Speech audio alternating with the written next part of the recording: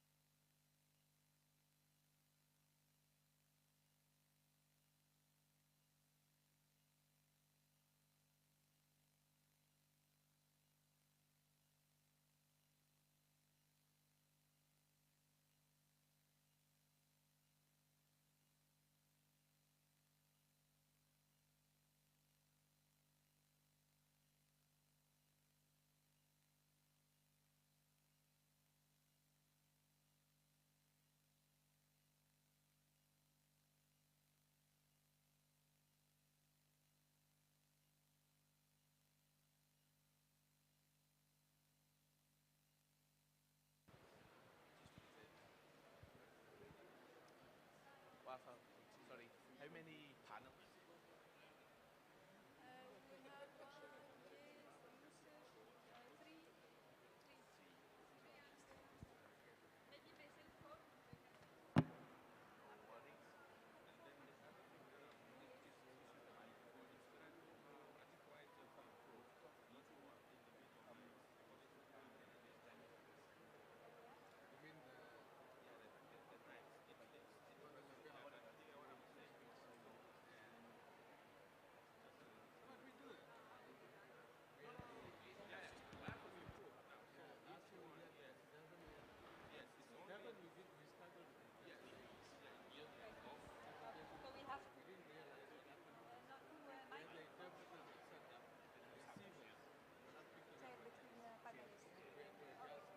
Okay, so just make sure That it is on on.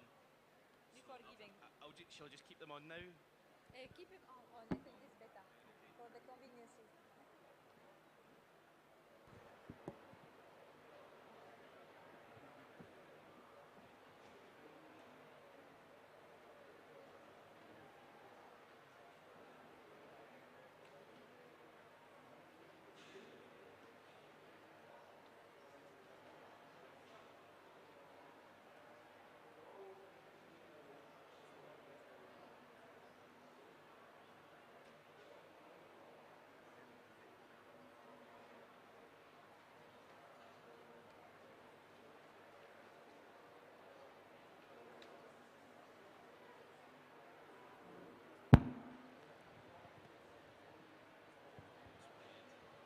We'll just leave the two out. Leave the two out.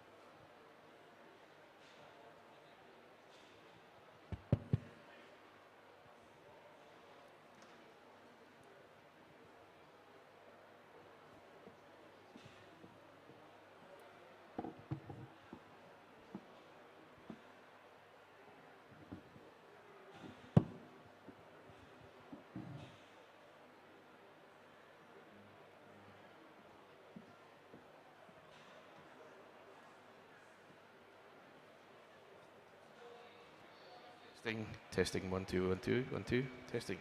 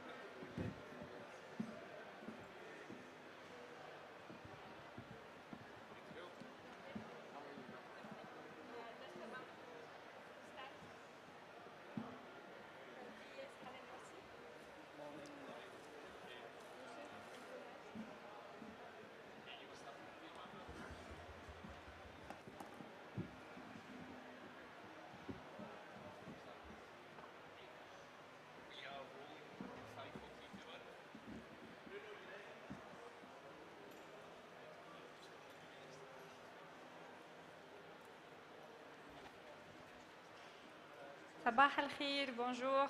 I have prepared a word in Arabic. We don't have translation, so I just go to English and try to speak in French. Ladies and gentlemen, Madame Diaz, Dr. Yusuf, Mr. Freak. We have also Dr.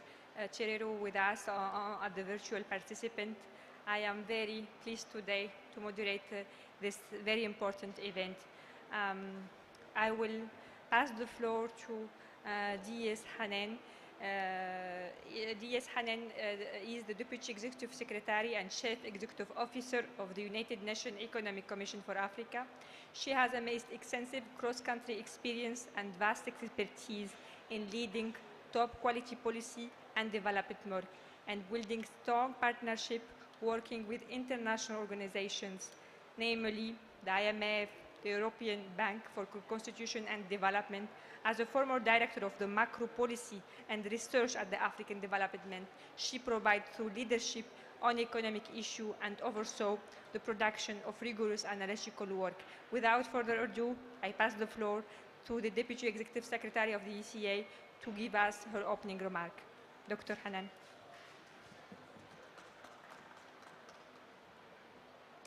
Thank you very much. Good morning, everyone. Sabah al-khair.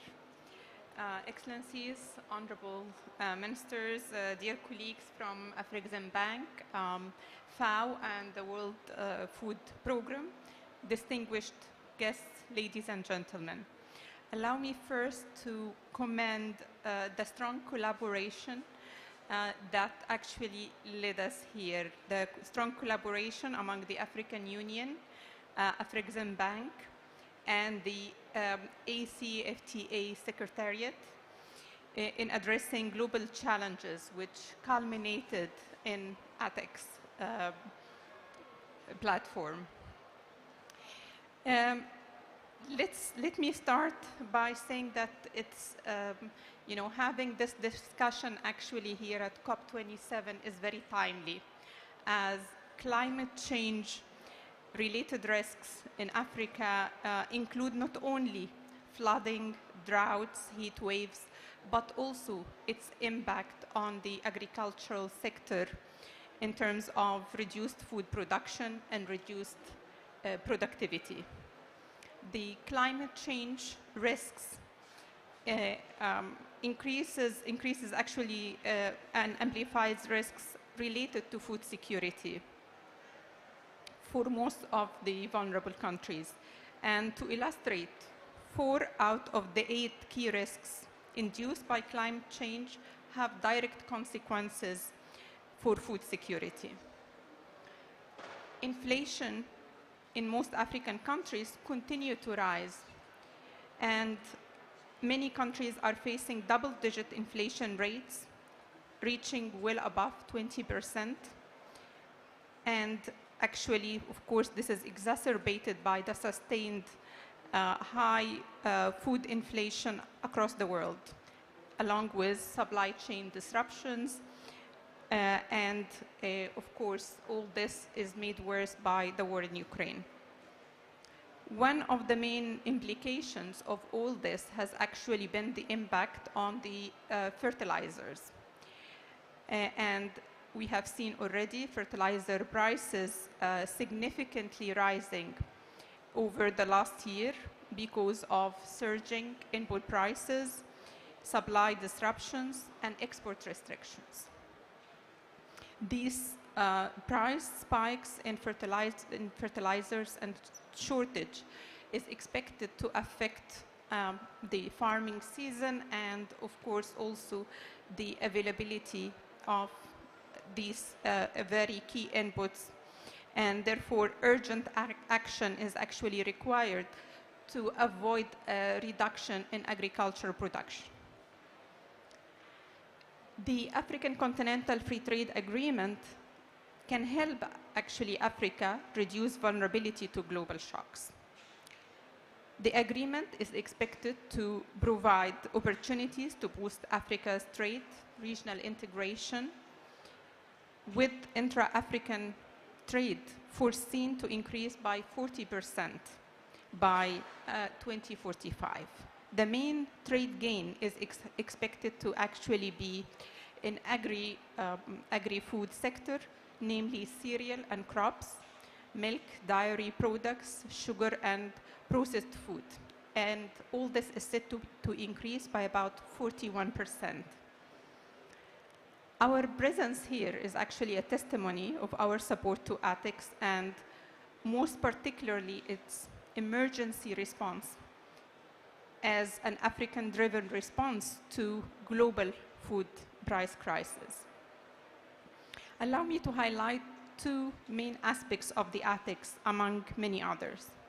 ATICS is a digital business-to-business and business-to-government exchange platform developed by the Economic Commission for Africa and the African Export-Import Bank, Afrexim Bank, in collaboration with the African Union Commission and the ACFTA Secretariat. ATICS can strengthen Africa's economic resilience as pool demand will ensure Africa's ability to negotiate competitive prices and to alleviate the impact of disruption on food security. There is a dire need to reduce the cost of agricultural inputs, especially fertilizers.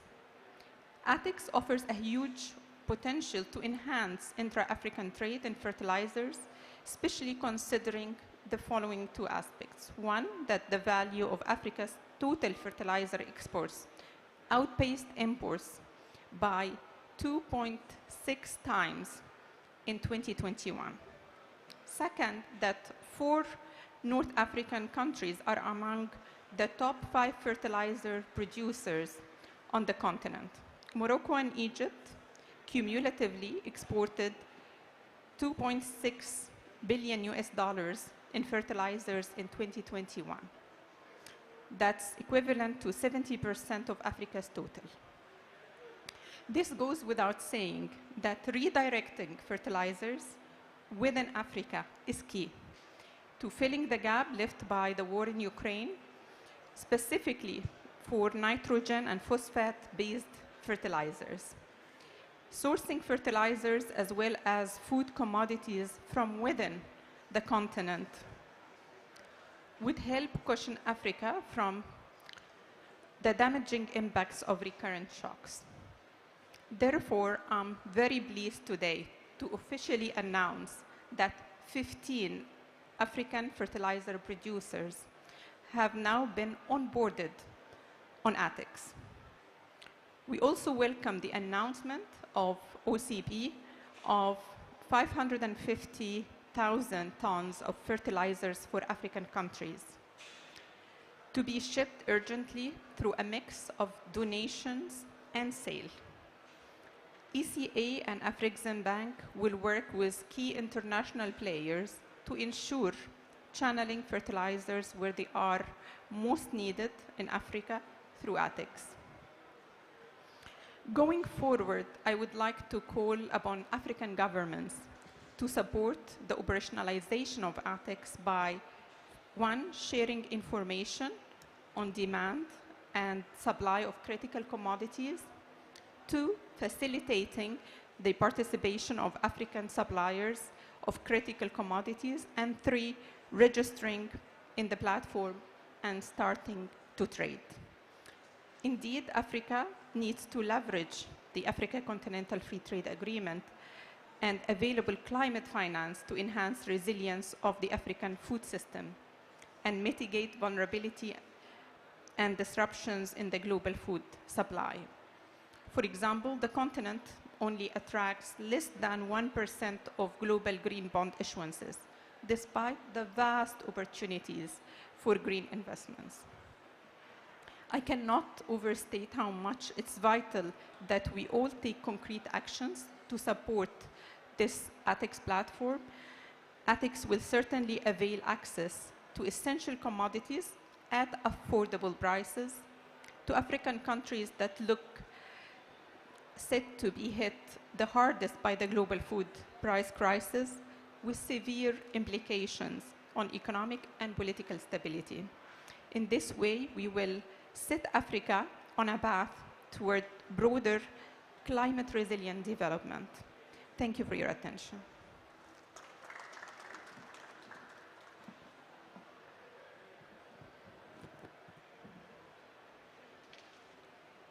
Thank you, DS Hanan, for setting the scene for us to understand the strategic importance of fertilizer for Africa to reduce the risks of food securities. Now we prepared a video on the ATEX, the platform, to give you an overview of the content of the platform and the different functionality that already operational. Billy, can you help us turn the video, please?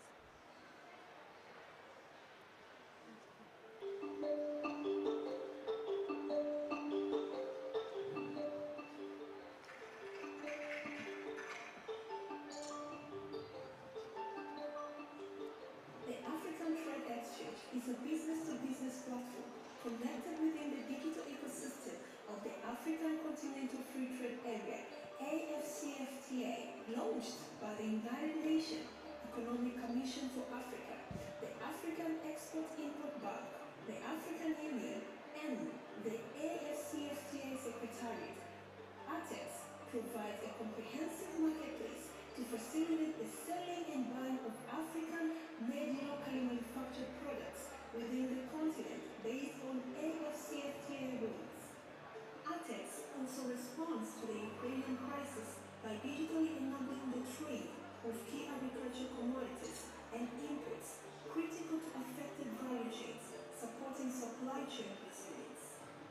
ATEX can accelerate food sovereignty by connecting and pulling Africans' demand to major suppliers from the continent, hence revitalizing African agricultural production. In the long term, the platform fulfills a business need by helping small, medium, and large-scale African buyers and sellers to tap into new markets in Africa and thereby facilitate optimization of their supply chains for the accelerated economic growth. The platform will also allow governments to centralize account management, compliance procedures, and spend management. ATEX thus constitutes an African innovation designed to support resilience, sustainable economic growth, and the development of the continent through increased intra-Africa trade, in line with the aspiration of the Agenda 2063 and the Sustainable Development Goals.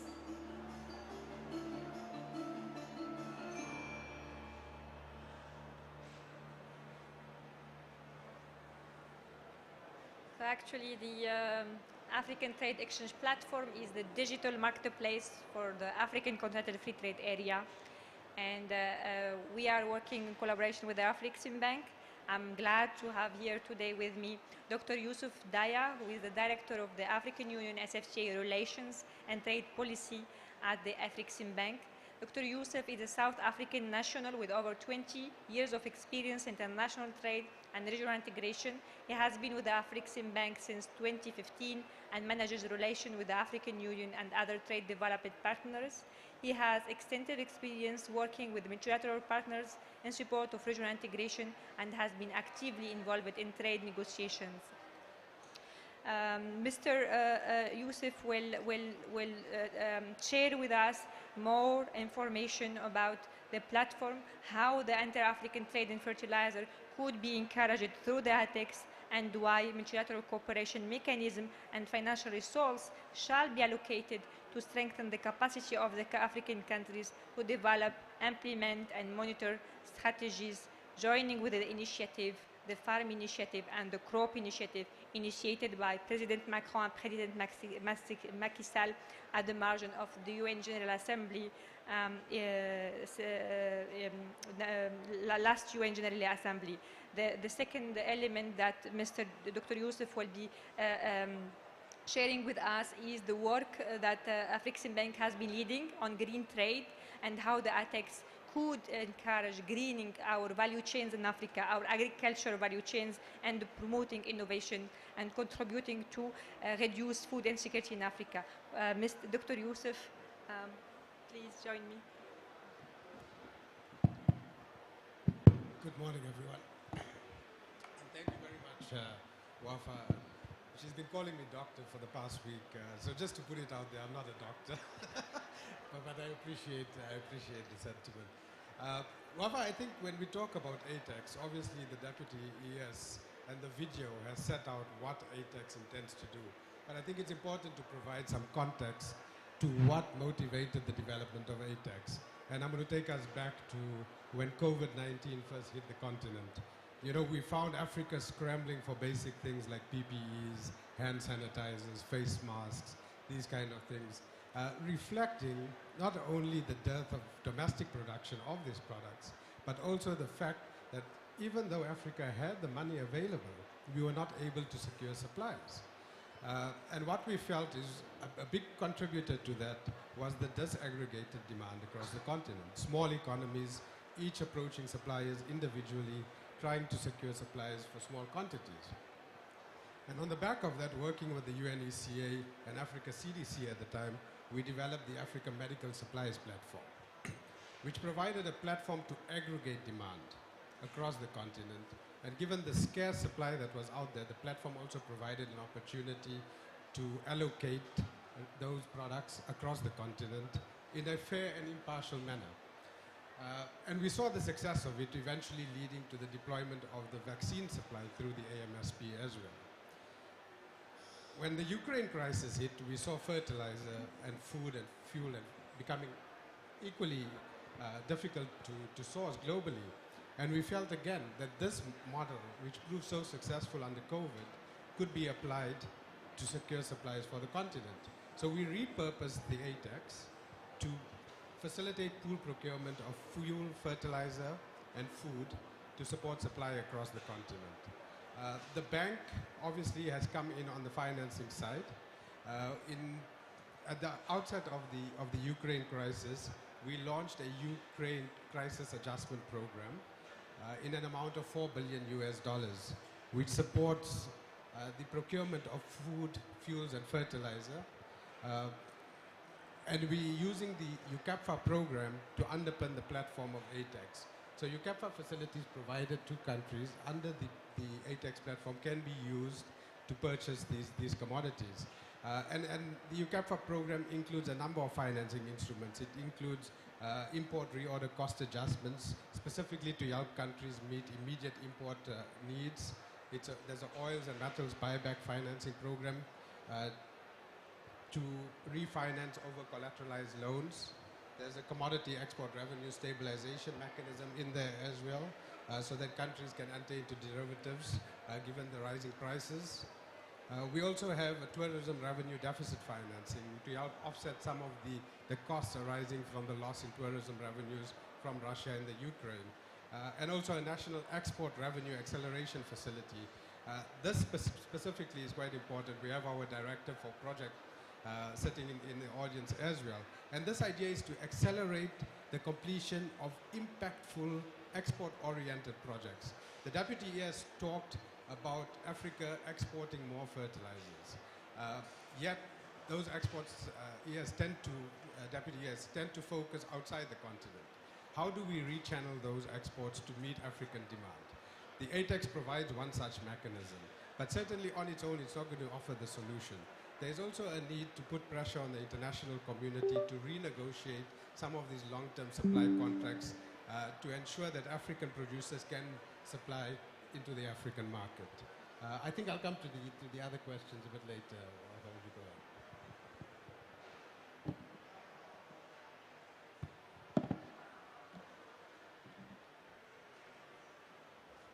Thank you, Yusuf, for digging in the work on the ATEX and the financial channel within which we co-designed ATEX with African institutions to deliver a platform, a digital platform for Africa that we wish that can help Africa build back stronger to a future crisis.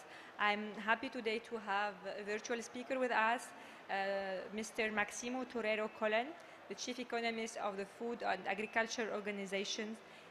Mr. Torero joined the FAO in January 2019 as Assistant Director General for the Economic and Social Development Department. Prior joining the FAO, he was the World Bank Group Executive Director of Argentina, Bolivia, Chile, Paraguay, Peru, and Uruguay since November 2016, and before the bank, Mr. Torero led the division of the markets trade and institutions at the International Food Policy Research Institute, IFPRI. His meta-research work lies mostly in analyzing poverty, inequality, importance of geography and assets, in explaining poverty, and policy-oriented toward poverty alleviation based on the role played by infrastructure institutions and how technological breakthrough can improve the welfare of households and small farmers. He has a huge experience in Latin America, Asia, but also in sub-Saharan Africa. Mr. Torero, you mentioned recently that in the last 2 years we have 150 million more people chronically undernourished. COVID-19 and Ukraine crisis have exacerbated the situations. Food and climate change are today linked. Based on last year's research by the FAO, could you please let us know how the link is even more important for Africa today and what needs to be done to build and contribute to resilient agro-food system and, in fine, handle the issue of food security in Africa? I give you the floor, Mr. Torero. Thank you so much. I hope you can hear me well. Can you hear me well? Yes, I'm hearing you very well. Okay, perfect. So let me share a few slides in the brief time that I have to explain a little bit what are we looking into. So I think that we welcome really ATEX because it is a creation from the ICA and the African Export-Import Bank and the African Union, but these efforts will promote, as it was explained before, an efficient procurement of basic inputs and commodities, and a lot more as we have been hearing, and we look forward to collaborate. Why we believe this type of mechanism and platforms will be so important? Because as you mentioned, the situation that we are living today is a very complex situation. It's a situation where we have conflicts, we have problems of slowdown, downturns. COVID-19 was that, and we also have a problem of climate and climate variability, and I will elaborate on that. And all this is affecting what we consume because it's affecting the cost of healthy diets, it's affecting Africa and sub-Saharan Africa, the cost of access to diets, even basic diets. And also, of course, is helping to exacerbate inequalities. But it's bringing something which is uncertainty into the market and risk, which is very complex, especially in the type situations we are. And the result is that we have, if we look at the hunger map, the darker are the worst we are in terms of chronic undernourishment. We have significant problems of chronic undernourishment, not only now in sub-Saharan Africa, in South Asia, but also in many Latin American countries, which they were already moving out of this problem, but they are coming back to this situation. So mechanisms that could facilitate reduced transaction costs and make more efficient the mobility of goods, especially with the intra-regional trade agreement of Africa, I think is a win-win situation. As you have said, clearly Africa produces fertilizers, has huge plants of fertilizer, Morocco, the Dangote plant in Nigeria, and there are 2 big plants in Nigeria. But the fertilizer is not moving within Africa, it is moving outside of Africa. Most of the Dangote exports goes to Latin America, 95.5% to South America. So this type of facility could help to change this dynamism and could help to reduce some of the bottlenecks that we are facing. Now, why is this so important with the war in Ukraine? Because the war in Ukraine came to exacerbate the situation, not only in terms of the cereals exported, because Africa, Russian Federation and Ukraine were 30% of the total cereals exported, but also because they were, especially Russian Federation is a key exporter of nitrogen, potassium, and phosphorus. It's the first exporter of nitrogen in the world. And the countries have responded with export restrictions. Here in the yellow line, you see the level of export restrictions that we are facing because of the food price crisis in 2007-2008, and the red because of Ukraine. And you can see that the highest levels were achieved at the beginning for a longer period, even higher than the food prices of 2007-2008. So the result of this is food prices going up. They went in the highest in March. They have now reduced until October, but still cereals are starting to go up again. And you have also an exchange devaluation. But because of the problems of fertilizers, you are having a situation where fertilizer affordability and capacity of farmers to procure fertilizers because of the higher prices, despite of the last weeks, there has been a reduction in natural gas price still the level of the cost of nitrogen and potassium and phosphorus is too high, which reduces affordability to farmers, and that could put a significant impact. Now, Africa consumes 3% of the fertilizers in the world. A lot of it goes to cash crops and very few to food, which means that there is a huge potential of increasing of yields if there was more supply moving into Africa. But we separate two things. One is what we can move through the market system, and that's where APEX can play a crucial role. But also there is countries where we need to prioritize right now because of the presence of scarcity today. So we have developed a needs index for Africa, which I'm more than happy to share with APEX, where in the case they are going to distribute fertilizers under a mechanism where there will be potential support and subsidies, then there is a prioritization based on the real needs, and the real needs based also including the dimensionality of food insecurity. So this type of neediness index of Africa could help to target better to the most needed countries what their gaps that they have, given priority to countries which are the most vulnerable ones. That's different if we want to distribute the fertilizers through the market, which basically countries will procure based on the capacity they have for afford. But today we are facing a problem of affordability of fertilizers. Now, if we look more to the medium long term, climate change plays a crucial role. And climate change plays a crucial role in several dimensions, and that's why we need to look carefully. It plays a crucial role because it will increase extreme temperatures, it will increase flooding, it will increase variability, which makes decisions of farmers more complex, but it will also change the dynamics of pests and diseases. And that's where we need as much information as possible. So changes in climate variability, seasonality, and extremes have impacted agriculture and agri-food systems worldwide, including in crop, livestock, fisheries, and aquaculture and forestry systems, resulting in acute food and water insecurity among millions of people, with higher negative impacts in mid and low latitude regions than in high latitude regions. Climate hazards and their impacts range from the negative effects of ocean warming and ocean acidification on the productivity of shellfish, aquaculture, and fisheries, to increasing extreme temperatures and precipitation events causing crop failure, heat and cold stress to livestock, as well as drought and wildfires depleting forestry systems. In particular, the main climatic biotic hazards affecting crop systems include atmosphere, the greenhouse, CO2 fertilization, which affects the temperature. It will affect the precipitation, it will affect the sea level, and it will affect the weather-related pests and diseases I mentioned before. And the most exposed locations are in Africa. Also Asia, Central and South America, and the small islands and the Arctic, but Africa will be facing significant challenges, as you can see in the right-hand side. So it's important to have this type of facility to help to minimize those risks. And with the latest generations of crop models, we see what will be the impacts in terms of the evolution of maize, the evolution of wheat, and the evolution of rice. So maize will be significantly affected, wheat will be also affected, but not as much, and rice could be affected, especially in West Africa because of more water. There could be an increase in production of rice. But the photograph that we can observe in general is that regions are projected to declines in agricultural production will need increase in imports. And if you look here in the case of African continent, the lower bars, the purple bars, show a reduction in terms of their exports, which are significant and could be affected, could be a consequence of this climate situation. Just to give an example, if we look at the Arab region in the northern African side, there is a significant potential risk that we will be facing because of water stress, the farming system type, and the communities with adaptive capacity and increased frequency of extreme events.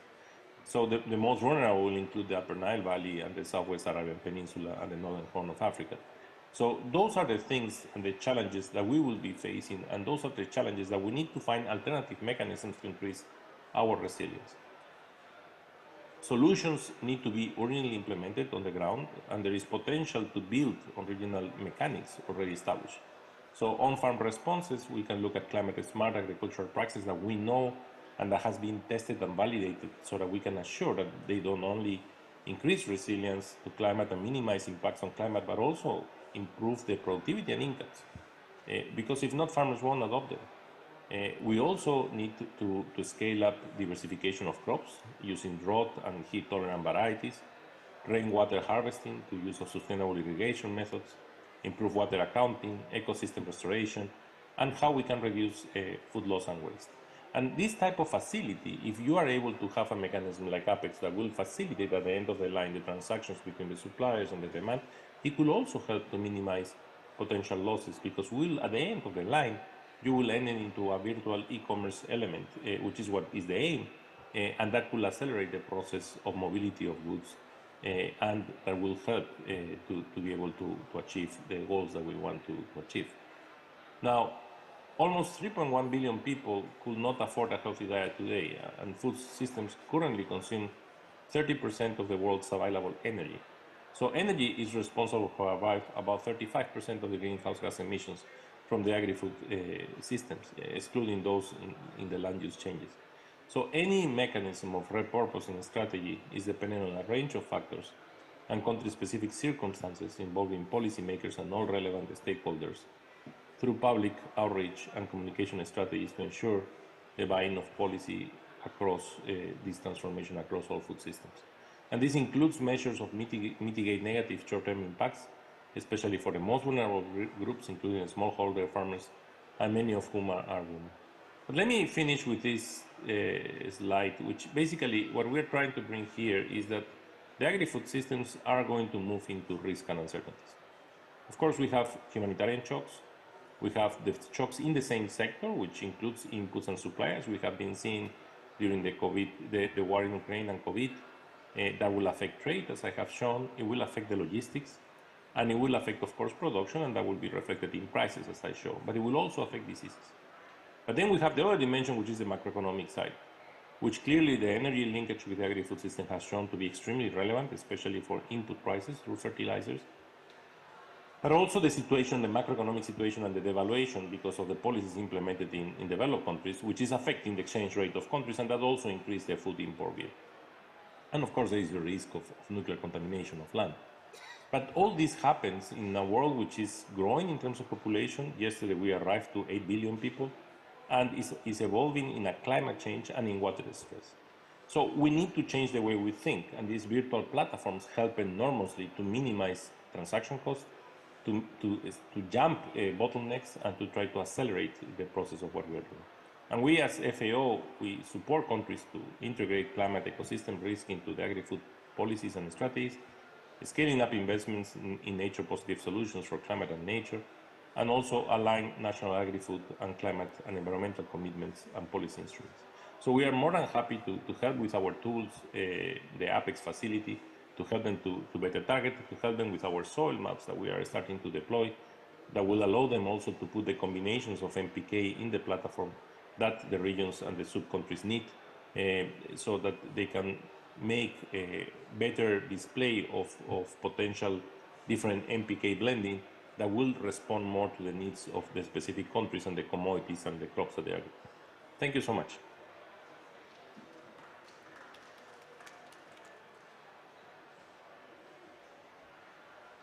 Thank you, Dr. Torero, for getting us deep on the data and understanding more the complex environment within which Africa evolves.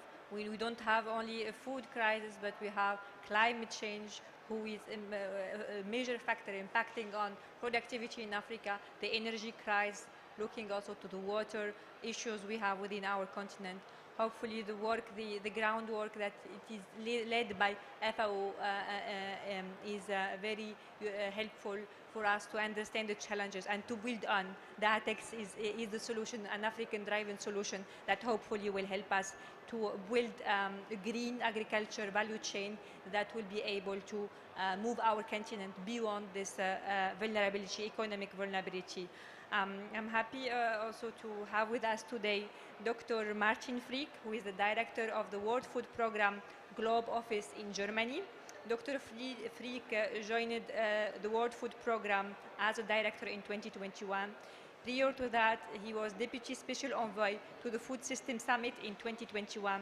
He served before as the Senior Director of UN Climate Change, where he was overseeing the implementation of the Paris Agreement at the Secretariat Climate Action Work.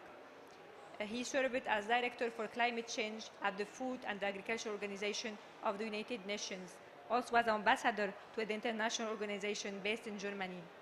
He helped building up the UN Sustainability Hub in Bonn, and he led the E3G, third generation environmental leading climate change think tank, climate diplomacy work. Dr. Flick will speak to the trade aspect led by the World Food Programme and give us more insight about the data, what the data tells for food securities within this very complex environment, and how the initiative like the fertilizer initiative led by President Macron and President Macky Sall can help giving a better push to the digital marketplace we are discussing today. The floor is yours, Dr. Frick. Well, thank you very much. Allow me maybe to tie a little bit back to the Food System Summit that we had 2019 until last year. The basic assumption of the Food System Summit was that our current food systems are broken. Now we are in 2022 and we see just how broken the systems are. We all know the overall hunger numbers. The number of acutely hungry people, so those that the World Food Programme has to look after, was 135 million in 2019. Of course, the number of chronically hungry people much higher, the number of malnourished people much higher. But those in the most extreme form of hunger, 135 million.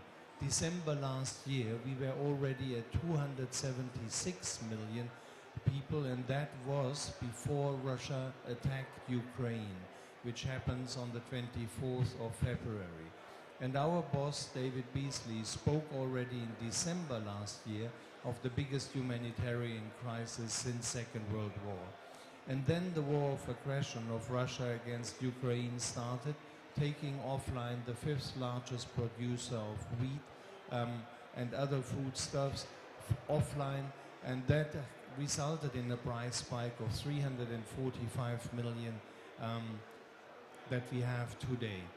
So what happened was, of course, the number of conflicts that we are having today is twice as much as 10 years ago. Then there is COVID, and COVID has not only disrupted value chains, it has severely weakened many economies, and you see that in inflation of more than 15% for foodstuffs in more than 60 countries. Massimo has spoken to the strong dollar also, which makes it even more difficult for countries with a weak currency to address and to buy basic foodstuff and fertilizer on the market. So we said it's basically the 3 C's causing hunger currently. It's conflict, it's climate, and it's COVID. And thank you, Massimo, for all the details on climate change. What we are dealing on a daily basis now is costs. We still have the production high enough, but the costs are unaffordable. And this costs in the realm of fertilizer can actually make a cost crisis and a distribution crisis, a production crisis, if we don't steer against it. And so many different initiatives were started, the crop initiative of France and Senegal, the farm initiative of the French president, and WFP is connecting to all of these initiatives, trying to support smallholder farmers, the world's poorest, in continued access to fertilizer, to inputs, to secure that 2023 is not getting a worse country than before. The development of regional market is of utmost importance, and we really welcome this initiative. And as the World Food Programme, we do our level best to buy locally as much as it's ever possible, to strengthen local markets, to strengthen local producers. And on the other side, we are engaged within the farm initiative on low-cost solutions so that smallholder farmer can have access to foodstuff. And that is particularly important. You have seen that in the presentation, because only a fraction of fertilizer goes actually into food production. Most of the fertilizer goes into cash crop production. And in order to stabilize the food security situation on the African continent, it is important that, you know, what you are doing here, pooling the demand and the supply, you make the market transparent, and we commit to enable smallholder farmers to really get access to fertilizer, which is needed to stabilize the situation. Maybe one more sentence. I'm very heartened that here at the COP, for the first time, food is on such high level, and it's discussed on all different levels. It was the subject of the G7 meeting in Germany recently. It was the main topic in the General Assembly with the France-Senegal initiative. And here at COP27, you see not least than 3 pavilions on food security. Our friends from FAO, IFAD are represented here with pavilions. And I think that's fantastic, because we are talking food systems here at the Climate COP where it belongs, because if climate change goes unchecked, food security will never happen, and we cannot solve the climate crisis unless we really make agriculture resilient and we make agriculture a part of the solution. Thank you.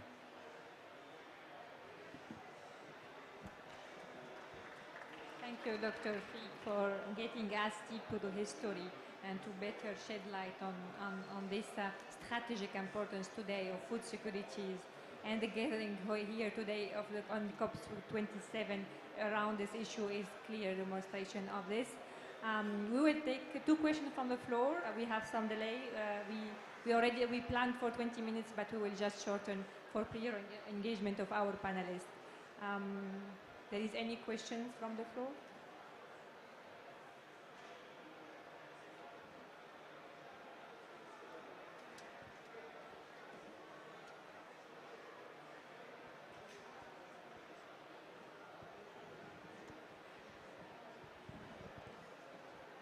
Hi, good morning. My name is Damani. Just for a question from the panelists. Is there a way that we can produce our own stuff in Africa so that we can reduce cost in terms of to support agriculture? We'll take the second one. Thank you very much. You mentioned that you had 15 fertilizer producers onboarded on the platform. I was just wondering if those are the only institutions you have onboarded so far onto the platform.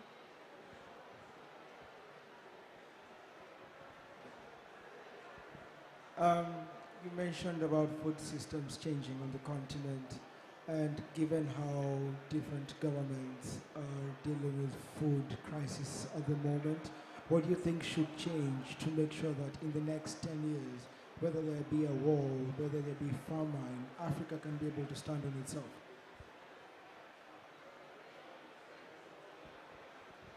Thank you. On the question of the production, can I suggest to Mr. Torero to address this on the ATEC side? We will take this, Mr. Yusuf, on the onboarding process, the production, Dr. Hanan, if you want to. Dr. Torero, you have the floor. Sure, no problem. Let me give you the photograph of today. So, if we look at the 9 food groups that you need to have to be able to have access to the diets that you need, healthy diets for Africa, most of the 9 food groups are not locally produced. And that tells you today that trade is essential to be able to assure that you have access to those needed food groups.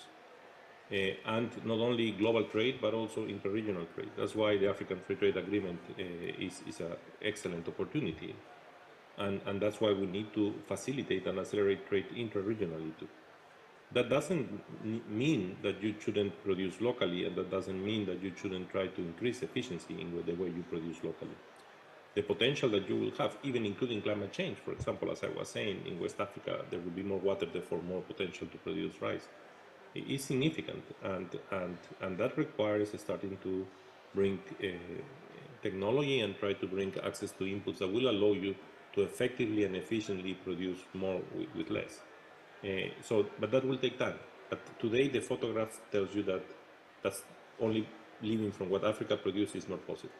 So again, the more you can produce and the more income you can generate, the more resilient you will be in the future.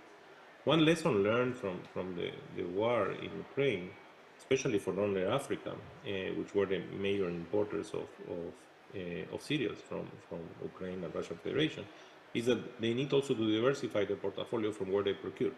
And they need to have a mechanism in place that will allow them to switch depending on the conditions and the situation that is there. And that's why I was saying that they need to figure out ways in which they can work under risk and uncertainties, because what is happening today will happen tomorrow for sure, in a different way, in a different dimension. Let's hope not a war, but there will be a drought or there will be something that will affect the world production of cereals.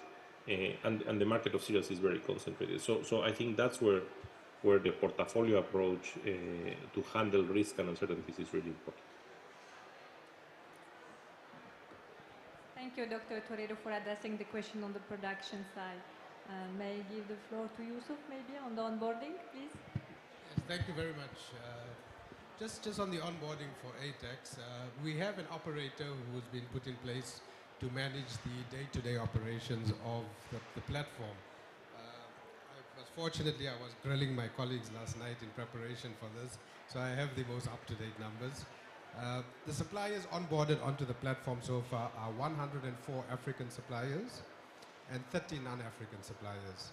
And the commodities available on the platform include the full range of fertilizers, agricultural commodities including cashew, coffee, oilseeds, wheat, maize, rice and barley, as well as some processed food products, wheat products, bulk commodity food products, as well as some canned products. And other industrial products are also on the platform. So we have construction materials, chemical products, as well as fuel products on the system. Thank you. I think that the outreach effort done the last month is paid. Huh? I think we moved a lot from the UN General Assembly event, and then Paris, recently the Paris Forum of Peace had also the ATEX as featured as a key regional initiative through which we can support for security in Africa. DS Hanenan, if you want to take the floor. Sure. So perhaps let me comment on the question that came on the agricultural production and how can we improve that. I think there are a number of areas, but definitely we have to make sure that we're using innovation and technology to the best of our abilities. We have at ECA, we've done studies that looked at return on investment of utilizing, for example, solar-powered irrigation. And in the case of Egypt, we showed that it can have 490% higher return on investment if you use such innovation in irrigation. So that's one example. But in general, I think in the continent, we need to make sure that we're using, to the extent possible, innovation technology, best utilization of resources. In many countries, there is overuse of, for example, of fertilizers. In a number of countries, we need to just make sure that we are, utilizing resources as efficiently as possible. And then also, in general, issues of also enhancing the efficiency of the use. So there are, in many countries, there are issues of loss from field to fork, in some cases up to 80%. In the current day and age, we can no longer afford that. So we need to make sure that we are providing the logistical support around agricultural areas of agri-processing and so on, to really minimize as close as possible to zero any losses in terms of food efficiencies and so on. So I think that's really important, but also what is really important and what we're talking about here is the need for more intra-regional integration in these areas. The whole world is now reverting to closer supply chains, regional supply chains, and diversifying them. And this is a golden opportunity for us with the African Continental Free Trade Agreement to utilize, the diversity of production in Africa. We have, such a diverse, universe of products and agricultural products that we produce within the continent that really can help in terms of complementarity and agri-food supply chain. So we need to really use that more, and I think platforms like ATEX provide that opportunity for us to know, to understand where is the supply and demand within the continent, to better strengthen these links, whether it's an agricultural products or on fertilizers. And this is, to me, I think, maybe, I don't know if it's the time to say that, but like for me, I think it's the beginning in a way. I think we've been working on pharmaceutical, now we're working on these issues of like food and agriculture and fertilizers, but there are many other areas where such platforms can actually serve the continent well in terms of understanding the needs within the continent and fostering more trade integration, also in terms of investing also in the future. Thanks. Thank you, Dr. Hanan. Food secure. We want an Africa food secure. And the ATEX is the solution to help us work together. What we need actually at DCA is to understand what is the demand, to work with member states and to channel fertilizer and other critical commodities where it needed most. So this is a call from here to help us work with us. We have partners, FAO and World Food Program on board under the umbrella of the CROPS initiative that we are working closely with France, but also with Senegal under the AU leadership. Sorry, I could not take more questions. We start late. I will give the floor to the panelists to give their closing remarks, beginning with Dr. Frick, Dr. Torero, Yusuf, Diaz, if you wish. Thank you. I shall be very brief. In order to produce food security in Africa, this platform is a very good start, and I'm heartened that you're saying this is a start, we are doing more. Let's not forget that on the continent, while hunger is there, we are also wasting huge amounts of food because they don't reach the consumer.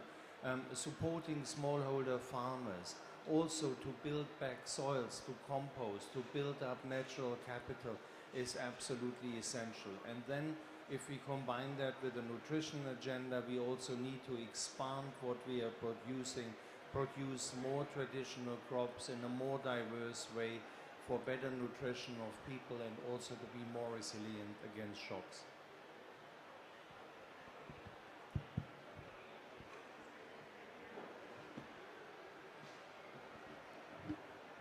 Dr. Torero, your concluding remarks, please. No, sure. Just to follow up, I think what we need to understand is that Africa has a huge opportunity, but it has also challenges. We need to resolve those challenges.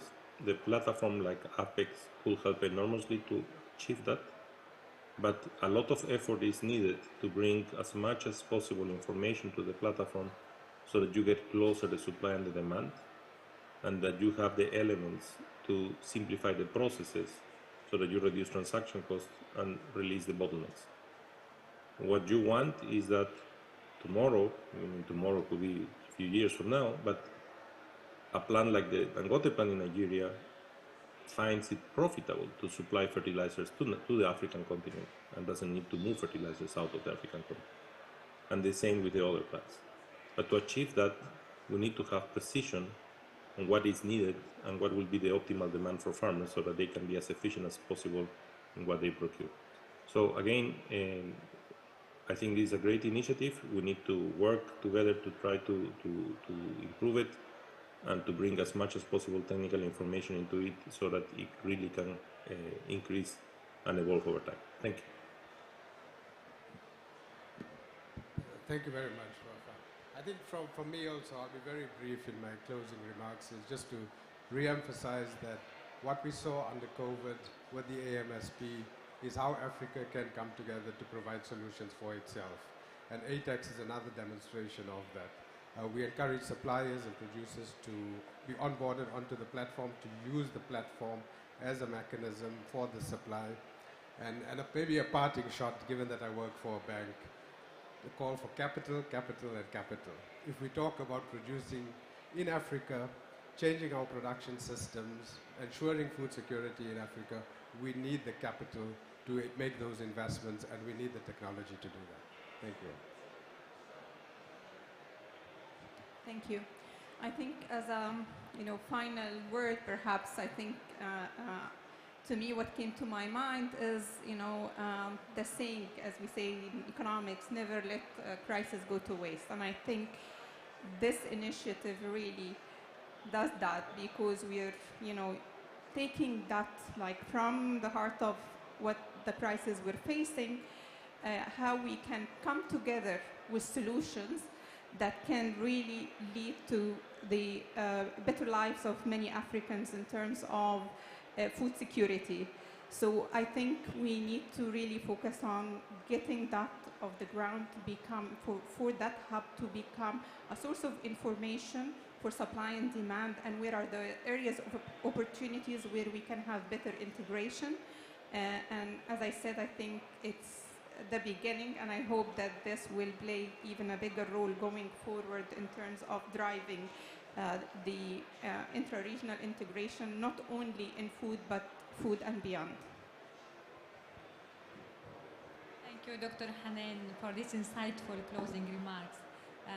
I would like to thank the panelists for being with us today and sharing their perspective of how to build resilience in Africa. We have potential in our continent. 70% of total trade in fertilizer is led by Egypt and Morocco.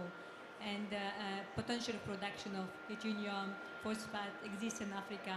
Studies from the FAO linked also to that specific aspect that we can work together to identify what are the agricultural hub and to support and strengthen production in Africa, utilizing the windows. We have the IMF shock windows that is allocated for that, but we have also this momentum for us to change the way we are consuming. Directing to African market is the pathway to reduce our high dependencies. Thank you very much for being with us today.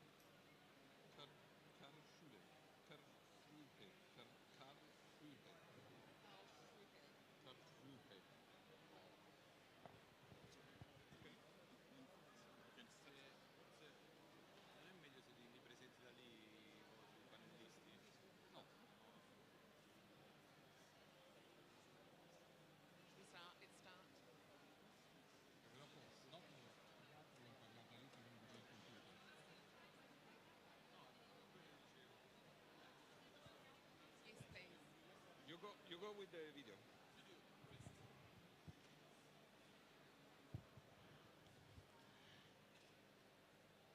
Good morning, ladies and gentlemen. Let's start our side events with the video. Please take a seat.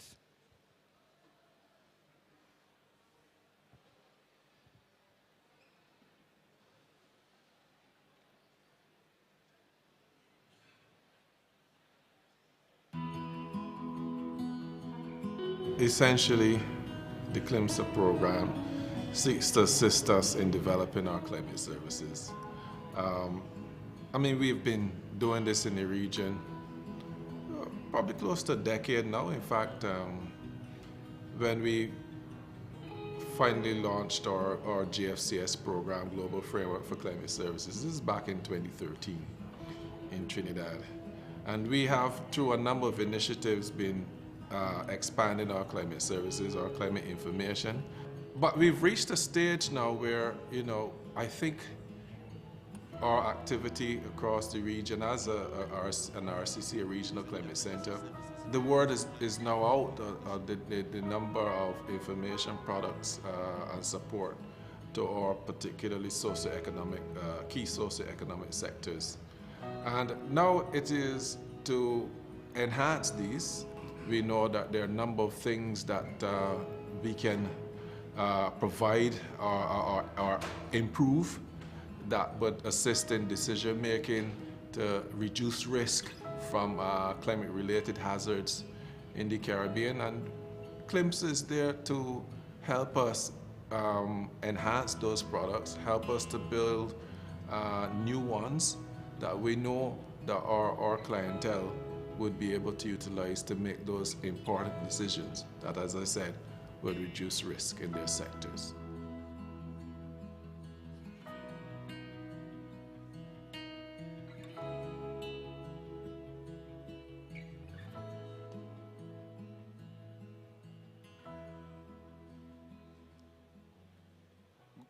Good morning, ladies and gentlemen.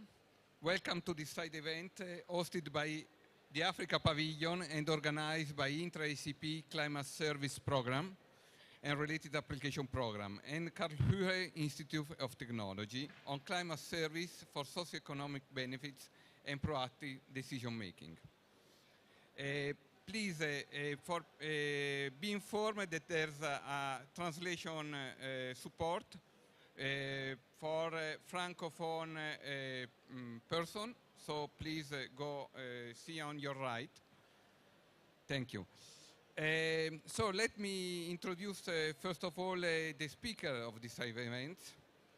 On my right, Mrs. Christel Pratt, Assistant Secretary General of OACPS Secretary. Mrs. Sureka Ramasur, Program Officer, SADC Secretariat. Dr. Hedar Kunzman, Karl-Höhe Institute of Technology. Dr. Christoph Lorenz, Scientific Data Management, Karl-Höhe Institute of Technology. The team leader of Climate Service Program, Dr. Faka, and Andrew Jones, Climate Interactive, MIT. Please.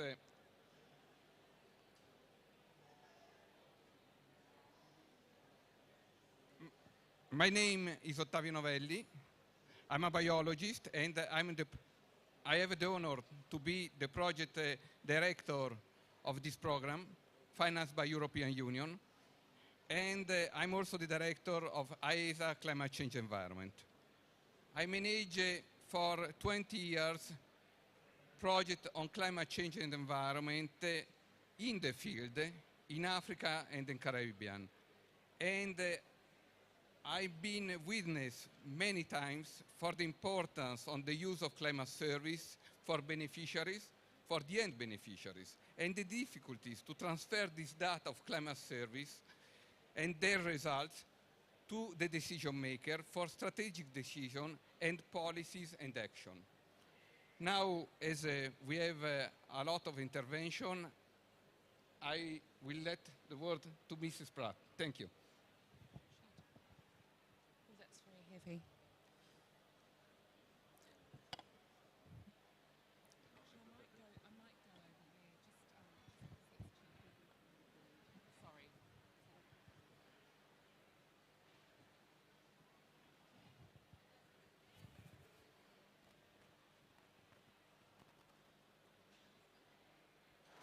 Can you hear me?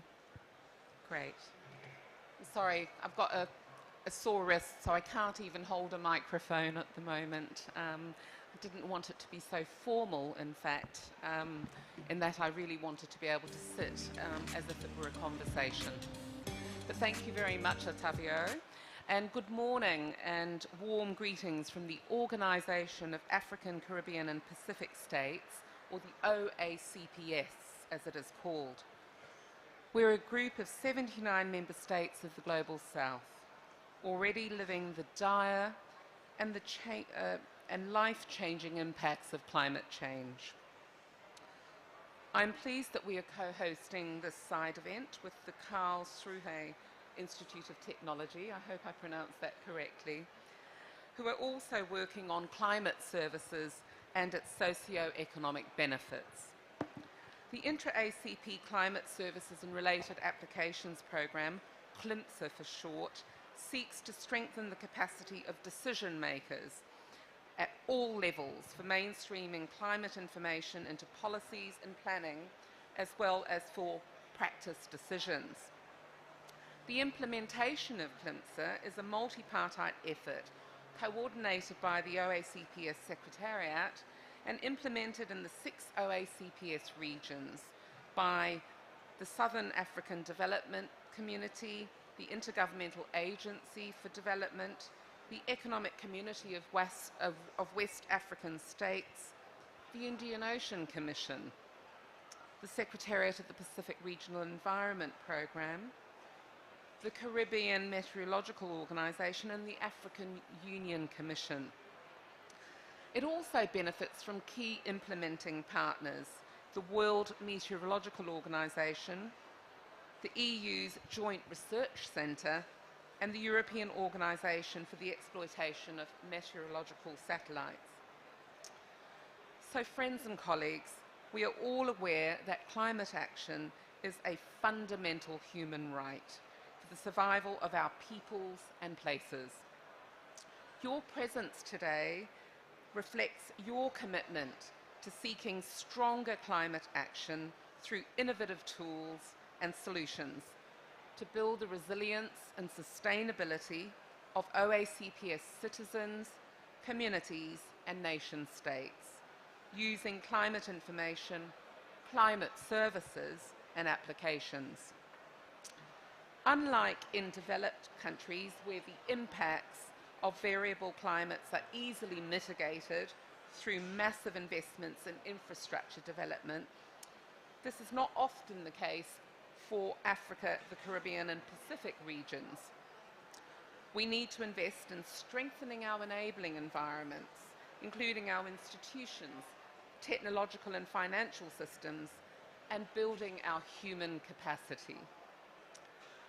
To close the gap between the needed capacities and what is currently available, the CLIMSA program has been working to strengthen the climate services value chain through providing capacity building support at all levels to make effective use of climate information and services. Funded by the 11th and final cycle of the European Development Fund, the EDF, to a tune of €87 million, CLIMSA provides technical support, capacity building, and institutional strengthening for 8 OACPS regional climate centres, and seeks to bring added value to climate services through integrating socio-economic benefit analysis in different priority sectors, such as agriculture, water, health, energy, and disaster risk management. It is intended for the OACPS socio-economic benefit tool. It is intended that it will translate the outputs of the socio-economic analysis into policy briefs and information bulletins. It is also intended for the tool to help build a business case for scaled-up investment in climate information services by showing the benefit-cost impacts of integrating long-term climate information into the policy and resource allocation process for decision makers in key sectors, which I have already mentioned, and on specific issues, initiatives. Today, the first results of a socio-economic benefit tool that has recently been developed under CLIMSA with Ventana Inc. and the University of North Dakota to measure the socio-economic benefits of climate services will be shared.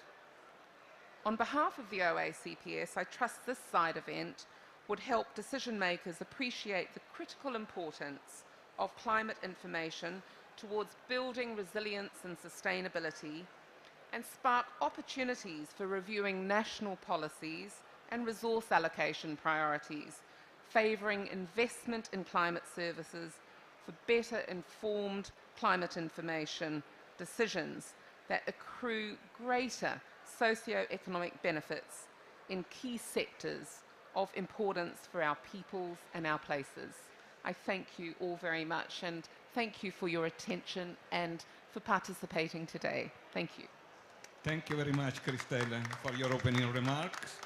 And now I will give the floor to Harald Kuzman for the first subject for today, that is a climate service for socioeconomic benefits and proactive decision making, an information system for sustainable development focused on Africa. Thank you very much.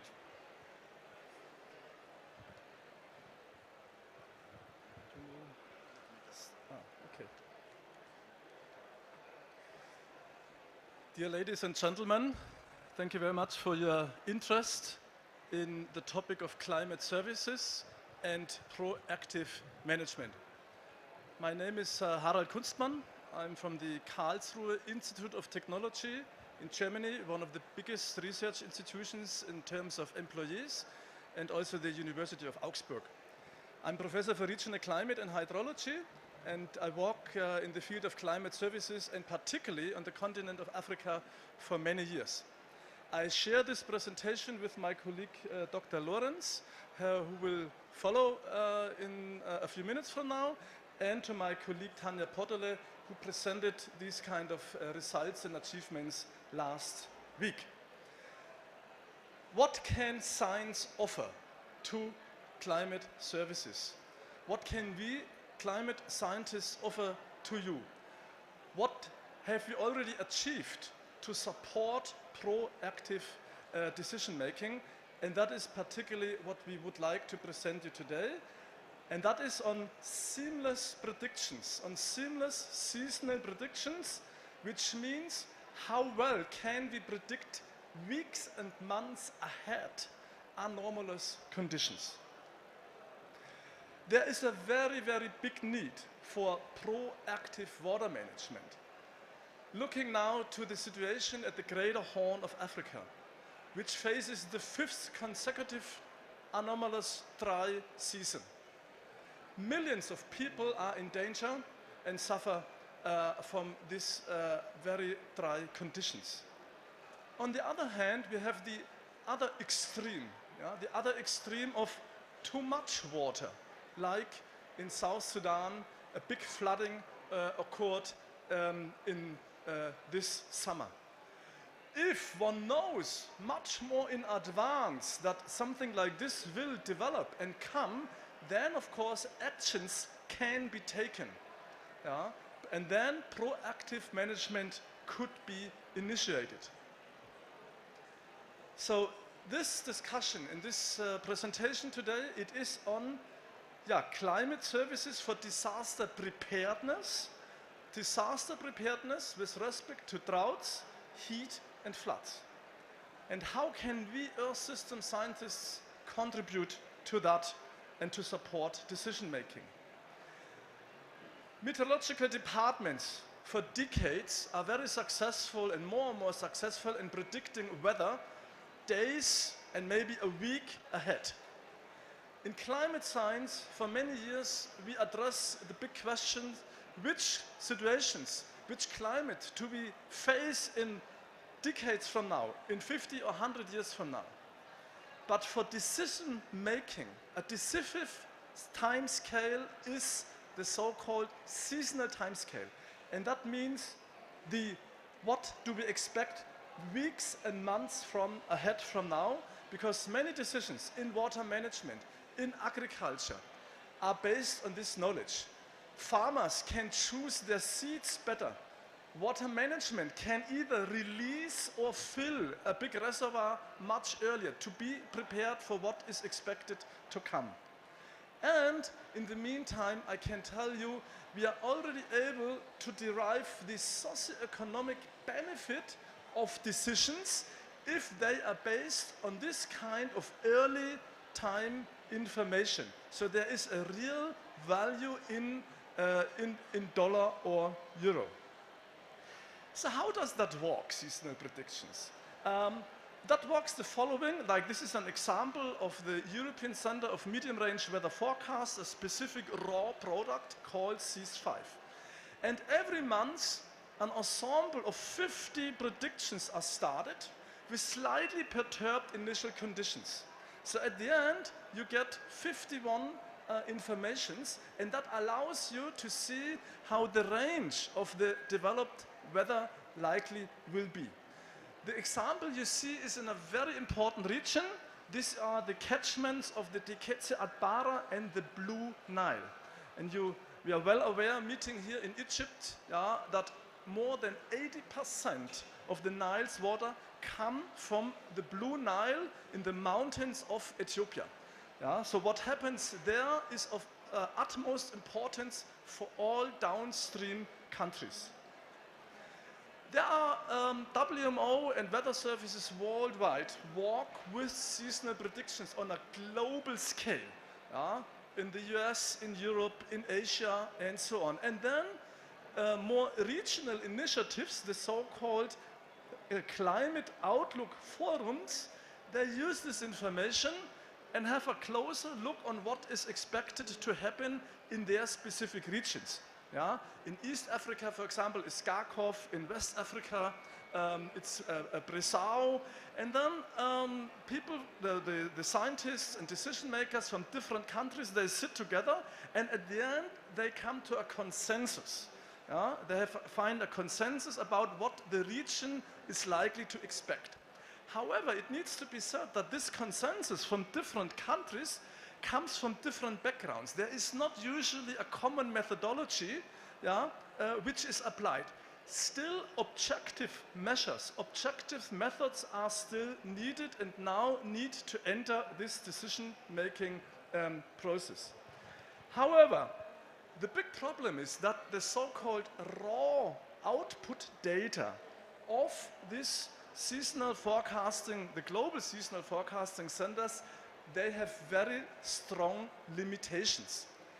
They have a model bias, which means that, for example, if you look again at the Blue Nile, which is in the south, and the Teketse Adbara, which is in the north, if you look in detail, the raw data, they cannot account. This is temperature, average temperature in July over the last 30 years.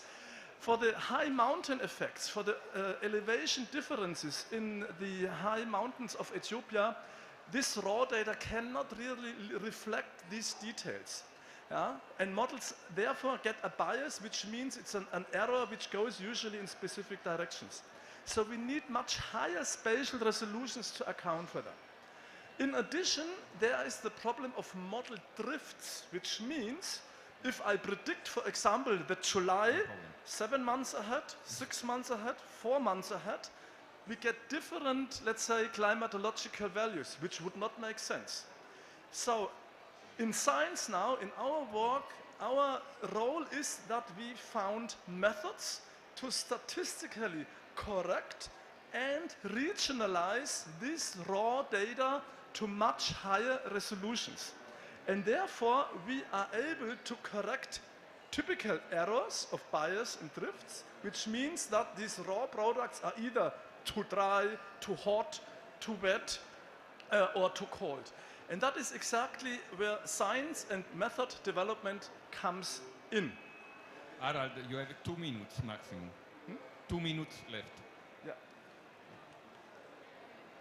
So the post-processing is of crucial importance, and that is the role of science. Of course, our strengths in research is, we develop methods, we have strong computers available, but for decision making, it is of course necessary that the local expertise and the science comes together. And that is what we call co-design and co-development, and that is the prerequisite for transferring our results into practice. And by that, we develop visualizations of this kind of seasonal forecasting systems, and the details about these systems, they are now explained by my dear colleague, Christoph Lorenz. Please. Thank you, Harald. You are in time. So, Christoph Lorenz, please, the floor to you. Thank you. So, thank you very much for this invitation. It's a pleasure to be here and to present to you the work that we have done in the last couple of years. So what Harald already mentioned is that we have developed a kind of forecasting system, kind of dashboard or front end, with which we can actually demonstrate or show these kind of forecasting metrics in a kind of user-friendly way. And I would just give you a kind of brief overview about the system, how it looks like and what it is able to do. So this is now a quite recent example from the rainy season 2022. And what you see here is the precipitation forecast for September, which is one of the peak months of the rainy season in this region. And this forecast has been issued in July, which means 2 months ahead. And this bluish colors means that we have a precipitation forecast of above normal conditions or wet conditions. And the shade of the color, this light blue, means that we have a probability of around 50 to 75%, which is a quite high probability of such a wet rainy season. We can also look at this from a different point of view. So if we would simply aggregate over the whole Blue Nile Basin and calculate again these kind of categories, we can come up with figures like this or with pictures like this. So what you see here now is actually the distribution of the different ensemble members for the coming months. So here you see again the coming months starting from July. And we see that most of the ensemble members actually predict a more wet than normal rainy season. And all this information helps us nothing if this does not fit with reality. But fortunately, especially this year, it was actually confirmed that the rainy season in this region was quite good. So we had quite a lot of precipitation. So you might ask, okay, how does the current forecast look like? So this is now the most recent forecast that we have processed. So it's the forecast from November 2022. And you see here now a temperature forecast. And this is now the ensemble mean. So like Harald already said, we have these 51 ensemble members. From all these members, we do our post-processing, we calculate a mean, and this is what comes out of it.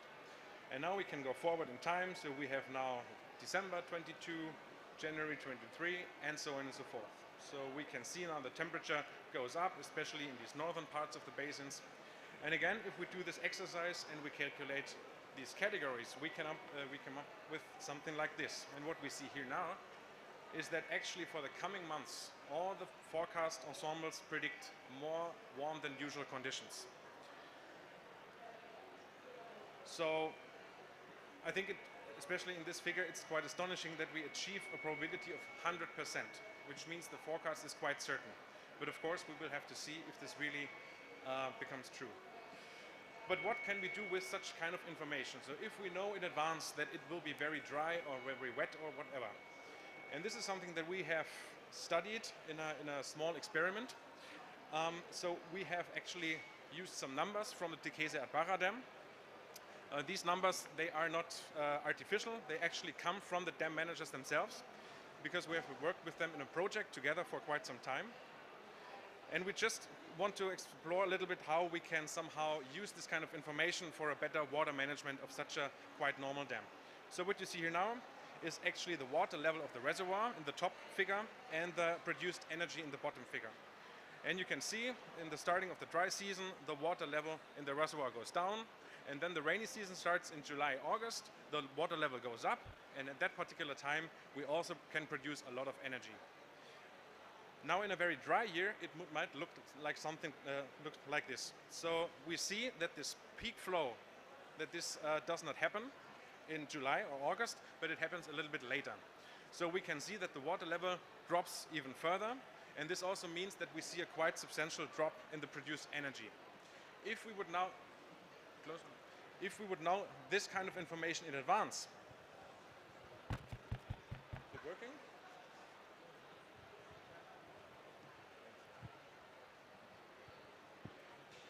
Is it better now? Okay. If we would know this in advance, we could do something like this. So here we see now a proactive kind of water management or dam management. So we see that we leave the water level in the reservoir higher during the whole dry season, and then the rainy season starts, we can still produce a lot of energy. And if we simply calculate the difference between these two curves and we translate this kind of information into an economic benefit, which is quite simple because we are just talking about energy or produce energy, we can come up with avoidable losses of up to 16 million US dollars, which is, I think, quite substantial. Now, it needs to be said here that this Tekese at Barra Dam is a quite normal dam. And this means that we have hundreds of these dams all around the world. So we have a rough estimate what could be saved if we use this kind of information more and more in the future. So as we can see now that there is a lot of potential in these kind of forecasts, I would like to show you a little bit about the activities that we have done in the past and also that we want to do in the future. So our seasonal forecasting business basically started in 2017 when we started a project which is called SAVAM, or which was called SAVAM. And in this project, we have basically set up a kind of forecasting system for a couple of semi-arid river basins, even more closer, semi-arid river basins in Iran, in Africa, in South America. So all the results that I've just presented are basically from this project. Just recently, a couple of months ago, a new project was started, which is called CONFAIR. This project is funded by the EU. It's a quite big project. And in this project, we want to basically extend the forecasting system that we have to the whole Greater Horn of Africa. Another very important aspect of this CONFAIR project is that we somehow put a lot of emphasis on the co-development. So we have ICPAC, which is a quite important partner here in this project. ICPAC is heavily involved in this project, and all the tools that are developed in CONFAIR should later be operated by ICPAC. So yesterday we heard that droughts are already a big problem also in Germany from a guy from Saudi Arabia, which was quite interesting. So we basically develop a kind of similar system for Germany as well, and also for West Africa. And we hope that this will become live in the next couple of weeks and months. But the two big projects that will follow up, or that just started, is the so-called Globe Drought project. And in this project, we want to basically extend this forecasting system that we have on the global scale. And this will also allow us to to make agricultural forecasts possible, drought forecasts. And another system that is more focused on Africa is the so-called SPS Blue Nile forecast. And this is a SPS Blue Nile project. And in this project, we want to actually make the step towards a seamless prediction system. And with this means that we have a kind of consistent forecasting system that is capable of predicting horizons from days over weeks until months. Another very important aspect of this SPS Blue Nile project is that we want to do a kind of cloud transformation. Because if these kind of tools should be run later on by other institutions, we have to make this possible. And we are pretty convinced that running these systems in cloud services is maybe the most and easiest way to achieve this. So this is not just some random research that we have done. So we have really published it in quite good journals. So one publication is about this economic benefit that I just presented. The other one is a publication about the whole framework, about the whole system, and also about the data that we produce. And with this, I basically want to finish the presentation and just give you a little bit of ideas why we are actually here on the COP. So the main reason is that we want to present our work to you, because in the end, we will have to find more partners that are actually willing to use this kind of tools, these kind of systems, and help us in developing the right tools for the right reasons. Because we strongly believe that these kind of systems have the capability to really support resilience, adaptation, and mitigation in order to improve the disaster preparedness for extreme climate events even months ahead. And with this, I would like to thank you for your attention.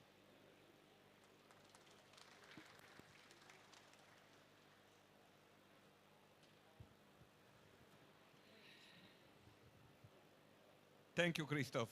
Thank you very much. now I open the floor to the discussion. Please, if you have some question about the presentation.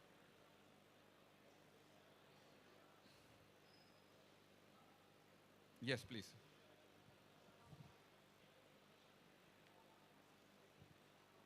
Nobody. There's only one microphone.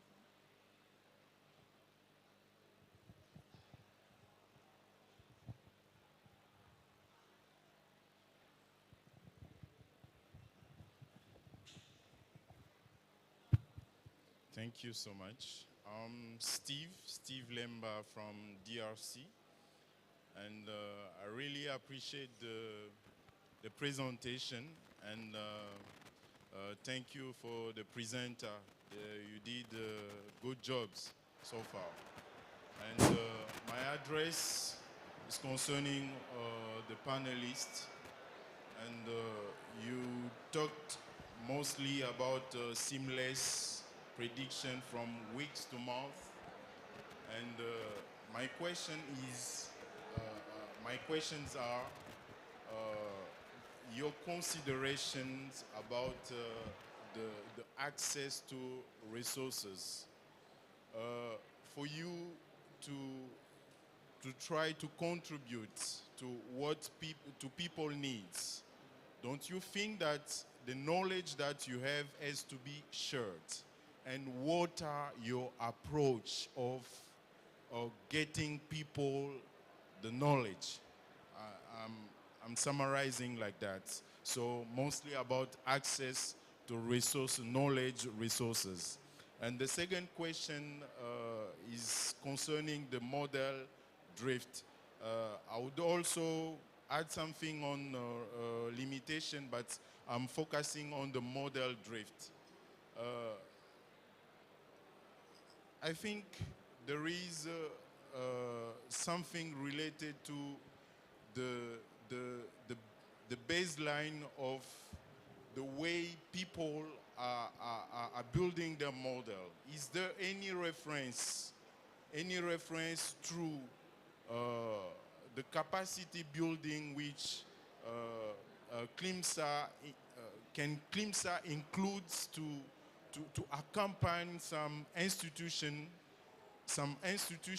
on the way they should be doing things? Because if there are too many models, it means two ways of doing. But the reference one, as people may want to try to do something, they have they have to direct it to something which is common, which is yeah. Sorry, yes. Thank you. No, I think it was very clear. Yeah, thank you. Let me answer the first part of your question. One of our philosophies is that our methods are open source, and that the methods and the data we use can be distributed. Our focus, of course, is on the methods development, but already in, let's say, the years in which we are funded, we have this close cooperations, for example, with people, with institutions who later on, hopefully can adapt that. Which means, for example, PhD students are trained and work in this method, and hopefully later on can continue to work here further. Because, as you correctly say, we need to transfer this into the future. And that means it needs to be freely available, it needs to be open source, and it should somehow also be able to use these methods independently of local computing resources. And this is why we go into this cloud-ready services, so that the computations can be done somewhere in the world. Of course, then you need access to the cloud services, but this is in many cases easier than, let's say, to operate an own cluster directly. For the drift, maybe, Christoph, you want to complement? Or? Yeah, I can try. So, I keep it brief. We can discuss this later, maybe. So, the drift is something that we have basically found out by choosing our own reference. So we have selected a reference and we did all the computations, and then we saw that there's a kind of forecast drift in these products that we are using. But of course, if a stakeholder or a user or whatever, if there is another reference, a more fitting reference, we can exchange this. This is no problem, and we can come up with a new result, basically. Furthermore, all the things are just based on our own, I don't know, knowledge or goodwill or whatever. And of course, we would be very happy if other people would contribute or communicate with us, so that we basically can do these kind of work together in the future, and that we can also implement maybe ideas and maybe visions from local stakeholders, local partners.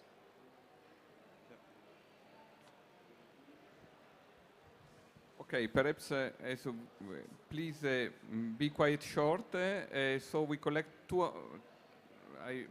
Okay, first one, please. Go ahead. No. Thank you. My question is, I'm Philip Omondi from ICPAC. You mentioned about consensus focus, and we know currently WMO is encouraging objective. How do we marry this? Because there's a group of people that is now isolated when we get objective, because objective is purely computer and all that. How do we bring back other stakeholders in co-production? Thank you. Thank you. The second question, now to your colleague. Yeah, my name is Amani Kwasi. I'm from Cote d'Ivoire. Yeah, it's not a question per se, but it's an advocacy I will make toward the presenter, an advocacy. Yeah, sorry. Can you hear me right now? If you can talk near the microphone, we cannot hear you. I mean, it's not a question per se. It's an advocacy I would like to make here right now. I'm a scientist, and most of the time in terms of climate services, we are focused on flood, drought. Those are good, and you are doing a good job. But on the ground, from my background in Cote d'Ivoire, where I am, most of the time we need other things like crop disease forecasting, because they are causing too much damages. So my advocacy is to initiate such initiatives that can solve a lot of problems there. Thank you very much. You're fully right. At the very end, it's a lot on subsequent topics like disease, malaria, crop yield, you know. But in all of these cases, the hydrometeorological information comes on the very top. Yeah? So we need this hydrometeorological information on top, and then we feed this information to further models. That is already done. With ICPAC, for example, is planning to use this information for hydrological modeling. In other aspects, we use it for malaria forecasting.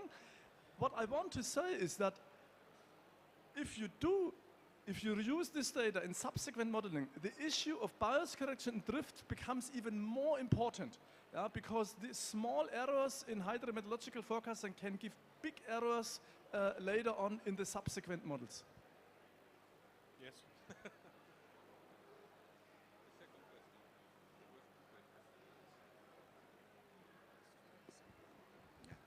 Yes, I would like to come back on the question of consensus focus or system. Yes, as my colleague said already, that we are going to harmonize methodology so that we can have a reference for comparison.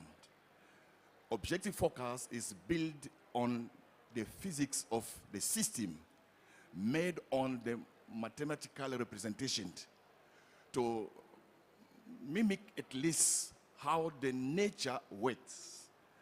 But we need at the same time also to do co-design, co-production.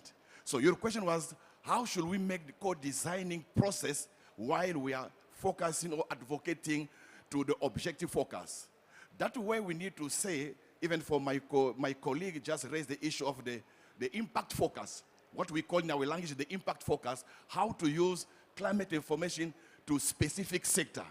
So the co-design process should come where the users to participate when you are designing your modeling.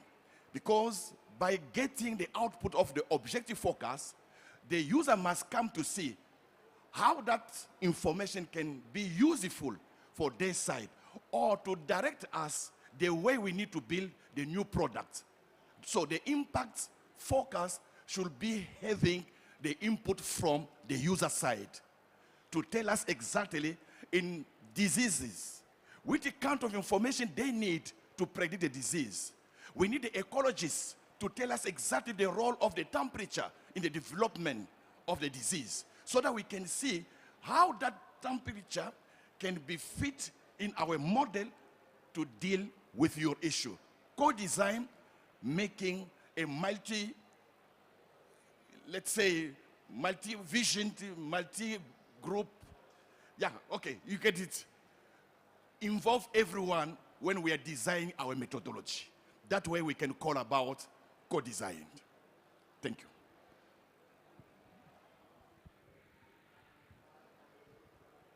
Thank you, Dieudonné. Thank you for your intervention and your answer. So now we move to the second part about the socioeconomic benefits and analysis for fostering the investment in climate action in OECPS region, focus on Africa. So I leave the floor to the first intervention of Mrs. Sureka Ramesur of CIDC. Please go ahead.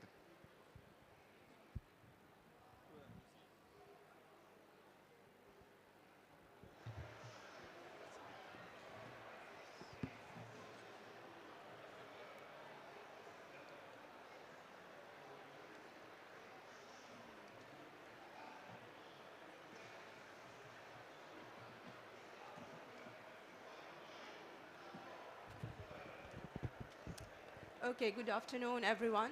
So I come from the SADC Secretariat, more precisely the Climate Service Center. And maybe most of my colleagues here are aware that in collaboration with Ventana, OACPS, all the African region, the Caribbean and the Pacific, we followed a course on system dynamics, whereby we are in the process of developing a template model for the socioeconomic benefit analysis. And right now we'll be talking about co-production, co-designing. So we can proudly say actually that we've adopted this approach. So it's not like Ventana has developed the model and handed over to us to be used, but there's been a process of co-developing our our input are being used in developing the template model. And finally, all the SADC member states will be trained to use this template model. So a bit of an overview of SADC. As we all know, we have 16 member states, 370 million people. 70% of the population do rely on agriculture. We are affected by several weather systems. Heavy rainfall, drought, tropical cyclone. We have island states, landlocked landmass, and so on. So,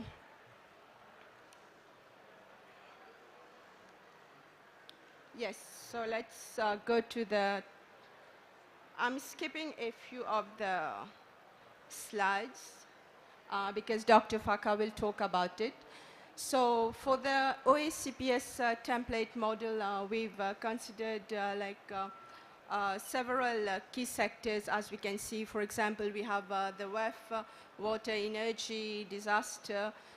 We've taken all the economic sectors as well, because here when we are talking about the social economic benefit tool, which will be used by decision makers, policy makers, it needs to have all these sectors, the finance, the land use, and of course you'll see there's also the climate information sector. So all these sectors have been taken into consideration. So the software actually that has been used is the VenSim software. And this software, it allows to conceptualize documents, simulate, analyze, an optimized model of actually complex, really complex dynamic system. But what is good about the system is like once this template is ready, it will be quite easy to use. It will be quite user-friendly. So as I'm saying, it's a system dynamic model, so it has this causal loop diagram and so on. Given that this session is very short, so we won't have time to go into the technicalities. So what are the data that we've used for this model? So we have the input-output table that has been derived from the Gloria region input-output database. And this is the latest one that is available, the November 2021 version.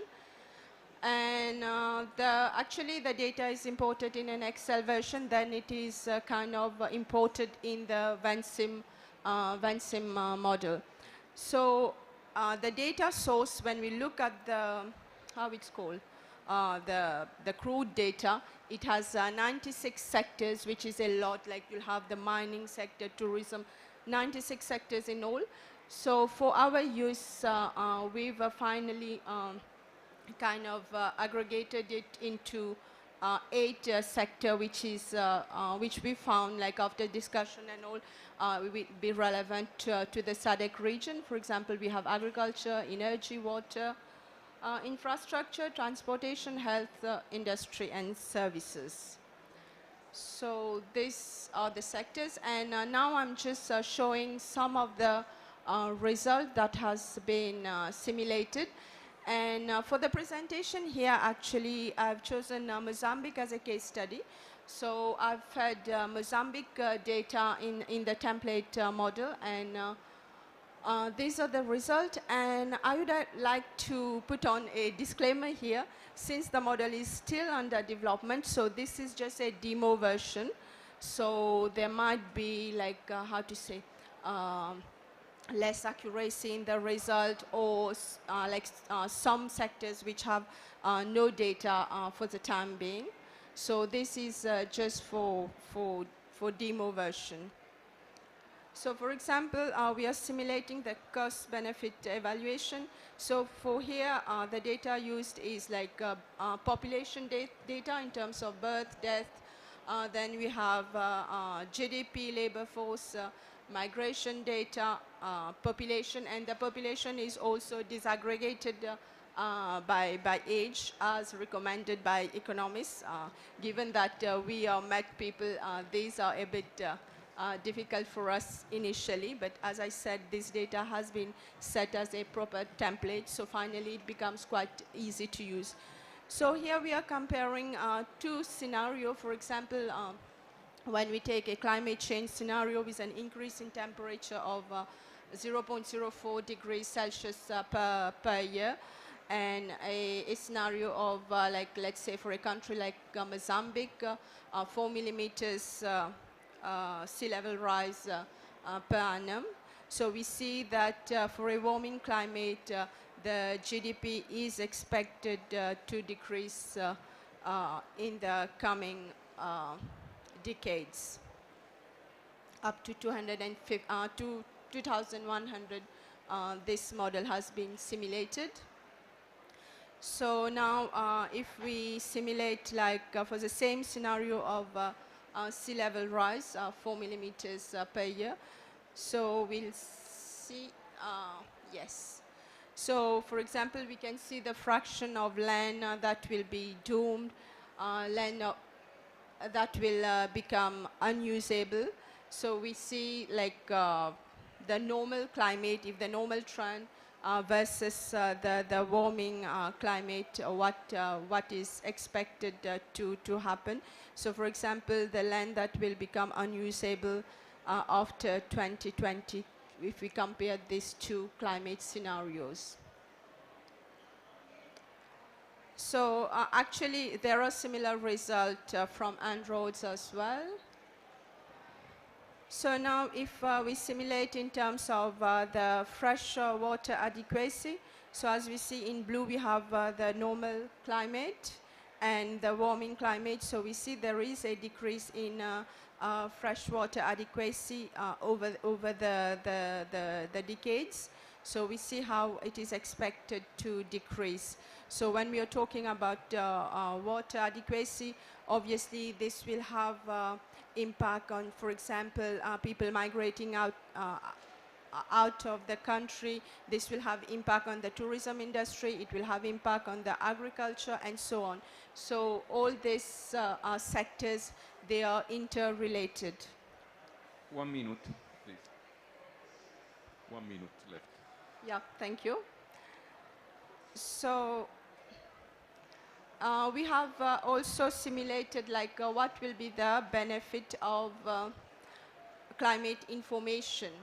So for climate information, we've taken the definition of like WMO. For example, if a country has the basic minimum climate services versus the category 4, which is like a very advanced climate services. So this result also have been simulated. So to simulate this, of course, you have to put like the proper input. For example, at what stage the country is, like what type of climate services it is providing, and so on. And then we can assess the positive effect of climate services, for example, on the different sectors. Here I'm just showing for the agricultural productivity. So as we see, if we improve over the years, so this is just a scenario, it's an assumption. So if we improve the climate services provision from category 1 to category 4, what will happen in terms of productivity? So but obviously there is a tendency of having a positive effect, and we can also play around with like up to what time we are achieving that types of climate services, like within 2 years, within 5 years, or within 1 decade. So we can use this template model to play around and build up the scenario which is more adaptable to a particular country. And then we can simulate the result for all these different sectors, for example, on mortality as well, which seems interesting to know what will happen if we are improving climate information services over the year, and how will the mortality decrease. So a positive effect. We can also work on the agricultural sector, what will happen to the food adequacy. So this is quite complex. We can also use it, like incorporate the climate change effect as well. So the normal climate versus the warming climate, and plus play around with your climate services, how it is improving. So how we are coping, what is our coping mechanism? Like, are we improving our climate services as rapidly or slowly? So we can play around and get such result. And I think this would be very interesting for decision makers. So these are just a few of the results for the agricultural productivity. So I think, yeah, that's all. Thank you very much. Thank you so much. Thank you so much.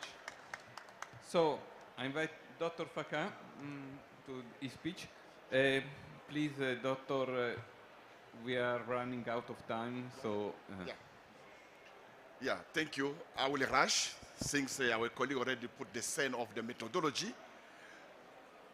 My presentation will go up to demonstrate the user interface of the tool we've developed, how you can play around with many options for you to advise a good decision or to inform your decision makers which way, which direction they should go. And our presentation will be focused on the cost of the loss for the climate change impact on socioeconomic sectors. So let me just come back to say that this tool we've developed with partners I will show later is really to guide the actionable climate-informed decision-making, also to inform how to increase the investment to develop climate services, and also to lead investment to the climate action. What is the simulation? I don't come back to the methodology, but to show that there is a mechanic dynamic system on the economic sectors. You can see the graph, how the economy is built by interacting with other sectors to give us that indicator we used to call the gross domestic product. To get that indicator, you have many factors to come in. The model is taking account the economic sectors. The model is taking account also combining with the climate change modeling, showing the sensitive sector linked to the climate for the economic production. What is the output of this model? Yes, as we said, there are many partners involved in this modeling. We've got the University of North Dakota. We've got the supplier of the software, Vantana. We've got also the Climate Interactive. We've got also the MIT have participated. Of course, there are two consortium here. If we put together their tool to make it useful to the stakeholder. You can see for the first one that at the left, you have the graph of the cumulative loss if there is no action to be taken on the climate impact. How much can you lose in your economy? At the right graph, we are showing now for a specific sector. If we don't do anything, you can see the baseline. In this model, my colleague Andrew will come back to demonstrate the tool. There's many options in terms of energy sectors, electricity, industry, deforestation, afforestation. How by taking action on those aspects can improve your production and reduce the loss. That is really the main message we like to say. Without any action, we are going to lose our investment and production. With climate action, we can reduce the cost of the loss. You can see here, we are taking account for agriculture. If we consider, as is explained there, without any mitigation measure, we continue to consume our oil, fuel, and continue devastating the forests. What could be the impact on the agriculture side and on environment? There will be an increase of temperature, in the same time decreasing the productivity. So now, as a decision maker, how can you play around? We need to see how to increase production. To increase production, you can see now the lights blue coming in. Those are the options you are playing around. How action are you taking to increase production and even in the same time reducing your temperature? So this is really a tool for the decision makers. You will need to play yourself around to take your action if taken. What will be the impact on the economy? The platform has got many options. You can see all the sectors you can play around to see action, and without action, what could be the impact in that one. In terms of the adaptation, because we are talking about the Africa need adaptation option. But what is the cost of your adaptation? When you are going for the debate or negotiation, you should bring a figure to show the damage you are getting from the climate change and the cost for adaptation. The tool can help you. In the light blue, that is showing you when you make adaptation action, how you are increasing production. So the gap between the black line and the blue one, that is the cost. That is the cost you can show on the table of negotiation. To make my adaptation, I need that amount. Because you have to make adaptation, you see the assumption we said there, for the climate sensitivity on the agriculture, you need to make some breeding, you need to give a forecast according to the need of the crop.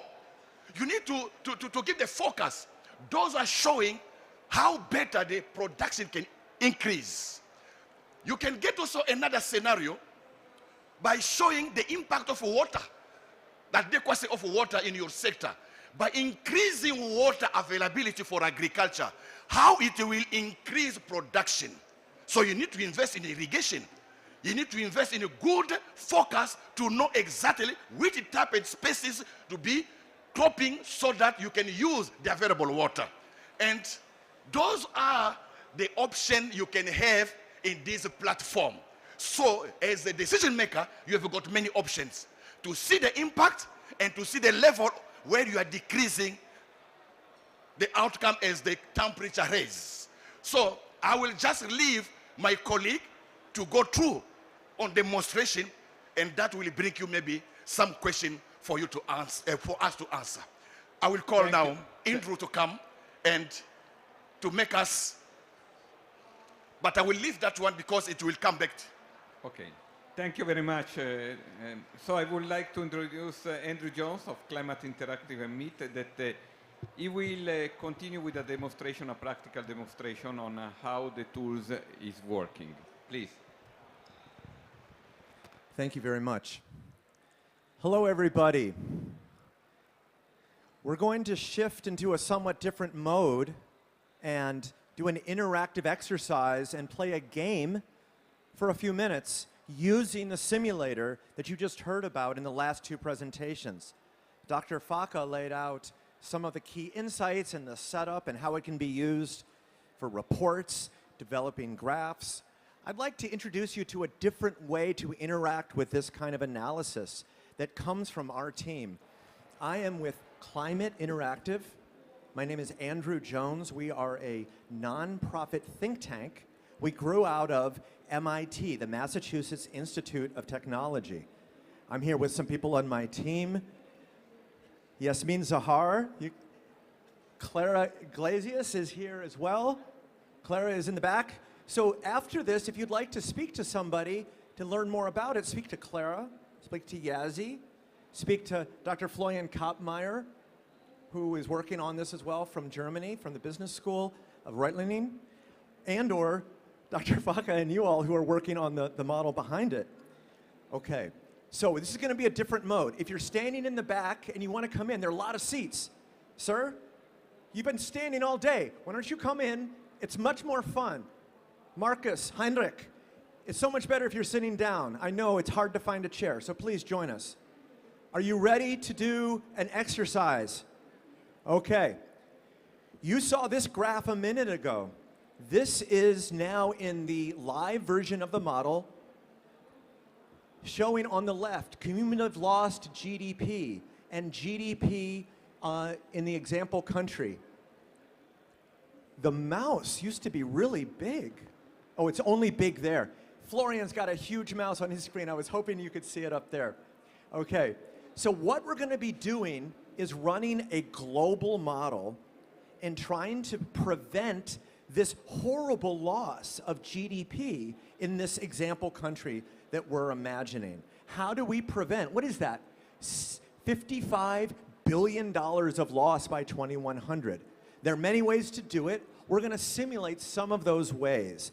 And I'm going to have you think about it using the full version of the model that's available online. Now note, this is in development by the teams here. It does not exist out in the world. It's a prototype. This is a prototype you see. Now we're going to shift to what you could go to today, free online in 17 languages. French, Kiswahili, if unasema Kiswahili, I don't know where you're from, but if you do, it's there. Kiswahili, maybe show Kiswahili. Florian, if you go up. By the way, he's flying everything right here. That's why things are moving magically. So it's in 17 languages. It is free online and is called En-ROADS. E-N-R-O-A-D-S. You could go find it. And in this world with En-ROADS, in the top left, and maybe we'll go back to English, in the top left, it is being driven by where the energy comes from in the world. You see that brown area? That's all the coal. If you'd make it really big, the brown area of coal, on top of it is oil through 2100. Then natural gas and wind and solar. This is all the energy. If this is where the energy comes from, and we have methane and land use emissions and deforestation and nitrous oxide, all of that gets added, then what we get is the emissions in the top right. You see that blue line going up and up. That's the pollution that causes global warming. The red dot are the result of all the NDCs, the pledges in the other building that we hope get better. If they follow the pledges, the blue line will go through that red dot. But right now, we don't expect that to happen. What we want to do is ask you, how could we make it happen? And we'll show you, it runs really fast. So Florian, just do anything. I don't know, transport energy efficiency. Why this is particularly helpful is that you hit the button and the 15,000 equations simulate really fast, so you get to see some of the results very quickly.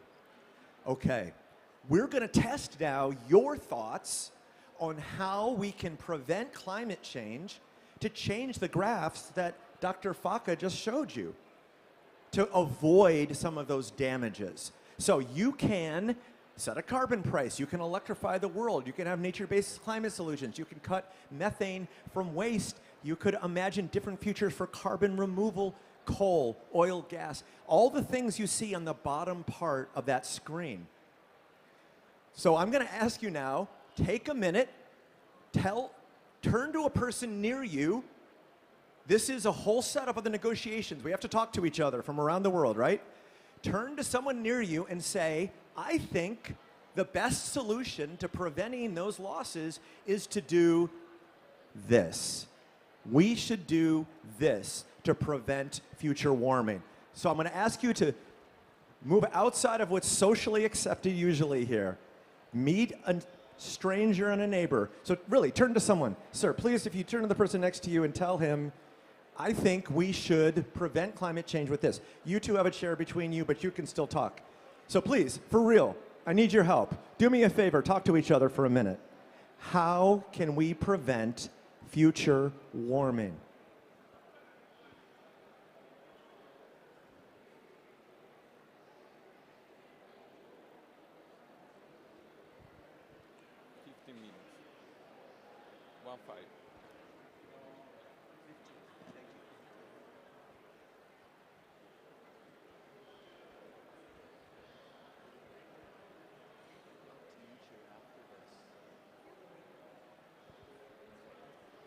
Okay, somebody with the courage to speak to us, yell out, what are the solutions that you think, what did you just say? Somebody. This is going to be interactive. I need to hear from you. Yes, sir, with the green phone. What do you got? You, yeah. Really loudly. Oil.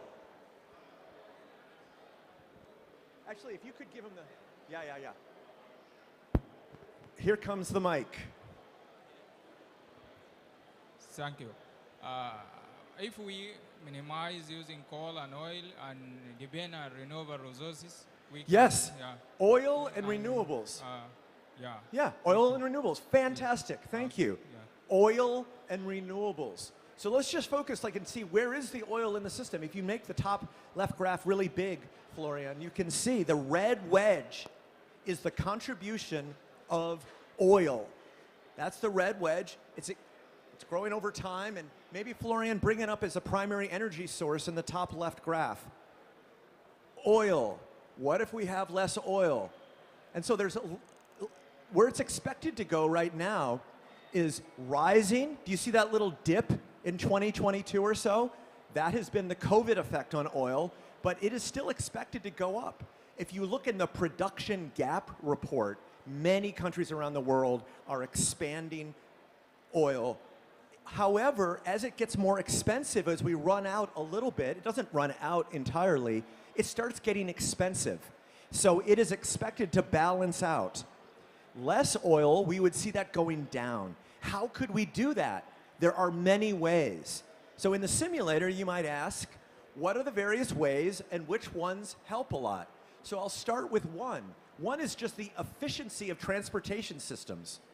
Efficient cars, efficient shipping, public transportation, land use planning that would lead us to be closer to transportation systems. So look in the middle, you can see transport energy efficiency. We're going to imagine improving faster, and I'd like you to think, if we were much more efficient with transportation, how much would that 3.6 go down?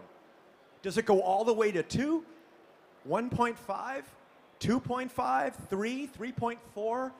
Run the model in your head for just a minute. Okay, you've thought? All right, crank it up, and then let's see. Let's just do it. Energy efficiency. Okay, we hit the replay. Watch that red wedge. The red wedge is going to shrink, and maybe we'll zero in on oil. If you could look in, maybe look at primary energy of oil, and we can see over time, let's see, I think the blue line will have gone down. I think the blue line will have gone down. Yes. Just with improved efficiency, we could reduce the demand for oil. It would peak and fall. Now, this is a very ambitious future, just to have efficiency doing this. Let's add in now electrification. Electrification moves the demand energy from oil over to sources that make electricity. Renewables, coal, gas, all of them will get the demand. So let's see, crank up electrification of transport. Again, think in your head, does it go to 2? Does it go all the way down to 1.5? Does it go to 2.8? Run your mental model, and then let's see what it does. Not much. What happened? Why didn't electrification help? If we electrify and we don't decarbonize, it doesn't help that much. We actually get more coal. Think of China and coal. So add in what the gentleman said. He also said renewables. So crank up, let's subsidize renewables at the same time, and we can see the complementarity of electrification with renewables. Crank it up, and then you start getting more of a benefit. You see the green wedge growing over time. Okay. This is a 15-minute demo. We would love, as you can imagine, and we run sessions where we would give you the model, you would get with your friends and play with it and come back and do more exercises. So I'm going to jump ahead a good bit because I want to show you the graphs that the previous speakers showed you. Imagine if I asked this question over and over, what would you say? You would probably have many other solutions that would get us hopefully well below 2 degrees. So let's try it. Let's go back, actually, Florian, to the first model, to the last model, and see the kinds of things that are necessary. Anybody willing to, well, you can't hear well enough. What else do we need to do? The most powerful thing would be carbon pricing around the world. More carbon pricing. Watch how much it reduces things. A little bit, click it there, sure, go. And then higher, and then higher and higher. I think we're going to add just more and more and more. So carbon price, 2.9. Higher carbon price will go up even more. Carbon price at a very high, that's going to be about $200 a ton. A high carbon price. Deforestation, we need to protect forests for biodiversity, for many other reasons. 2.4. Methane and other gases in waste, in cattle, in oil and gas, in landfills, food waste, all of this. Go hit methane. 2.4 goes all the way to 2.1. We need individual pressure on coal, oil, and gas if we were to push them down directly. So coal, oil, and gas. Maybe no more repeats, and let's just keep bringing it down below 2 degrees. Coal, oil, gas. There we are at 2 degrees. We also need energy efficiency in buildings and industry. There it is, and then electrification.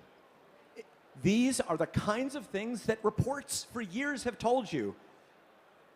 We need many actions to bring us well below 2 degrees. Did you notice there's no silver bullet? Did you notice it took many actions across the board, and it is still possible to get to these kinds of scenarios? And if we did, we would have a better world.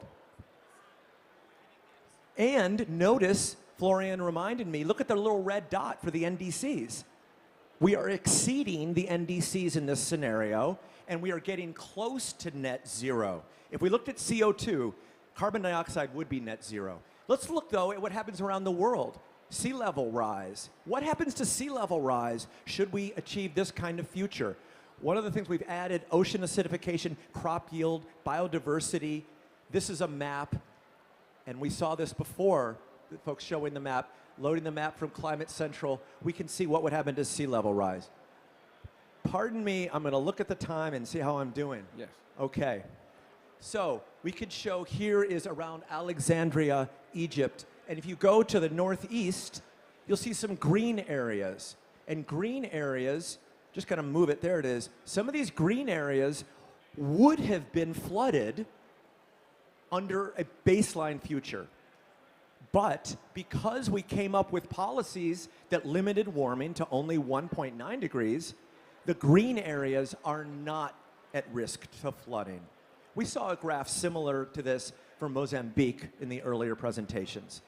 So one offer to you is this model is online and free.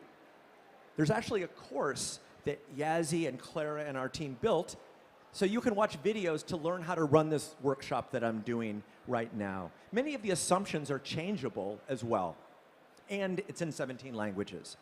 But the exciting new news, led by Dr. Faka and these teams, is that we're starting to think about this impact not just of sea level rise, but, as you saw before, the economic impact of climate on an individual nation. As you heard before from the speakers, this is a prototype.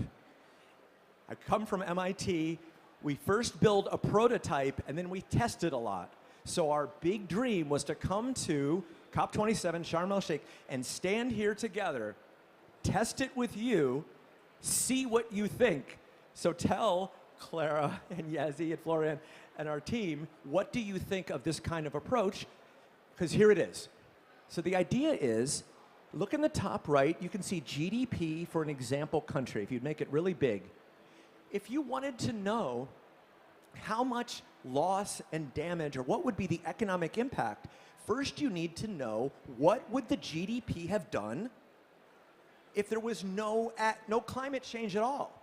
So that dotted line is a guess at what the GDP of this example country would have done if there was never any climate change at all. So you notice here we assumed it's flat.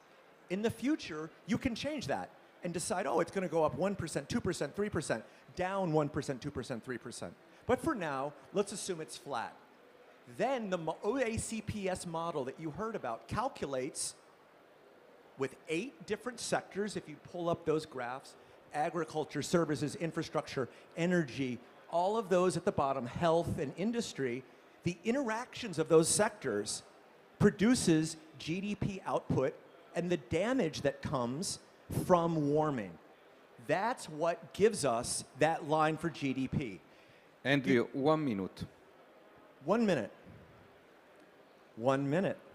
So, go if you would here, and now make a scenario of 1.9 degrees. The idea then is, what if this world took all those actions? Notice in the top right corner, the blue line coming up, the damages are getting smaller and smaller and smaller. And if we had better climate information systems, like with CLIMSA, we could adapt and get ready for those damages and make those damages smaller and smaller and smaller. That is the vision of this effort, to prevent suffering and to prevent climate damages, economic climate damages. We hope that these interactive tools can be helpful, and we really appreciate your attention as we test this with you all. Thank you all very much. Thank you for standing up, sir. All right. Thank you very much, Andrew, for the impressive presentation. I think that Dieudonné, now I leave the floor to Dieudonné just to add where to find and how to work with this model that is also a CLIMSA model for the project. It's the project that is promoting this model, and Dr. Faka will tell you how to find and how to use. Yeah, just to let you know that 2 initiatives have put together the tool. Climate Interactive have designed on the mitigation. OACPS have designed a tool on adaptation in terms of the loss of the climate impact. so that we are in the joint track to see how those are dealing with adaptation and the mitigation to work together to design or to build your national adaptation plan or your national determined contribution. This tool can help you. Where we are now, our engagement to make this tool available with the support of the European Union Fund. We are starting somewhere. We have developed a prototype. The data we showed is for one country, Jamaica. As a pilot country, we use data. We can develop this tool with the concrete data for all the 79 countries of OACPS. We need that support. And we need also to continue the 20 session for building capacity for ourselves, African, to take up and to build capacity in our own region. We don't need Andrew to come from far away to teach us this small, the most as we saw here. You can be the person to take up in your country. We need that training to be done. But also we need to improve the second version of this platform, where we can have the validated data of your country data set, so that you can have the real figure to show to your decision maker that, look, for going for negotiation, you need to quantify the loss for you to claim to advocate for help. For you to apply to climate fund, to climate adaptation fund, you need to have something on ground to show this is the impact of climate change. I would like to get fund to fill the gap. We need your support. Because the small resource we have is not enough to continue for the next stage. Who can assist? For now, we need you, if you can put your name in the list, so that we can contact you for the further training. At least at the level we are now, we can still use it as an indicative figure to show your decision maker. There is a list is passing now. I don't know, my colleague Karin, if you can, for those who will need to be contacted for a training or further information on the tool, can you put your name on the list? The second thing also, I would like to show here that we have many partners.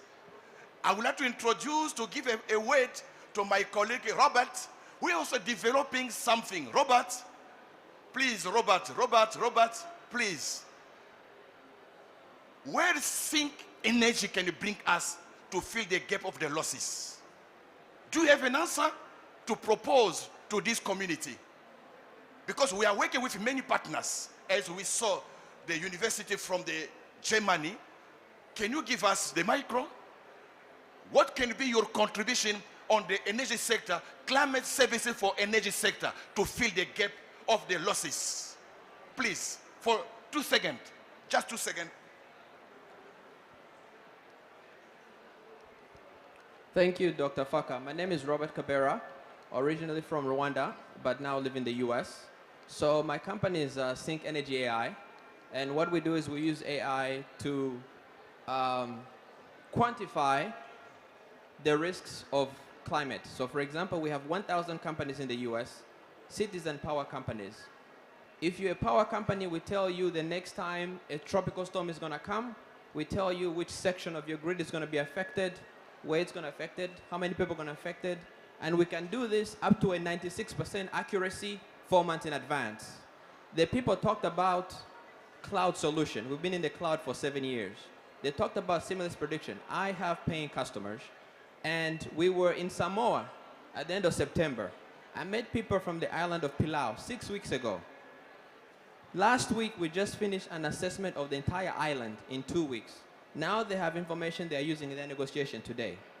And so from here, I'm going to South Africa to meet with the Climate Commission to do the same for the flooding in the KwaZulu-Natal.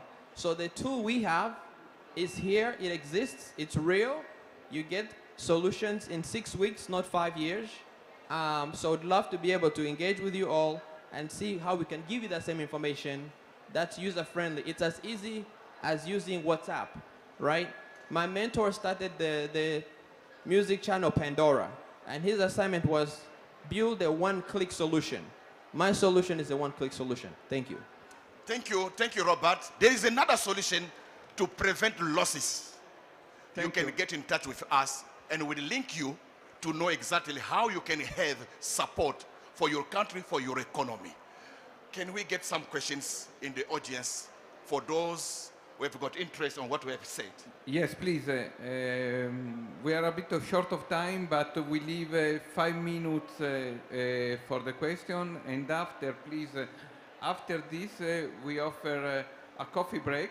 So if you want also to approach our expert, feel free. It's important to exchange.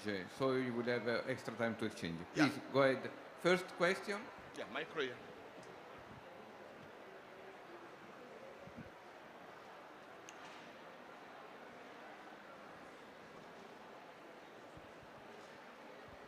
Thank you.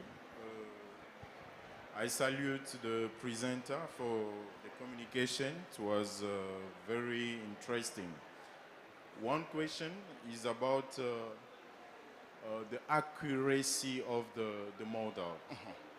The accuracy of the model, as I can see from the presenter of Mrs. Sureka, yes. You talked about the 96 sector, data coming from, data source from 96 sector. So the question is also, how much time do you need to validate your model, as this was shown as template? So that's the question in addition to the first one. Thank you.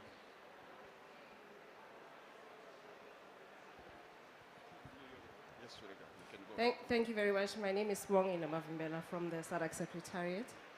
I want to know if this model can be used in a cumulative mode for a number of member states. For instance, if you want to assist in the development of a common position for the whole region, can you assimilate for all the 16 countries together so that you have a regional overview? Thank you. We have time for 2 last questions. Thank you. My name is Douglas Otieno from Kenya, Tinada Youth Organization. I just want to ask, there's a lot of efforts we are putting in place to ensure that we gather very good information, but sometimes this information are not reaching the locally. Is there any efforts that you are using to ensure that this information is reaching locally and giving the decision makers an approach on how to address these issues? Because there are a lot of data and they are kept, but we are using a lot of resources. How well do we disseminate this data? Thank you.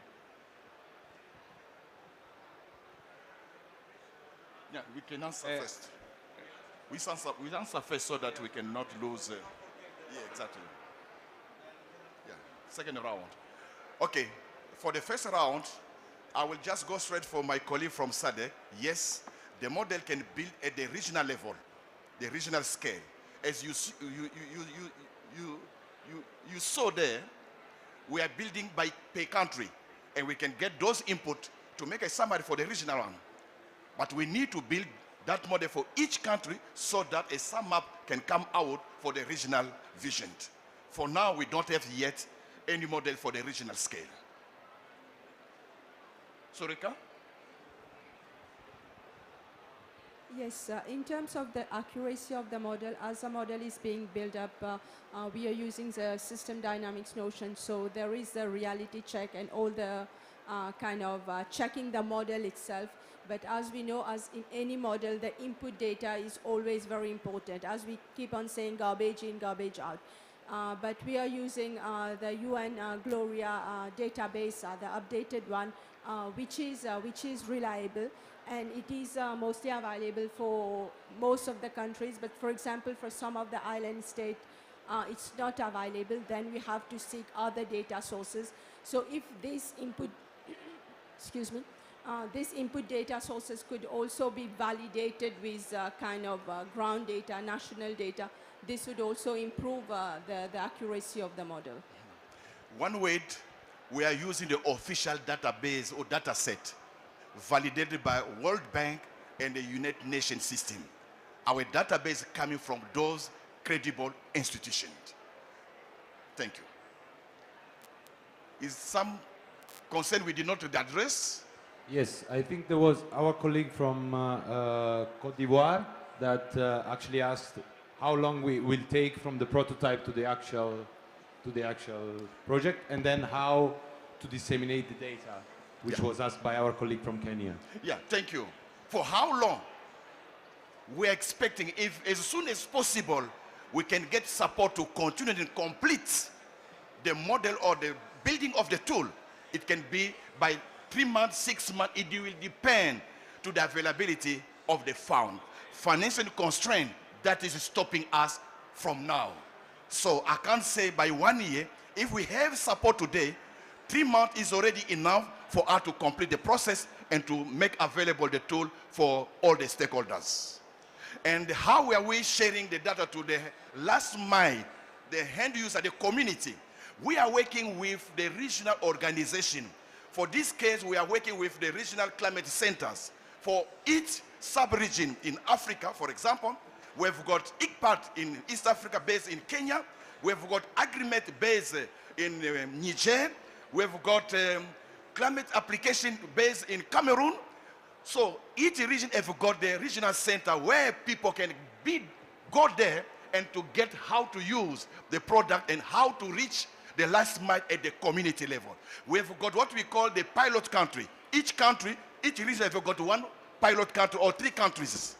We are implementing those activities in their country. If we can have a resource, we can extend the experience to all the regional member states of the regional organization. Thank you. Okay, thank you very much. Other question?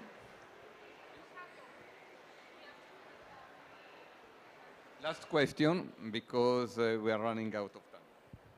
Thank you so much. I'm Innocent Antoine Wedi. I'm from Benin, and I'm the Executive Director of Youth Initiative for Land in Africa. So it's an Pan-African organization who cover 25 countries. So we are advocating and promoting youth land rights and women. So sorry for the delay, because I'm talking about the data. So now we have a very strong project on data for youth land access. So this is really important for us, because when we check it, we see that we don't have so much data on youth land access, who is very important for climate and adaptation in Africa. So if we want to help the government, the government to take a good decision in profit of the youth, it's really important. How your solution provides the data in these kind of sectors, land governance. Thank you.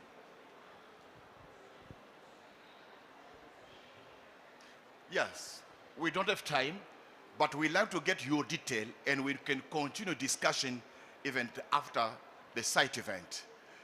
How we get data, as I said, we rely on the United Nations system collecting data from member states. We are not dealing with a private company. We are dealing with the United Nations data set or system, where we collect all the validated data to make our model.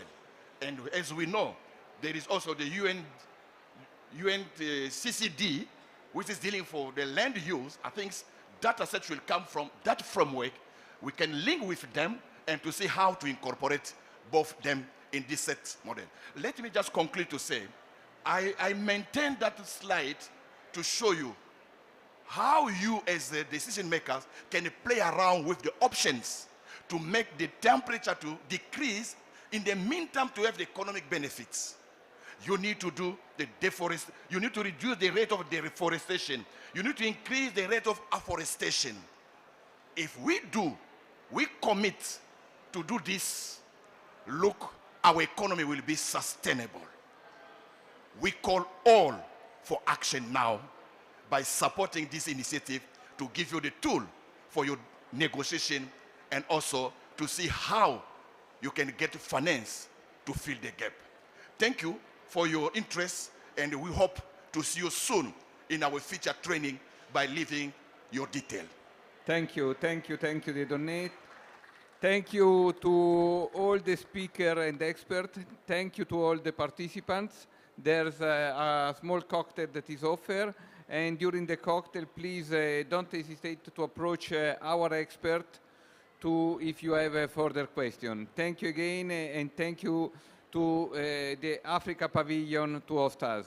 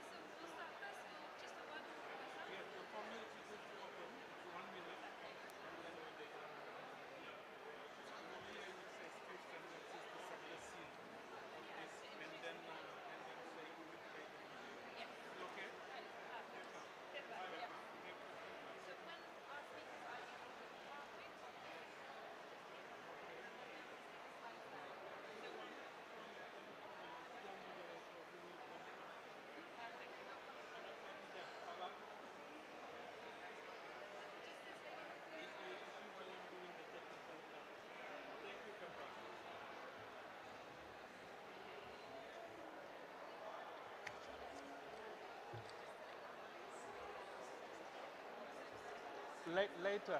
This is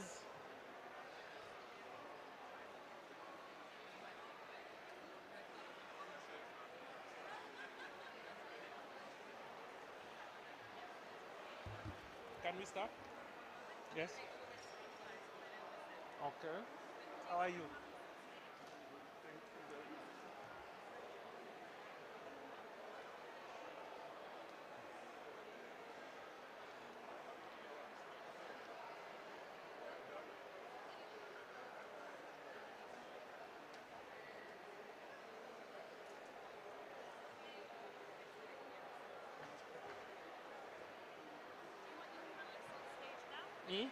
No, without panelists, I think.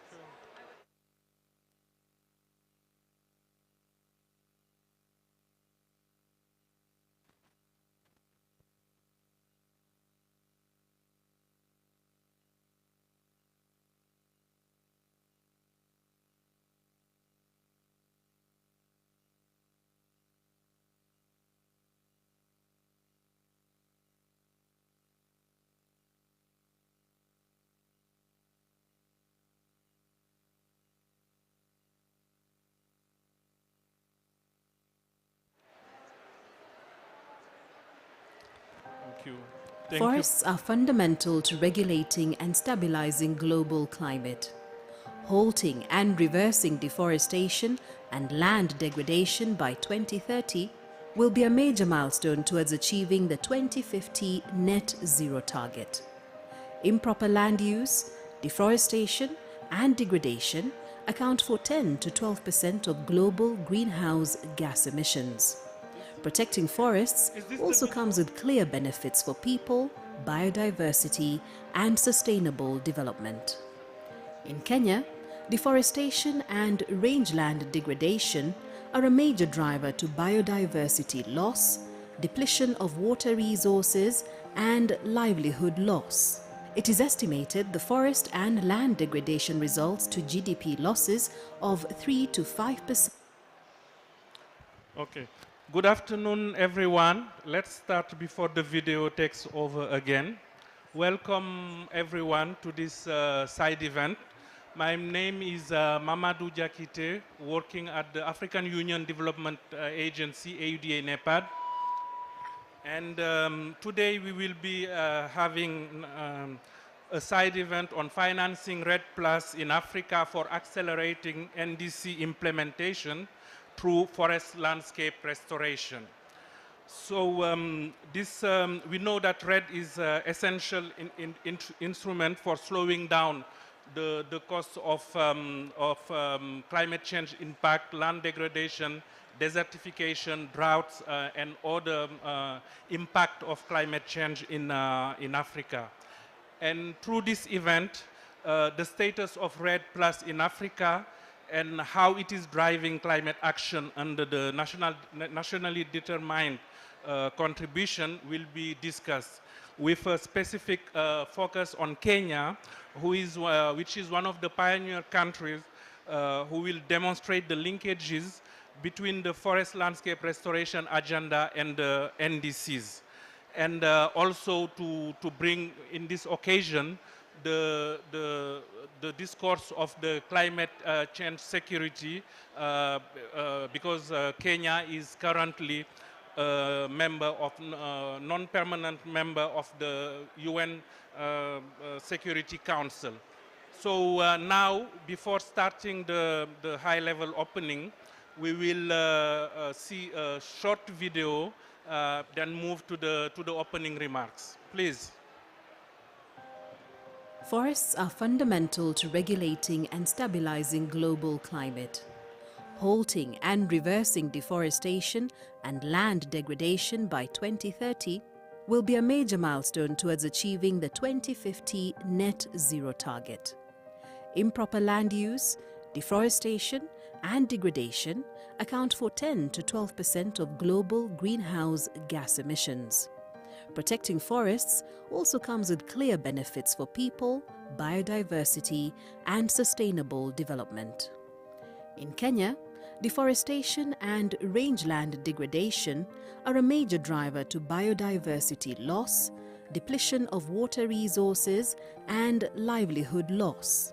It is estimated the forest and land degradation results to GDP losses of 3 to 5% annually and impacting heavily on the quality of livelihoods and the socio-economic fabric.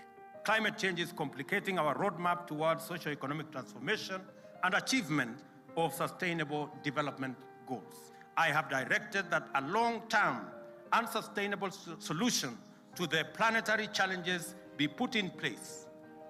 The ultimate solution includes greening our country to more than 30% of tree cover by 2032. The central role forests play in addressing the effects of climate change has become more prominent now than ever, thanks to their unparalleled capacity to absorb, store carbon, and regulate climate. Kenya's president recognizes the need to accelerate forestry and land restoration and is leading the country on a drive to grow 15 billion trees and restore 10.6 million hectares of degraded landscapes by 2032. This ambition will require $5 billion to be implemented over the next 10 years. The presidential program on forest and rangeland restoration will bring multiple substantial benefits in the land use sector and generate a triple win for climate, biodiversity, and landscape restoration.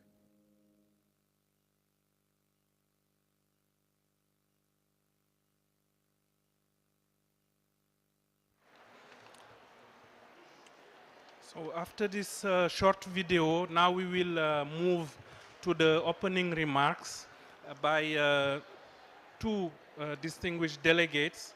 I will call first Mrs. Estherine Fotabong, the Director of Program Innovation and Planning at the African Union Development Agency, NEPAD. Please.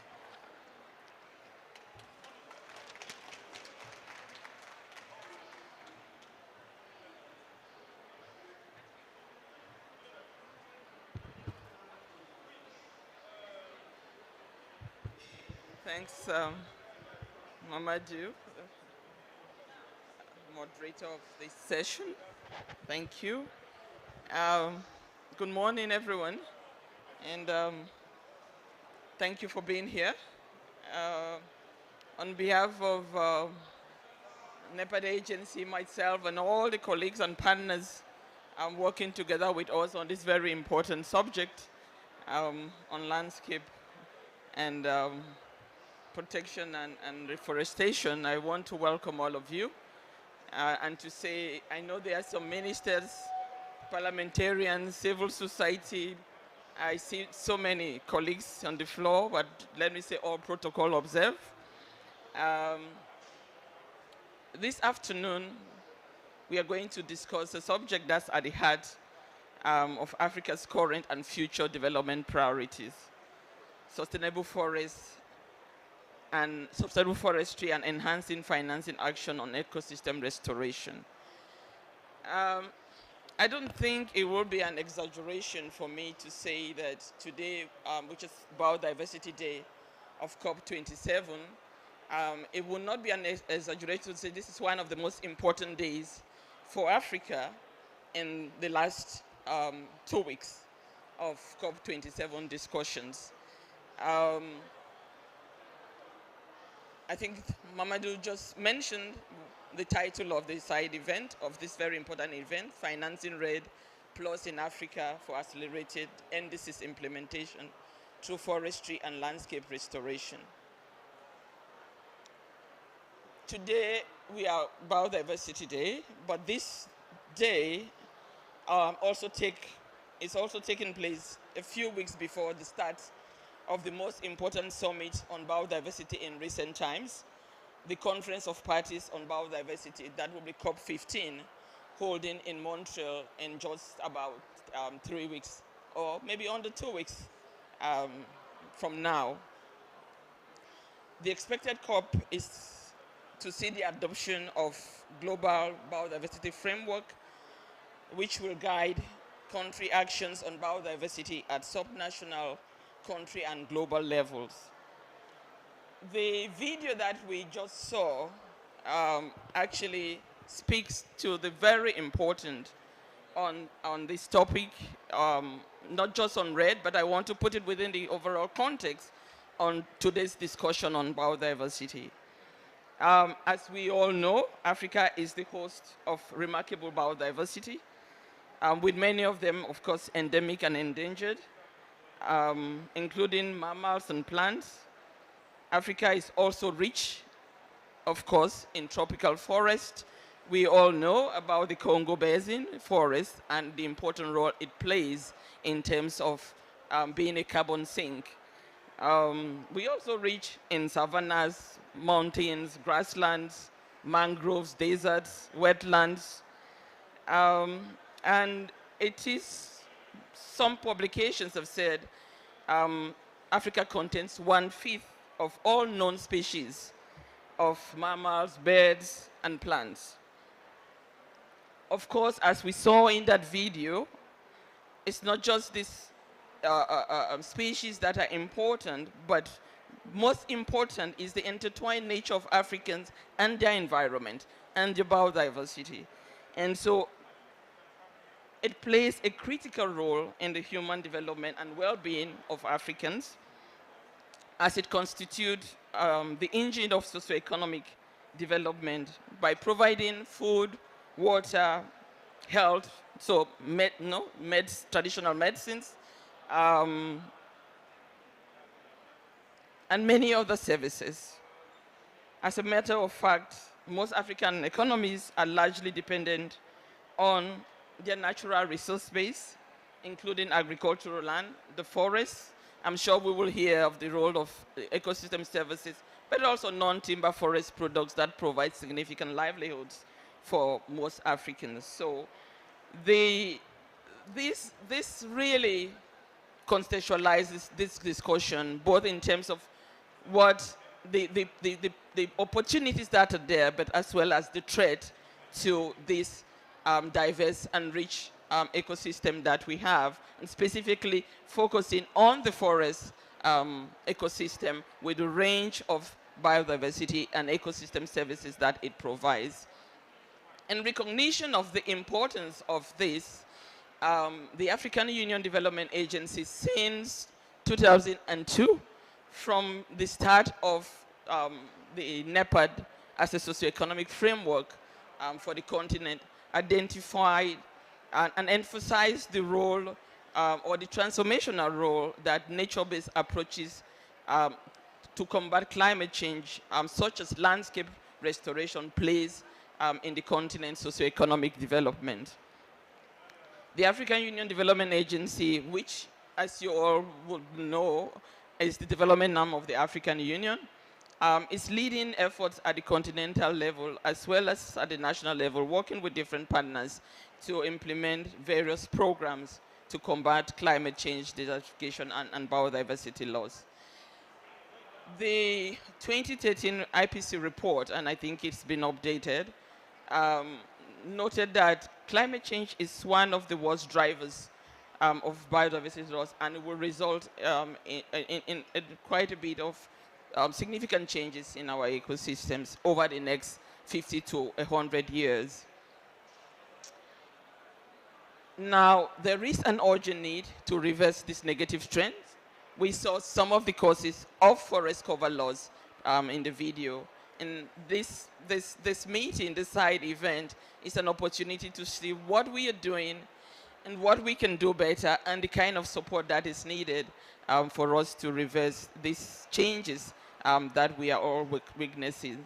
And through the roadmap for Africa's development, which is Agenda 2063, the African continent has committed to ecosystem restoration by protecting, restoring, and promoting sustainable use of terrestrial ecosystems, sustainable management of forests, and of course combating land degradation. Therefore, in 2015, the African Forest Landscape Restoration Initiative, famously known as AFR 100, if I don't pronounce it right, I will be in trouble with Mamadou, who has been spearheading this initiative in NEPAD. was launched to restore 100 million hectares of forest by 2030. In addition, the Pan-African Agenda on Ecosystem Restoration for Building Resilience has led to a commitment to restore 200 million additional hectares of forest cover. The African Forest Landscape Restoration Initiative is a country-led effort to bring 100 million hectares of land in Africa into restoration by 2020. ARF 100 is a contribution to the Bond Challenge, the African Landscape Initiative, the New York Declaration on Forest. This initiative complements the African Landscape Action Plan and the Pan-African Agenda on Ecosystem Restoration of the African Union. This list, what I've just read, initiative, a policy framework. So we cannot say we lack these frameworks. We have them. The issue now is, what do we do with these frameworks? How do we continue to support initiatives like ARF 100, that is concrete action on the ground, because that is what we need to be able to address the challenges that we've seen in the video shown above. In addition to ARF 100, of course, we have other important initiatives like the Great Green Wall Initiative and other initiatives that supports restoration activities across the continent. I'm sure in the discussion we will be hearing a bit more on the Great Green Wall Initiative for Sahara and Sahel, which was launched in 2007, and also has this commitment for restoring forest cover in degraded lands. Africa presents the largest restoration opportunity among all countries, all continents, with more than 700 million hectares of degraded landscape that can be restored. But progress remains slow. A lot has been done, but we still have much to do. The African Union Development Agency, NEPAD, is committed to working with a broad base of African institutions, with member states of the African Union, with the European Commission, with the United Nations, with the private sector, but more importantly with the communities on the ground and civil society organizations that support these communities in restoration efforts. We hope that as we have this conversation, this next maybe 45 to 50 minutes, if I can wrap this up, we will be looking at those critical issues such as climate financing. I would like to say that African member states, recognizing the importance of this subject, are doing quite a lot, but they have to be supported. As we earlier mentioned, the forest cover present not only just protection, but these are natural assets that also drive their economic development.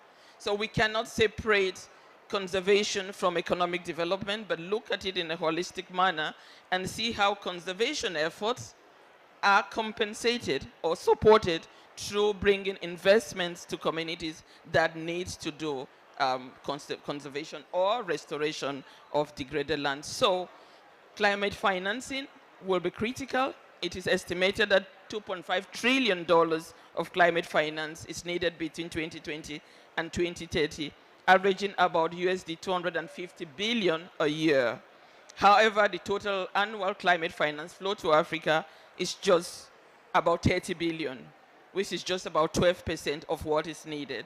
So, colleagues, we are here discussing climate finance, and this is a critical question here. To scale up all the efforts that are happening in our countries right now with regard to the ARF 100 activities, we will also need to have platforms that we can monitor these commitments that we are making and to share experiences and lessons in terms of rolling this in the ground. And of course, improving awareness of the importance of land restoration continue to be important, and improving knowledge to support restoration work continues to be important.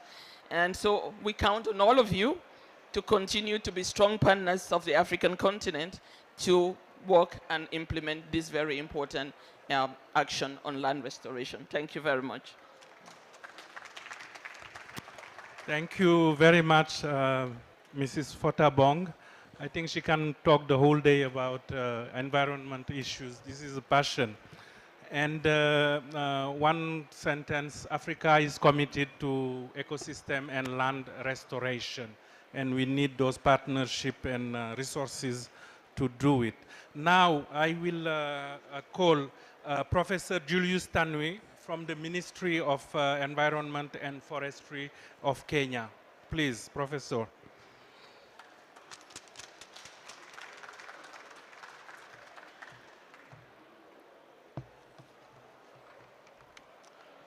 Good afternoon. My name is Alfred Geshu with the Ministry of Environment and Forestry, Head of Forest Conservation, and I'm stepping in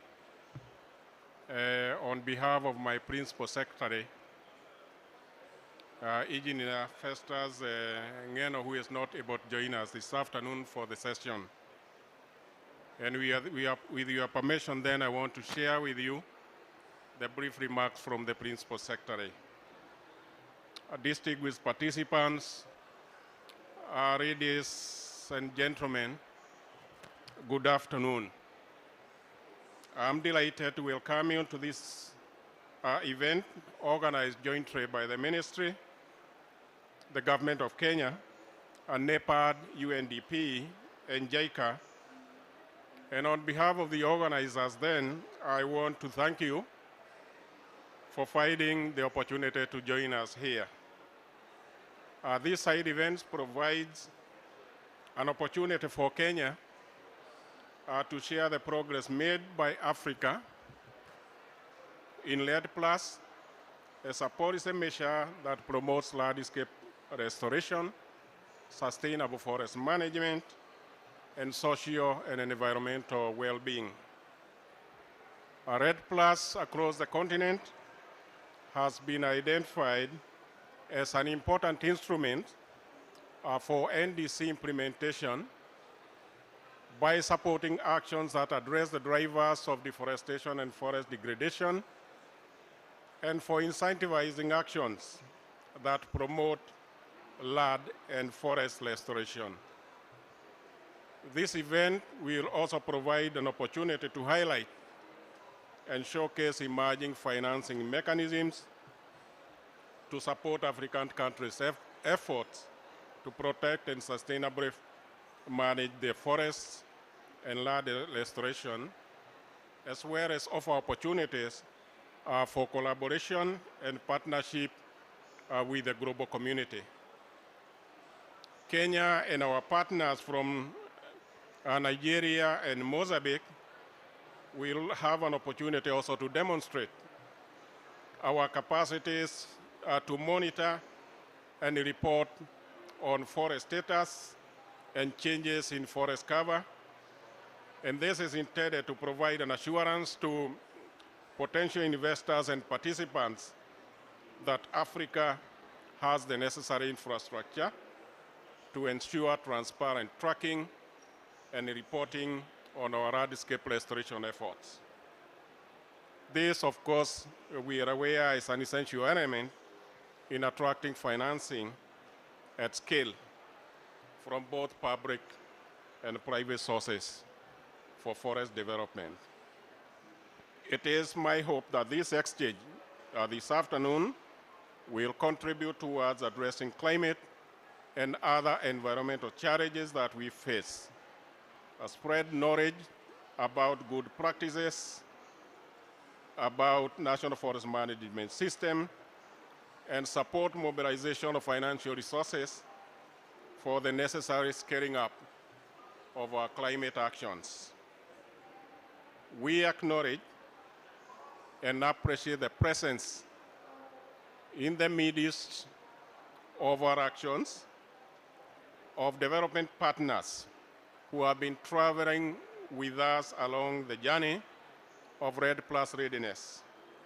We seek for their continued for their continued support and scaled-up engagement and investments as we team up with you to address the triple challenges of climate change, biodiversity loss, and land degradation. I thank you once more for turning up to this important discussion. Thank you very much.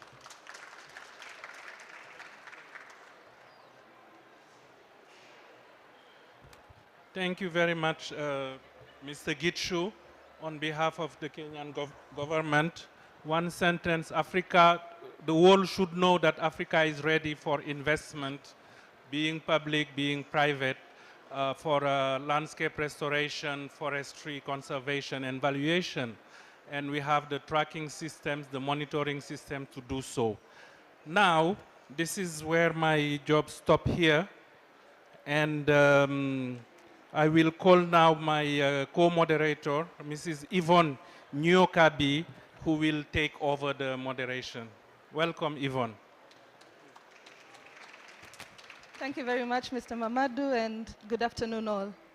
As you are all aware, this is an exchange of knowledge on the progress that has been made in different African countries to address forest restoration and land degradation. To kick us off, I'll invite Mr. Alfred Gishu back on stage, and he'll have a short presentation to speak on Kenya's progress on REDD+ implementation. Mr. Gishu. We are running behind time, so I'll kindly indulge you to kindly observe time. Thank you.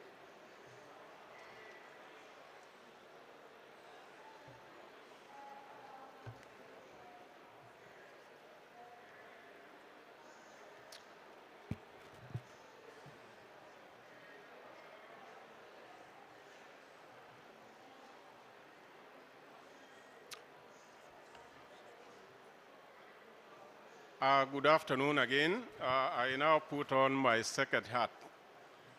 I also happen to be the National REDD+ Coordinator for Kenya,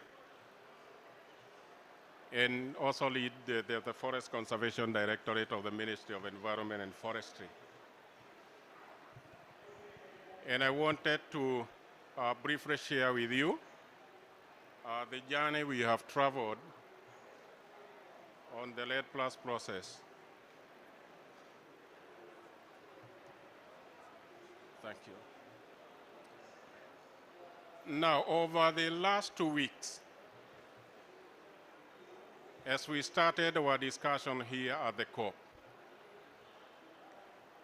our president was around, and he announced to the global community the launch of an ambitious nationwide forest and landscape restoration program in Kenya that will restore over 10.6 million hectares of our forest and rangelands. And this will be implemented as a whole of government, a whole of society program, and it will involve a growing of about 15 billion seedlings.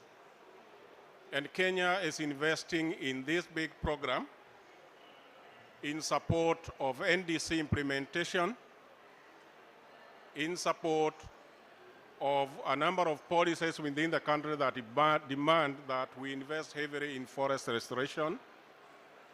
And we are also responding to global commitments that we have made as a country towards a number of global efforts, including the AFR 100,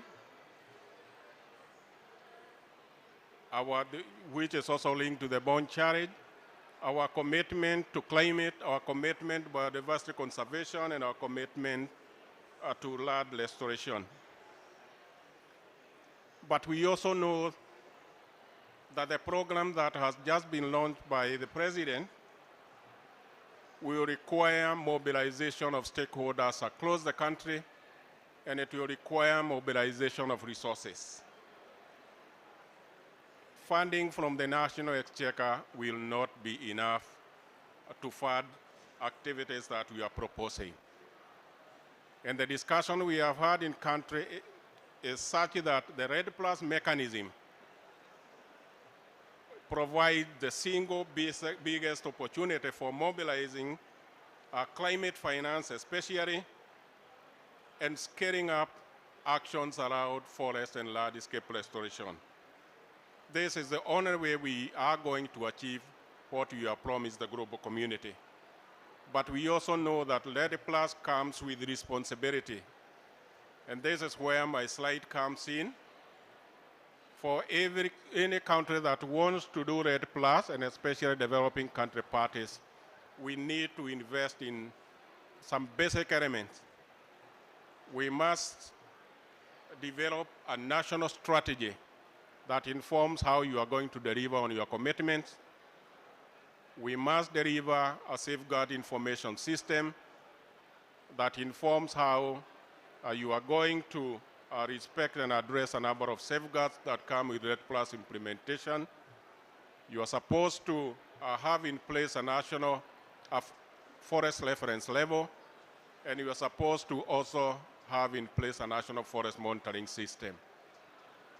And I want to communicate information to this gathering here that as part of our national REDD+ process, Kenya now has a national strategy for REDD+ implementation, and we also have a safeguard information system that informs how we respect all the safeguards that we know go with its implementation.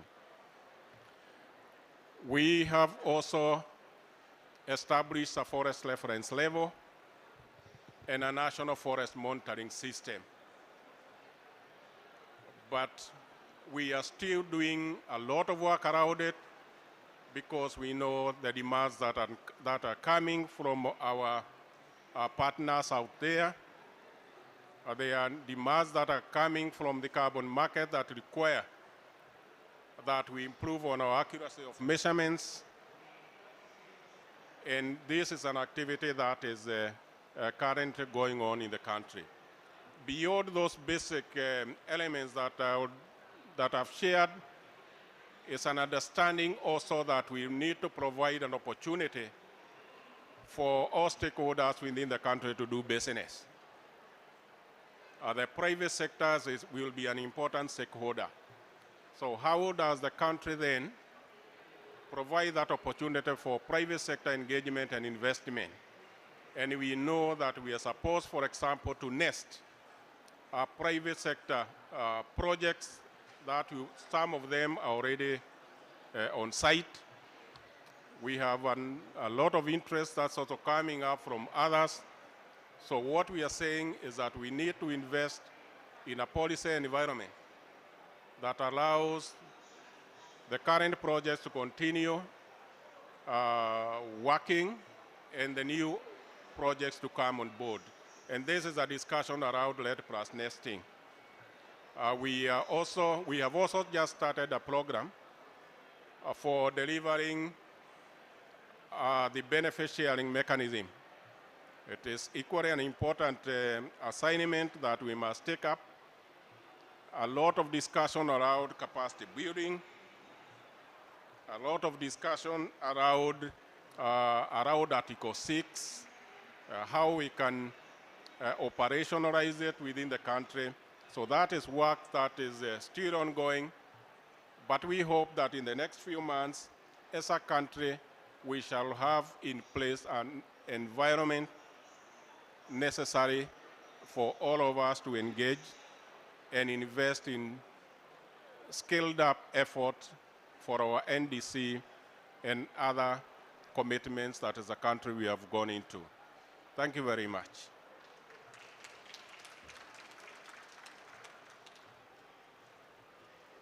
Thank you very much, Mr. Gishu. Now I'll invite Mr. Peter Ndwati, who will continue the presentation and will share on Kenya's national monitoring system for forestry.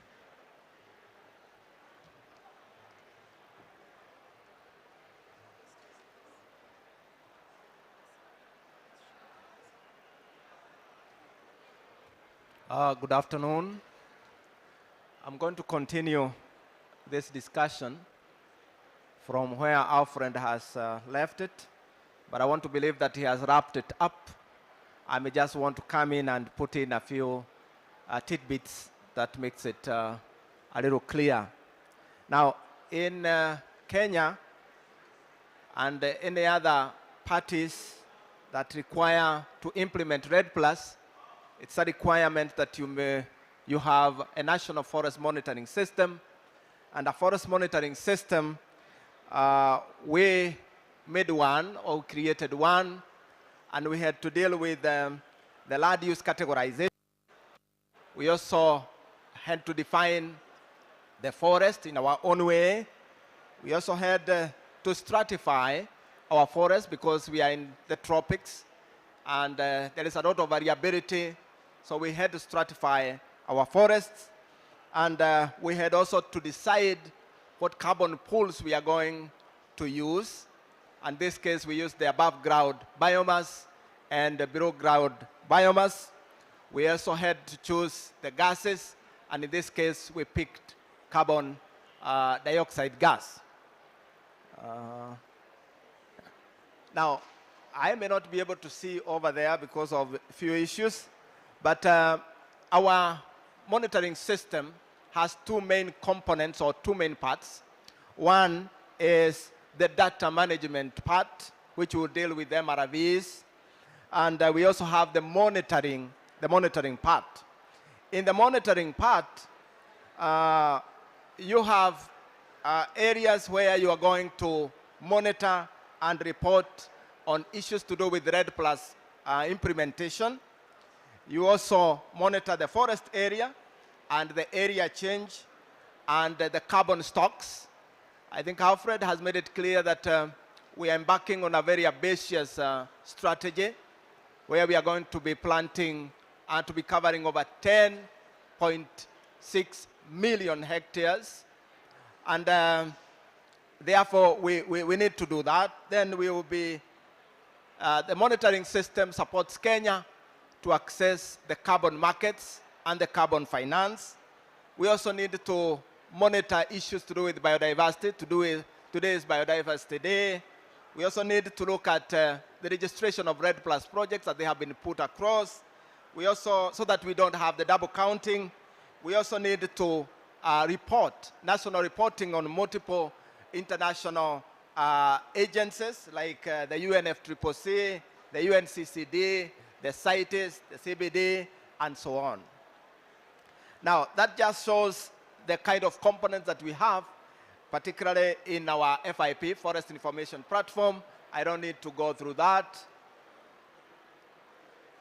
Now, that again shows our FIP in its actual in its actual form when you open a computer, and the elements that I had shown in the earlier slide are shown there. By using the JJ Fast and ALOS 2, you are very well able to monitor particularly issues of deforestation at any one particular time, and you can be able to monitor that over a period of time, maybe in about 2 weeks, in about months, and so on. Now, we are also using Forest Alert System, using Survey 123. We have come up with a tool called a Forest Alert System that is able to monitor forest disturbances at a very local area, and our rangers and the community and the scouts are able to go there, and using a simple gadget like your phone, you are able to get even the area coordinates, take the photo, report back, and the action is very easily taken. Now, we have issues with the NFMS, because NFMS is something that is dynamic with knowledge and information and technology. It is bound to be improved over time. So we have an IMPRESS project that is called Improvement Measurement for Payments to Reduce Emissions and Strengthen Sinks, supported by FAO, and we want, and a UK Pact, and we want to improve our forest reference level And when we improve the forest reference level, we'll be able to also get high quality activity data for deforestation and even for degradation, and also for forest restoration that will be able to support our policies and our decision making, both at the national level and even at the local level. We'll be able also to supporting improvement of emission estimates that will enable Kenya to access the carbon finances. Now, I am ending up with what we require to improve. Usually, Kenya hasn't done its national inventory, and we rely mainly on the local data and also IPCC default values. But we would intend really to so that we are able to do a proper assessment that we need to have a national forest inventory carried out. We also need to upscale what I was calling the forest alert system, which is a near real-time forest alert system. Now, currently, it is being piloted in about 2 counties. We will need to upscale it to the national level. We also need to respond to the demand of the carbon markets through the improvement of emission estimates, as I had said, through carrying out of the NFI, National Forest Inventory.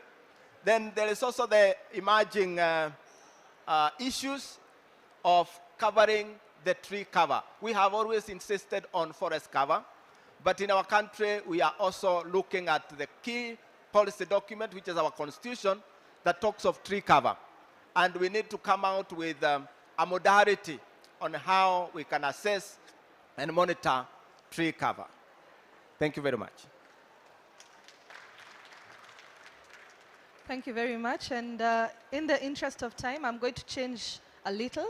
And so I'll invite Ms. Ruth Ogale, the AFR focal point from the Ministry of Environment, Nigeria, to the podium. I'll invite Mr. Joachim Makwakwa from the Ministry of Land and Forest in Mozambique. Allow me to also invite Ms. Evelyn Koech from UNDP Kenya to join us on the podium. I'll also invite Mr. Tim Morris, the Head of Business Development at Global Evergreen Alliance, Ms. Annette Barroza from NTN Group. I'm sure the seats will be enough. If not, we'll have to switch up and adapt. We are in a climate change space, so we can have adaptation happening on stage.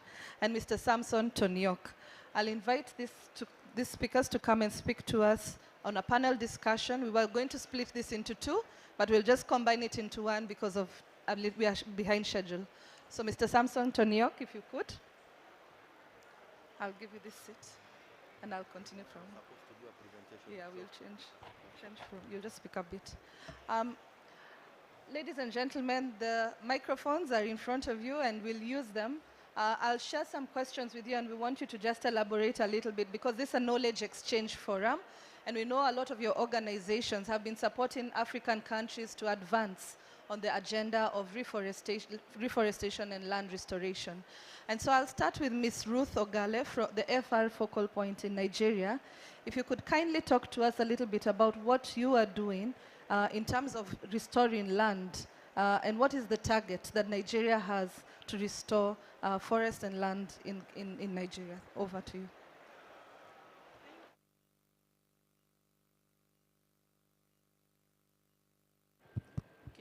Thank you. I'm Ruth Erezi from Nigeria. I am representing the focal points, Ms. Mabel Emmanuel from the Department of Desertification, Land Degradation and Drought Management, Federal Ministry of Environment. I am here as the National Desk Officer. So since joining the initiative in 2017, we made a commitment to restore 4 million hectares of our degraded and deforested landscape. And actions have been put on the ground to ensure that we achieve parts of these commitments. Firstly, we were able to set up a national stakeholders platform to synergize activities on forest landscape restoration in the country, so as to track progress on restoration and to bring a buy-in for everyone that is involved in forest landscape restoration. We also set up desk offices in the 36 states of the country, where we have them in Ministry of Agri and Environment to help us report on successful implementation in the states, because Nigeria, you know, is quite large. We can't really, from the federal capital, get all the information we need, so we have these people working with us from the capital. And then, aside from that, we have the government, through World Bank, was able to unlock some loan to accelerate progress in restoring 1 million hectares through a project called Agroclimatic Resilience in Semi-Arid Region. This project is going to help restore 1 million out of our 4 million hectares, and also to enhance livelihoods in 26 states in the country, to increase food security, and also to reduce the impact of climate change in this region. And then we have an implementation of AFR 100 through innovative strengthening of smallholder farmers that will also achieve restoration of about 500,000 hectares as well, in response to the commitment the country has made.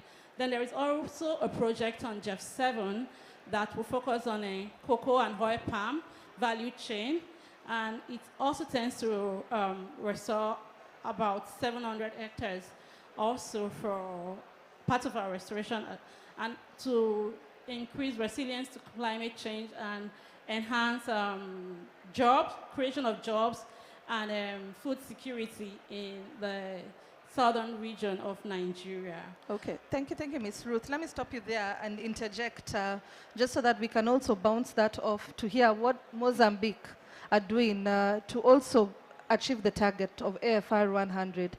Mr. Joachim, if you could kindly share with us very shortly on what you are doing, especially to bring in communities into this conversation. Thank you very much. My name is Joachim Makwakwa. Actually, in Mozambique, we feel that we were very advanced on the issue of implementing RED+, where we started by establishing the legal framework and then set up all the instruments needed in order to monitor RED+. But for that, we had to do a kind of implementation of a pilot project where we set up different activities, working with the community, where we implemented a kind of agriculture of conservation, reduction of emission within the community, involving the community on the perspective monitoring of RED+. And then we had a kind of gain where we received payment on the environmental services in the country.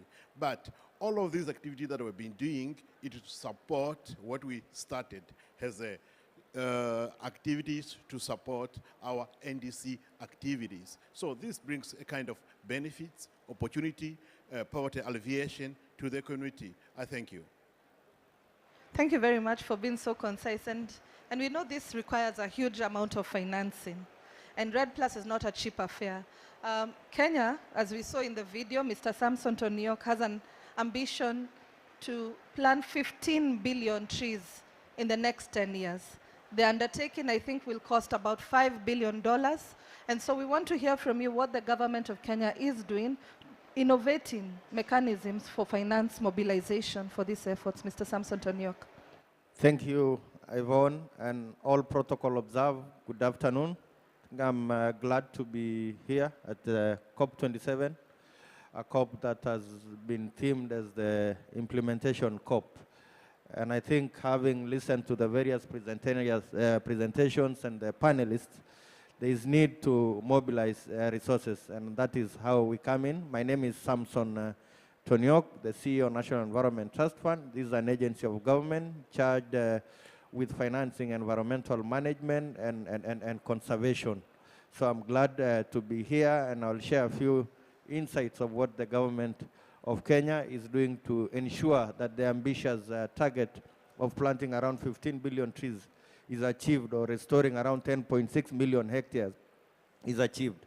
And of course, as has been said by my fellow presenters or colleagues, I think this is informed by the global commitments that we have ascribed to, or we have ratified as a country. We've heard of the NDC. We have an enhanced or an ambitious NDC that we submitted in 2020 to raise from 30 to 32%. We have FR 100, which we ascribed to do around 5.1 million hectares, but that's what we are saying now. We are doubling. So of course, to achieve this ambitious target requires a lot of funding and a lot of resources to achieve this. And we have set up, in partnership with the UN agencies, a multi-partner trust fund to be administered by the MPTF office at the UN. Of course, this is to ride on the fiduciary standards of the UN. Number two, it's also innovative in a way, and it's flexible, and it's efficient in the sense that you have various varied partners who can contribute or who can make contribution to this pool financing mechanism. So we'll be able to ride on the economies of scale, and of course in terms of sharing the support services. So we have partners with the UNDP. We have also partnered with FAO. We have partnered with UNCDF, of course, because of their strength in terms of resource mobilization. And we have also partnered with the UNEP. So having listened to the presentation, we are supposed to do around 500 billion Kenya shillings or 5 billion USD. So we will explore on a number of strategies ranging from private, public. We know we have to do a lot of work as a government in terms of putting the right frameworks and the right policies and the right strategies to ensure that we unlock the private financing. We also ride on ongoing projects and to ensure that we increase the funding from GOK. And our president has committed to do around 5% of the national budget to go towards environmental initiatives. So those are some of the ways that we are doing as a country just to make sure that we achieve this by 2032. Thank you. Thank you very much. And now that we know that there's this mobilization of finance, I want to invite Evelyn Koech from UNDP Kenya. Communities play an integral role in forest conservation and land restoration. Could you share with us your thoughts on how communities can benefit from the finance that's mobilized so that they can be enabled and empowered to participate better in land restoration efforts? Evelyn. Thank you, Yvonne. My name is Evelyn Koech from UNDP, as has been said. I think direct access of finance to communities can really be transformative for empowering these communities to, one, design programs and to implement at that local level. At UNDP, we are already looking at this and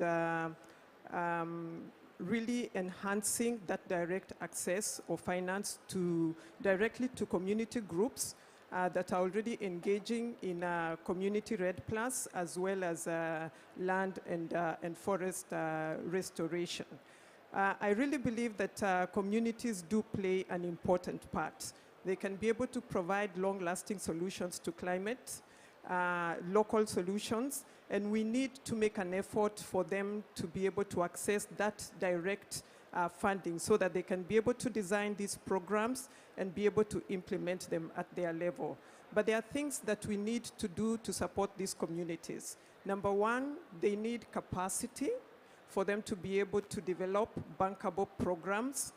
These proposals that then can be funded, these are things that we can be able to do to build their capacity, to ensure that that necessary knowledge and just putting together the programs is resident within our communities.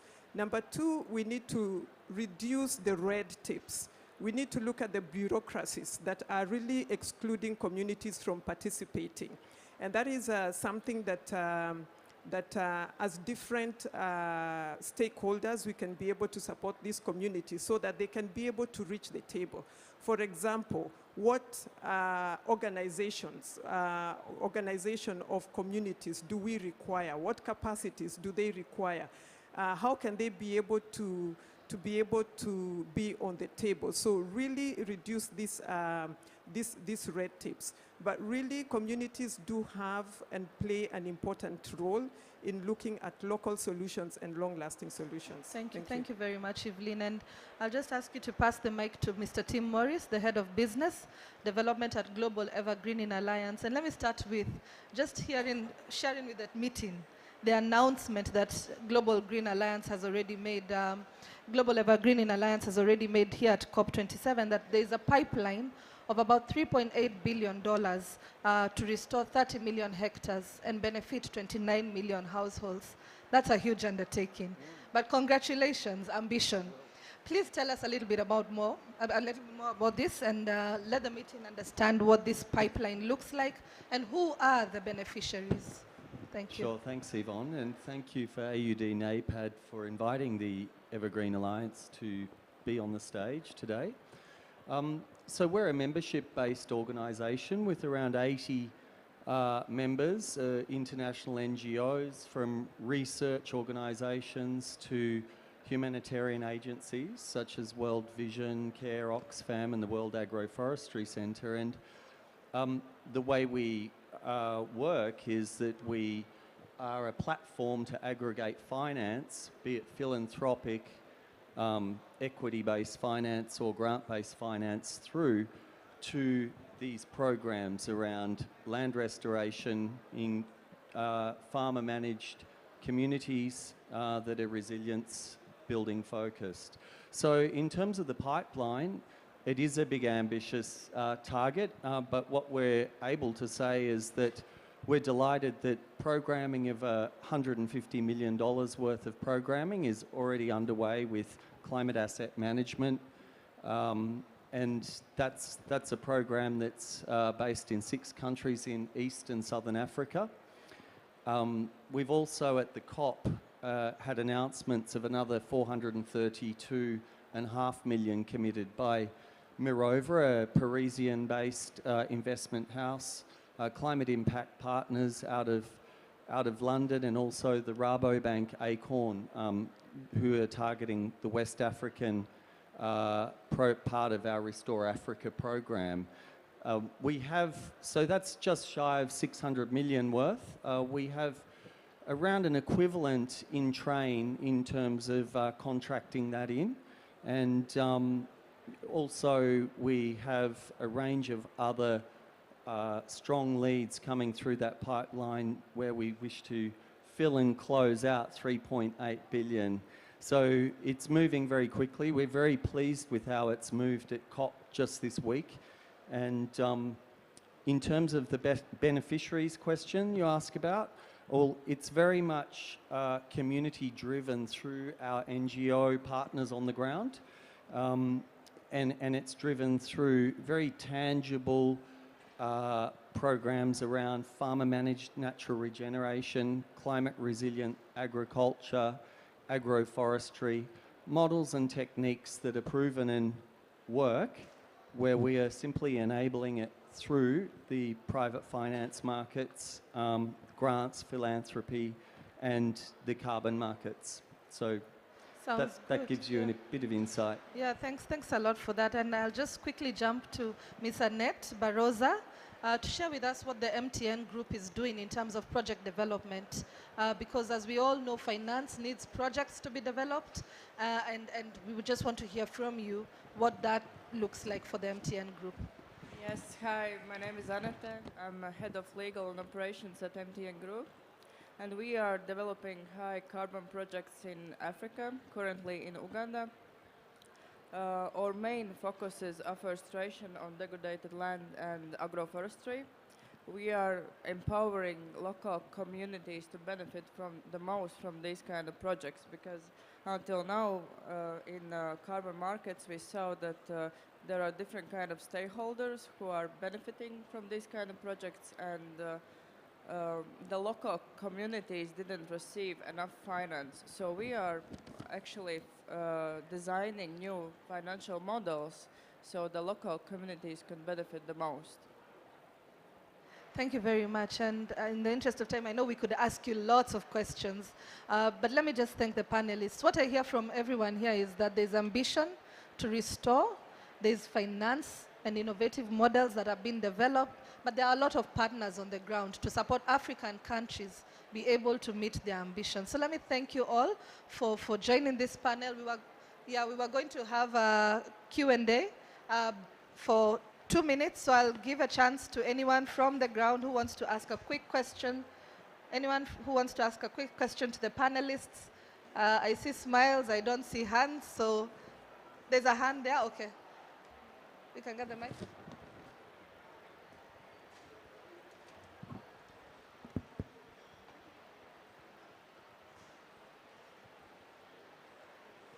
Thank you so much.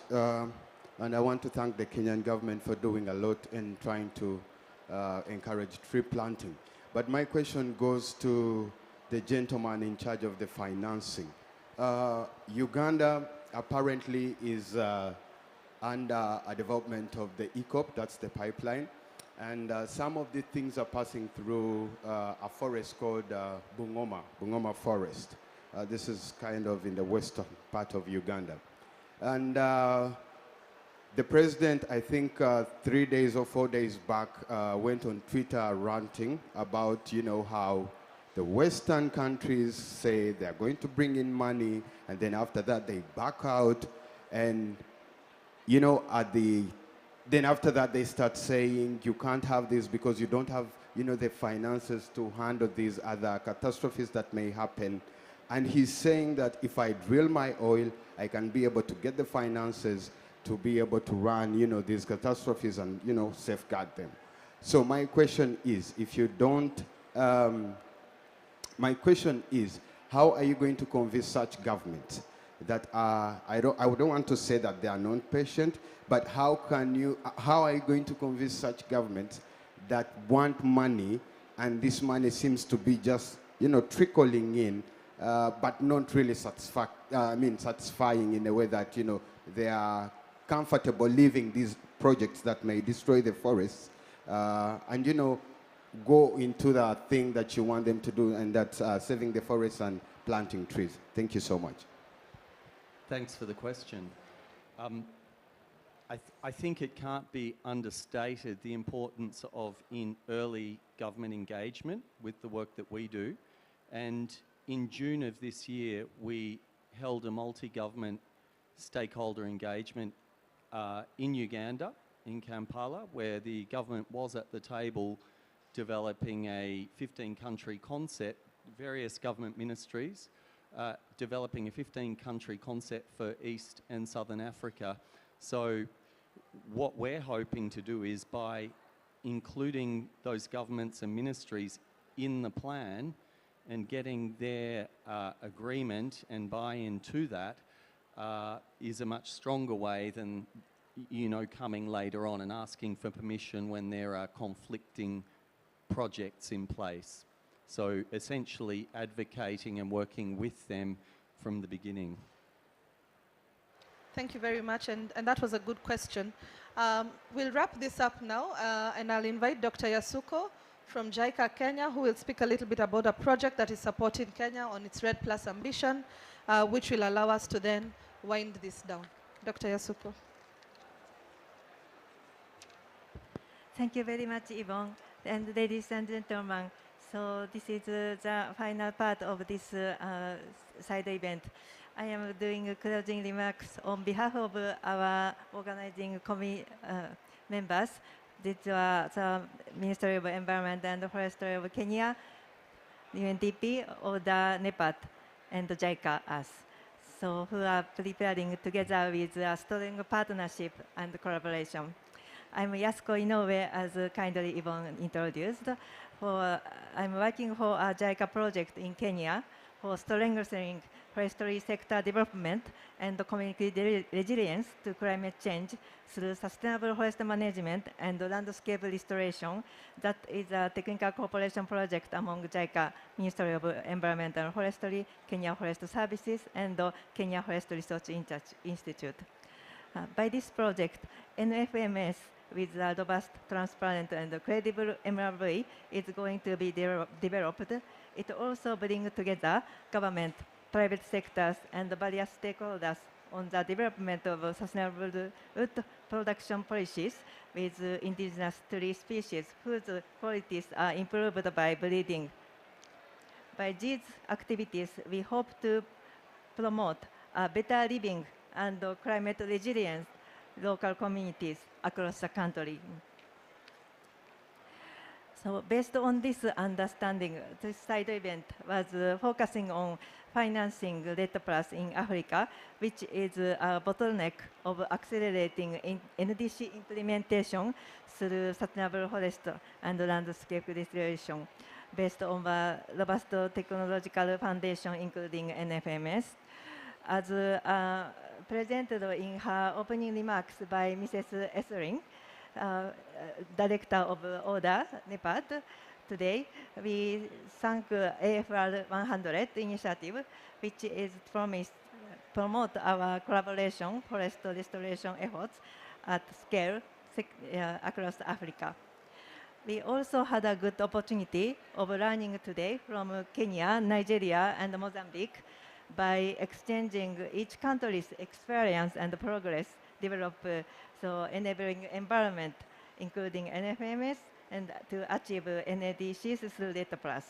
It makes us aware that the necessity of funding opportunities with the respect of national sovereignty and ownership.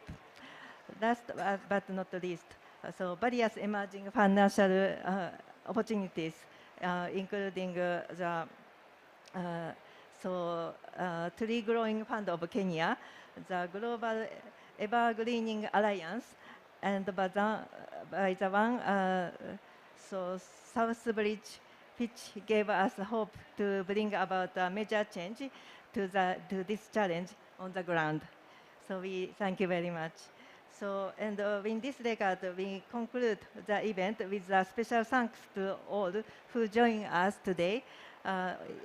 So those who are here in person, and also joining us online, and the speakers, as well as the staff, and so moderators. And also, I would like to thank to all the staff who has been working hard to enable this side event.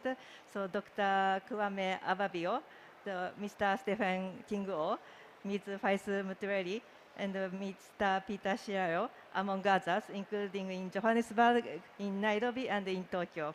We thank you very much for your kind joining, and also we hope the networking opportunities is expanding together for the future of Africa. Thank you very much.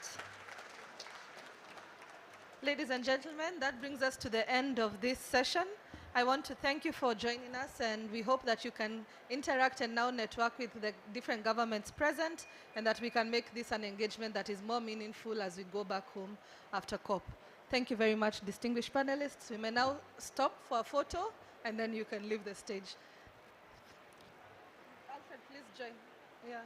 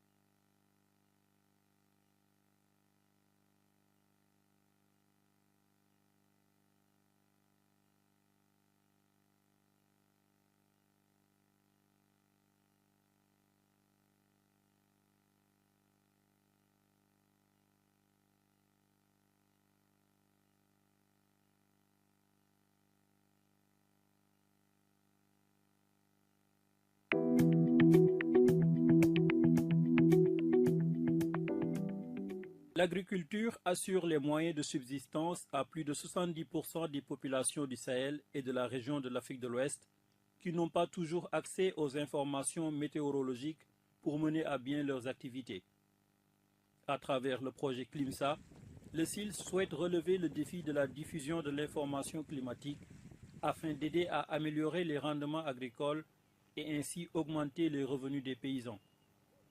Le projet CLIMSA est financé par l'Union européenne à travers la CEDEAO et mis en œuvre par le Centre régional Agrimet du CILS. Des sessions de formation et d'échange sur les résultats des prévisions climatiques saisonnières et d'identification des besoins des utilisateurs à la base ont été menées à travers les sites pilotes au Burkina Faso. Nous sommes ici dans le cadre donc, du projet CLIMSA, qui est un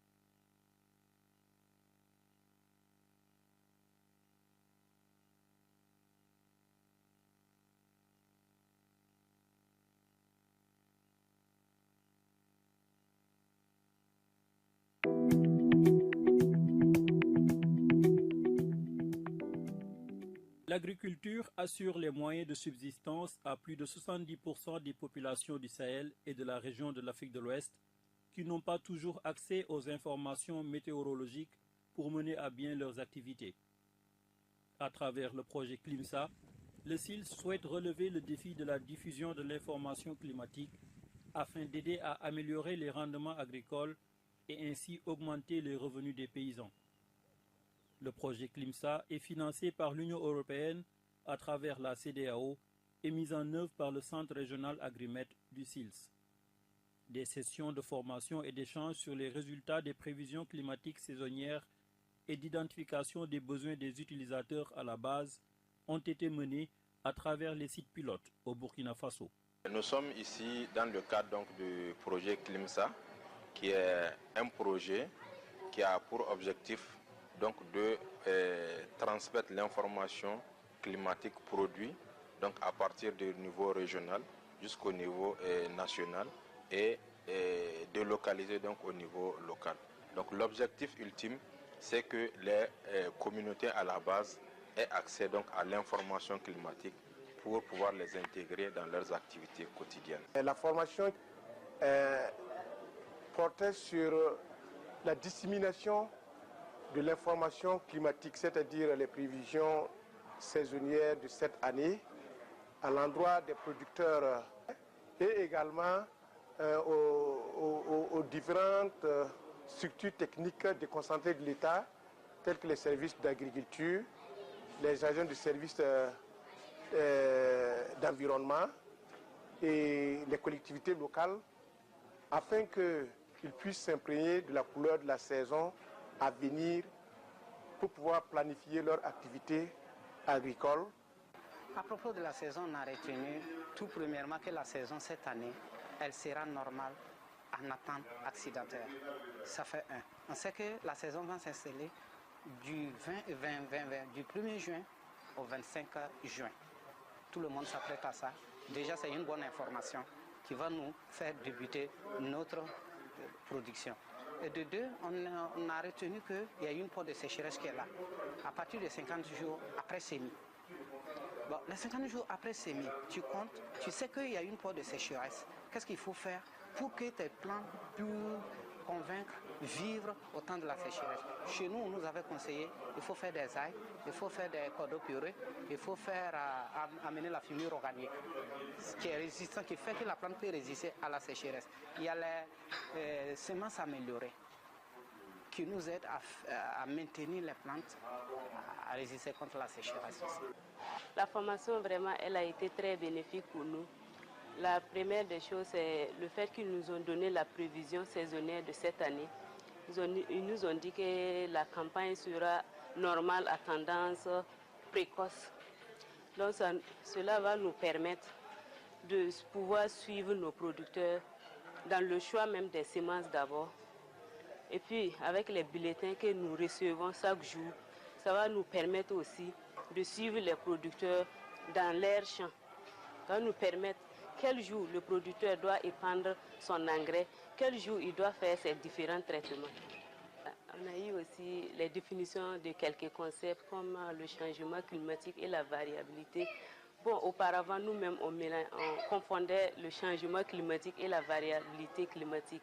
Mais aujourd'hui, à travers la formation, ça nous a permis de faire la différence entre la variabilité climatique et le changement climatique. Les informations sur la prévision météorologique sont d'une importance capitale pour les producteurs agricoles, en ce sens qu'elles leur permettent d'avoir une meilleure utilisation des intrants, d'anticiper les intempéries, de mieux gérer les ressources en eau et une optimisation des performances agricoles grâce à une bonne planification des tâches.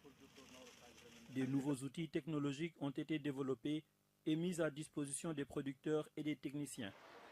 2 innovations majeures sont actuellement mises en œuvre et fonctionnelles pour le compte du projet pilote CLIMSA au Burkina Faso. Il s'agit de 2 applications. D'abord e-Agrimet qui permet de diffuser l'information climatique et ensuite Climate Ops qui est réservé aux services météorologiques. À travers cette application, on peut avoir d'une part le bulletin météorologique élaboré au service météo en temps réel sous format PDF, sous forme de cartes qu'on peut lire. Et aussi, on peut l'avoir en format vidéo dans la langue du terroir. Un exemple, si nous avons 3 sites, lorsque on choisit chaque site, l'application est capable de montrer le bulletin météo dans la langue du site qui est choisi. Donc, voilà un peu ce que l'application fait en termes d'acheminement de l'information du service météo du niveau central vers la base. L'application permet aux paysans de relever la quantité de pluie qui est tombée dans le pluviomètre installé dans son champ de façon numérique. Mieux, l'application aussi aide à une vérification. Donc, l'application lui donne la possibilité de photographier le relevé observé au niveau du pluviomètre. On continue à utiliser le système traditionnel. Envoyer les données par un porteur, envoyer les données par SMS, appeler les observateurs à ceux qui nous envoient les données, ou soit envoyer par email. Donc tout ça, imaginons un réseau comme le Niger avec plus de 600 postes d'observation. Et que chaque fin de mois, ces 600 postes d'observation doivent envoyer les données sur un bureau de concentration des données. Imaginez le boulot que ce bureau a à recevoir. Bonjour mesdames ces et données, messieurs. à les organiser, à formater. Bienvenue avant à d'être ce logés side event vers la base. sur Donc c'est pour la supprimer présentation tout des ce activités boulot du qu'on a projet pensé CLIMSA. à développer cette Il faut noter que le projet application. CLIMSA est un projet qui est financé par l'Union européenne et mis en œuvre par les centres régionaux climatiques, pour l'Afrique de l'Ouest par le centre régional Agrimet. Mais je voudrais aussi, avant qu'on ne rentre dans le vif du sujet, vous dire que la session sera principalement en français. Et donc, pour ceux qui parlent anglais, il y a des équipements que vous pouvez prendre pour pouvoir avoir l'interprétation simultanée en anglais. Donc, ceci dit, notre session de cet après-midi va comporter plusieurs segments. Le premier segment va porter sur la première intervention, c'est le mot de bienvenue de monsieur le secrétaire exécutif du CILS. Après ça, nous allons avoir des présentations. La première présentation sera faite par Dr Seydou Traoré. Ensuite viendra une deuxième présentation par Dr Seydou Tini. Et viendra la troisième et dernière présentation par Dr Joël, le directeur général de l'agence de la météo du Burkina Faso. Donc, sans plus tarder, je vais donner la parole au directeur. Pourquoi j'ai dit toujours directeur? Au secrétaire exécutif du CIRS, Dr Aboulaye Mohamedou, qui va nous donner le mot de bienvenue. Et donc, monsieur le SE, je vous laisse la parole. Il y a le micro baladeur. Oui, allez-y.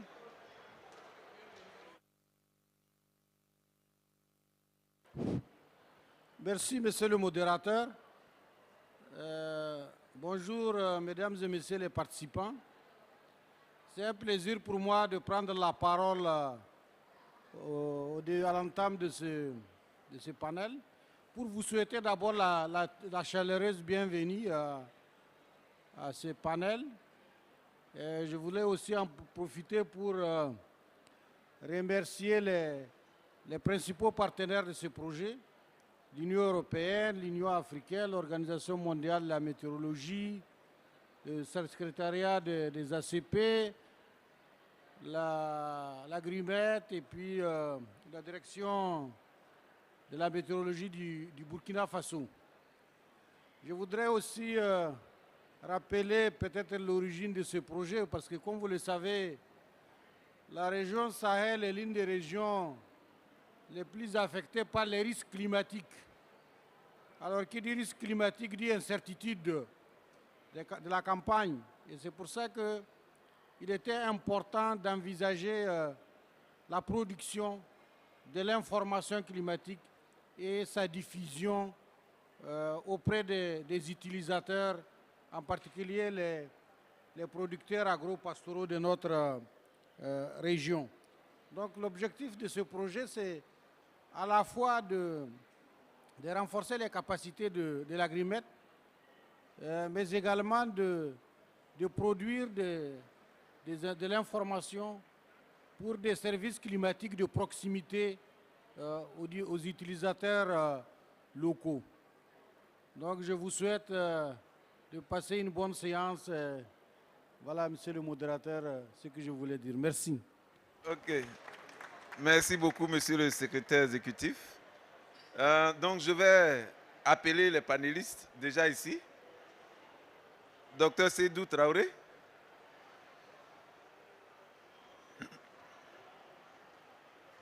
On a Docteur Seydou Tini. Monsieur le directeur général de l'Agence nationale de la météorologie du Burkina Faso. Et on vient de me dire qu'il y a un quatrième panéliste, qui est le monsieur Pascal Moudi de CAC, qui va faire la 4e présentation. Donc, comme monsieur le secrétaire exécutif l'a introduit tout à l'heure, le projet CLIMSA vise à renforcer les capacités des centres régionaux climatiques. Pour l'Afrique de l'Ouest, nous avons le centre régional climatique qui est le centre régional agrimet qui est le centre régional climatique pour l'Afrique de l'Ouest du Sahel. Et donc la mise en œuvre de ce projet-là, la COP étant une plateforme nous permet de communiquer avec les autres acteurs du monde entier. Il a été décidé de pouvoir présenter les activités de CLIMSA Afrique de l'Ouest durant cette session de la COP. Donc je vais introduire réellement le premier présentateur, panéliste, Dr Seydou Traoré, qui est agrométéorologue au Centre régional Agrimet, qui est le coordonnateur du projet CLIMSA au niveau du Centre régional Agrimet, qui va nous faire la présentation de du projet pour qu'on ait une vue globale des objectifs et des activités qui sont prévues dans le cadre de ce projet-là. Docteur, vous avez la parole.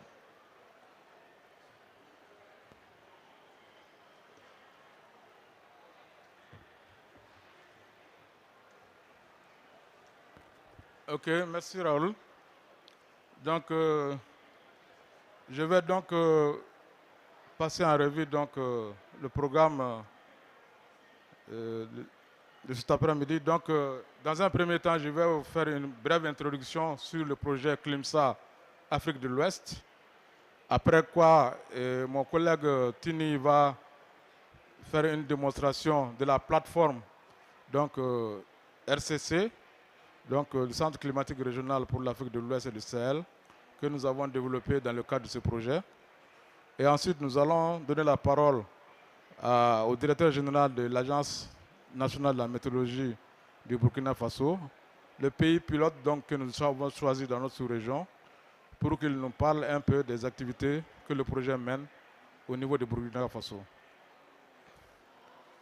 Donc, en guise d'introduction, donc, le projet CLIMSA, donc, c'est un projet donc, dans la convention donc, de financement qui a été signée avec l'Union européenne, qui s'intitule « Renforcement des capacités du Centre climatique régional pour l'Afrique de l'Ouest et le Sahel ».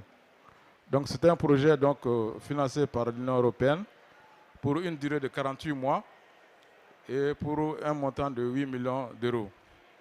Donc, la signature a eu lieu en décembre 2019. Voilà. Donc, essentiellement, il a pour objectif principal donc, d'assurer le développement durable. Ça, c'est l'objectif global commun à tous les projets CLIMSA de toutes les régions. Mais de manière spécifique, il s'agit donc de renforcer la chaîne de valeur des informations climatiques et particulièrement de renforcer les capacités du Centre régional Agrimet pour qu'il soit accrédité par l'OMM comme Centre climatique régional. Okay. Donc, le projet couvre les 17 pays membres de l'espace CEDEAO, notamment donc, avec comme projet pilote qu'on a choisi le Burkina Faso. Les objectifs, donc les principales activités donc, que le projet se propose de mener. Donc, dans un premier temps, il s'agit donc d'établir donc, des interactions entre les producteurs de l'information et les principaux usagers donc, de l'information climatique. Ensuite, il s'agit aussi de renforcer les capacités aussi bien du Centre régional Agrimet que des services météorologiques et hydrologiques nationaux, y compris aussi les services donc, qui sont en charge de la sécurité alimentaire et de la gestion des catastrophes au niveau des pays. Donc, en leur donnant donc des informations climatiques. Et il y a également aussi les intermédiaires, donc les médias et les radios communautaires, renforcer leurs capacités donc, dans l'interprétation et la communication de ces informations climatiques. Et en fin de compte, il s'agit aussi de renforcer les capacités des décideurs politiques, donc dans l'importance donc de l'appui aux services météorologiques et hydrologiques pour l'élaboration et la diffusion des informations climatiques. Ok. Donc le projet en fait a mené plusieurs activités au cours donc depuis son démarrage. Et actuellement donc nous avons par exemple dans le cadre du renforcement des capacités, nous avons recruté 2 promotions donc, de formation diplômante, des ingénieurs en agrométéo et des techniciens supérieurs en maintenance des équipements. Donc pour l'ensemble des 17 pays bénéficiaires, donc des étudiants sont actuellement en formation au niveau du centre régional d'agrimet. Okay. Donc il y a aussi, mais aujourd'hui nous allons plutôt mettre l'accent sur la plateforme donc d'information climatique que nous avons développée au niveau du centre régional pour être donc la plateforme donc, de démonstration dans la phase de démonstration pour être accrédité par l'OMM comme centre climatique régional. Voilà, cette plateforme est censée donc être visitée par les services météorologiques nationaux et également par les différents usagers au niveau régional pour justement épuiser donc, les informations dont ils ont besoin pour prendre les décisions qu'il faut. Voilà, sur ce, donc, je vais laisser la parole à mon collègue Serutini pour qu'il passe donc, à la démonstration donc, de cette plateforme que nous avons développée dans le cadre de ce projet-là. Je vous remercie.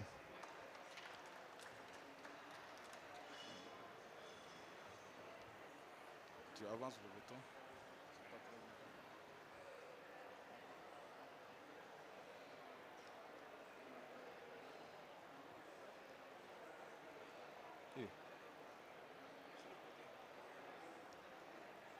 Ok. Donc bonjour à tout le monde.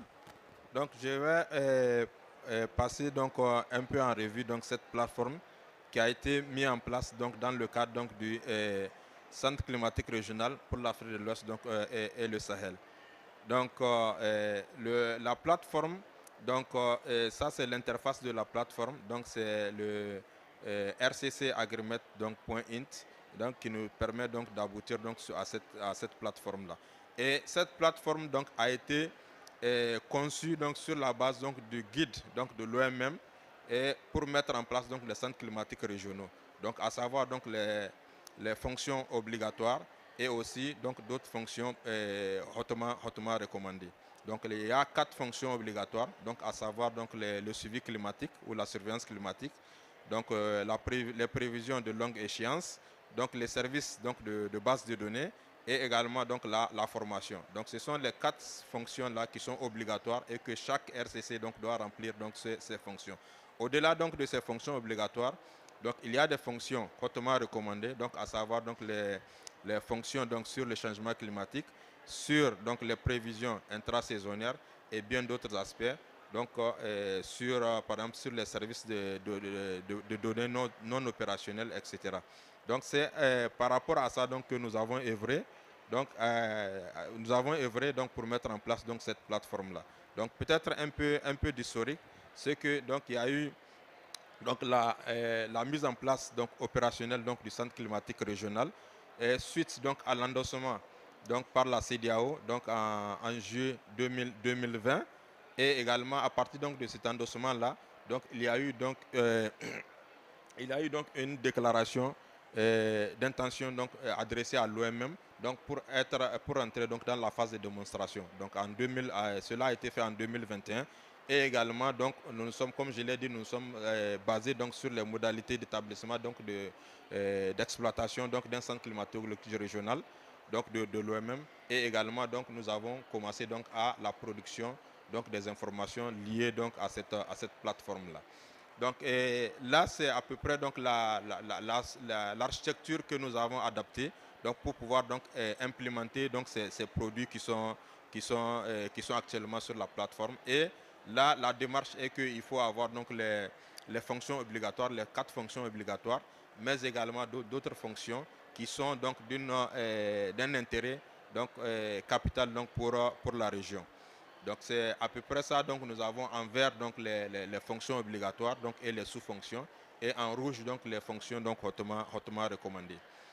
Et pour un peu rentrer donc dans la plateforme donc à travers donc ce lien donc ccragreement.sils.int, donc on accède donc à la plateforme et on a donc l'interface avec donc les différentes fonctions qui sont là.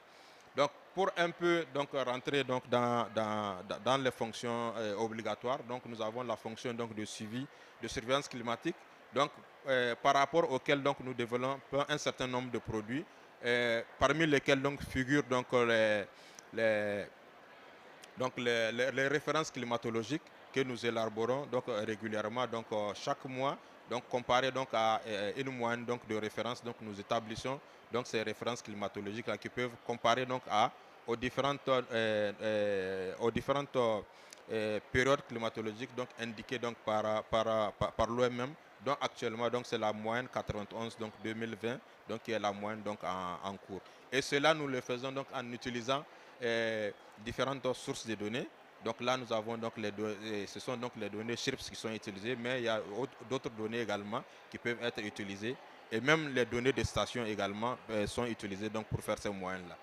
Donc après donc ces références, donc nous avons également donc le suivi climatique mensuel que nous faisons, donc à travers donc un certain nombre donc d'éléments, donc que ce soit donc les températures, les précipitations, donc et également d'autres éléments météorologiques que nous suivons pour donc essayer donc de donner donc les tendances donc en ce qui concerne donc l'état du climat donc mensuel, mais également au-delà de ça, donc bien que nous n'avons pas ces informations sur la plateforme, donc chaque 10 jours, donc au niveau du centre régional Agrimet, donc les experts se réunissent pour également essayer donc de voir la situation climatique qui prévaut donc sur les 10 jours.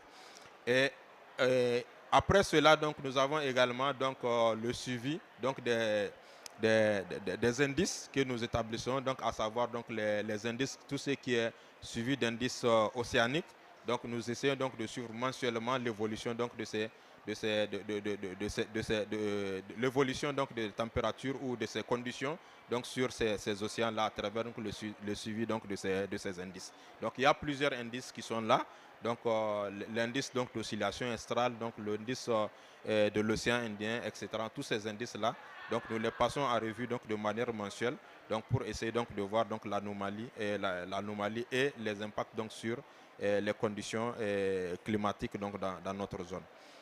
Donc à part donc le volet surveillance climatique, donc il y a également donc le volet donc de prévision donc de longue échéance, donc qui sont essentiellement donc les prévisions saisonnières, et cela se fait donc à travers donc de produits que nous élaborons mensuellement, et à travers donc l'outil donc qui était donc le CPT que nous générons directement donc ces informations, mais également donc il y a quelques mois de cela donc nous avons commencé également à générer donc ces informations donc avec l'outil PyCPT, donc dans le cadre donc de les prévisions saisonnières objectives, et nous utilisons donc le PyCPT donc pour générer donc ces informations. Donc il y a au-delà de ça, donc nous avons également donc les prévisions consensuelles que nous faisons donc en début donc de chaque année, mais également donc même pendant la saison. Donc nous faisons également donc ces revues de mise à jour donc de ces prévisions consensuelles là, que ce soit donc le début de la saison, la fin de la saison, donc les séquences sèches, les cumuls pluviométriques donc qu'on peut enregistrer donc pendant la saison, et également donc à la suite de l'élaboration donc des produits, donc il y a des avis et conseils qui sont élaborés, et également donc des conseils donc qui sont élaborés de manière sectorielle, que ce soit sur la santé, sur l'agriculture, la gestion donc des réductions des catastrophes, etc., qui rentrent également donc dans ces aspects-là. Donc à ce niveau, donc il y a par exemple donc l'évaluation donc de ces prévisions-là, donc au niveau des usagers qui restent à faire. Donc nous avons commencé donc à faire donc ces évaluations donc, pour certains projets, mais ce n'est pas donc une évaluation systématique donc pendant chaque année que nous faisons. Donc c'est en fonction donc des projets qui sont disponibles que nous arrivons donc à faire donc ces évaluations-là sur donc des sites pilotes. Donc il faut le dire. Mais en début donc de chaque prévision saisonnière, donc nous essayons donc de voir au niveau régional, même au niveau national, quelle est donc l'évaluation, quel est le taux de réussite donc de ces prévisions-là. Donc c'est à peu près donc ce que nous avons pour donc les prévisions. Mais au-delà donc des prévisions, donc il y a également les aspects donc de base de données. Qu'est-ce que donc le centre régional Agrimet donc fait en matière donc de base de données pour les pays, et également donc nous avons sur ces bases de données là donc ce que nous appelons le système de gestion de bases de données régionales CLIDATA pour les climatologues, et aussi hydromètre donc pour les hydrologues. Donc en plus de cela, donc nous avons initié également donc la formation ou les bases de données, la collecte de données donc avec Climsoft, donc qui est également donc un outil qui vient donc en appui donc à ces deux outils complémentaires sur lesquels nous formons les pays, et également donc nous assistons donc ces pays donc à la gestion de ces données là donc sur ces différentes plateformes là. Et enfin donc il y a le volet formation qui rentre également dans le renforcement donc de ces capacités donc à la production donc de ces informations liées donc au service donc du CCR, que ce soit donc les prévisions saisonnières, que ce soit donc également donc le suivi climatique. Donc il y a le renforcement des capacités qui sont liées à ça, mais également donc il y a les formations diplômantes également que l'Agrimet offre donc à travers donc ce canal-là. Donc comparé à ça également, donc il y a les aspects, donc comme je l'ai dit, le volet donc sur les fonctions donc hautement recommandées, où nous avons donc un certain nombre donc de produits, que ce soit donc des produits sur les inondations. Nous avons donc un outil fanfare qui fait donc également des prévisions donc en termes d'inondation donc sur les bassins, mais également donc nous faisons également donc des prévisions intrasaisonnières, donc où on utilise donc un multimodèle ensemble donc pour faire de ces prévisions intrasaisonnières là sur les différentes semaines à venir au cours donc d'un mois. Donc c'est en ce sens donc ça a été fait donc grâce donc à la collaboration donc avec l'université de Santa Barbara, où nous élaborons régulièrement donc des prévisions donc pour la semaine 1, la semaine 2, la semaine 3, la semaine 4.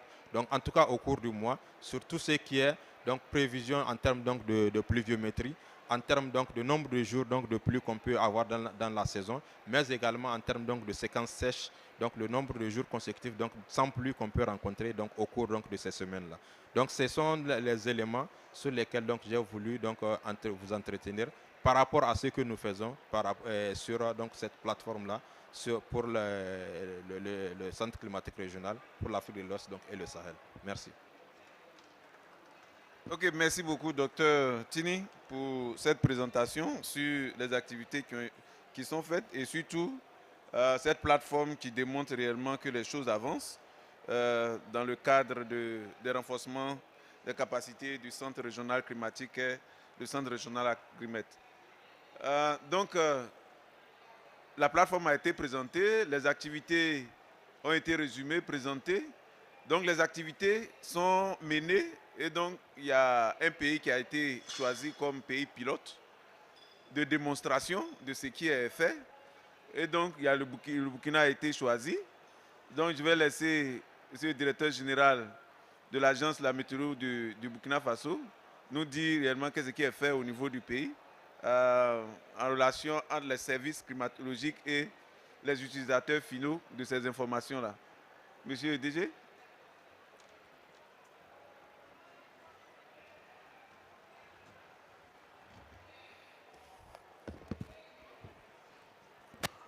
Il y a des trucs à faire défiler? Non, il n'y en a pas, non. Bonsoir. Je suis Joël Zungrana, le directeur général de l'Agence nationale de la météorologie du Burkina.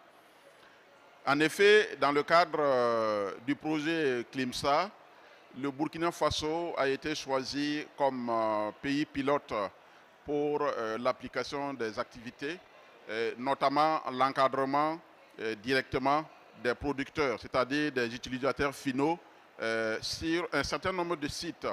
Et nous donnons ainsi, en tout cas, une très bonne initiative de collaboration entre un centre régional et un service météorologique national. Il faut dire qu'au niveau du Burkina Faso, le choix des 3 sites s'est fait pour capitaliser ce qui avait été déjà réalisé dans le cadre du projet Cruise. Donc 3 sites qui sont les sites de Namisigma dans la province d'Iatenga, c'est la région du Nord et ça correspond à la zone agro-climatique sahélienne. Ce site a été choisi. Ensuite, vous avez le site de Tenado dans la province d'Issanguié au niveau de la région du centre-ouest. Et ça correspond à la zone soudano-sahélienne. Et enfin, le site de Niangoloko, dans les cascades, qui se trouve dans la zone agroclimatique soudanienne. Donc, au niveau de ces 3 sites, un certain nombre d'activités sont menées dans le cadre de l'encadrement des utilisateurs finaux, c'est-à-dire des agriculteurs et des éleveurs, à l'utilisation de l'information climatique. Ce qui a été réalisé depuis le début du projet, il y a eu des sorties pour bien cerner les besoins spécifiques des producteurs afin que nous puissions calibrer l'information agroclimatique qui les convient. À l'issue de ces sorties, il y a eu également des sorties de formation, des séminaires de formation qui ont été réalisés sur les 3 sites à l'intention de ces utilisateurs finaux pour qu'ils puissent bien comprendre l'information et pouvoir l'appliquer dans leur activité de production. Il y a eu également des séminaires de formation pour les techniciens des ministères de l'Agriculture, de l'Environnement, et également des formations pour les techniciens des radios communautaires chargés, en tout cas, de traduire l'information agroclimatique dans les langues nationales, de telle sorte que les utilisateurs puissent les utiliser de manière convenable.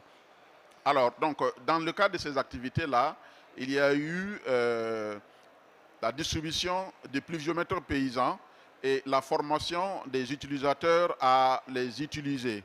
Il y a également des smartphones, des téléphones qui ont été remis à un certain nombre de paysans observateurs, ce qui permet également de répercuter l'information à travers des SMS aux producteurs. Je dois dire que cette activité s'est menée tout au long de la campagne, la saison agricole, et les feedbacks qui nous parviennent, c'est que les agriculteurs sont entièrement satisfaits.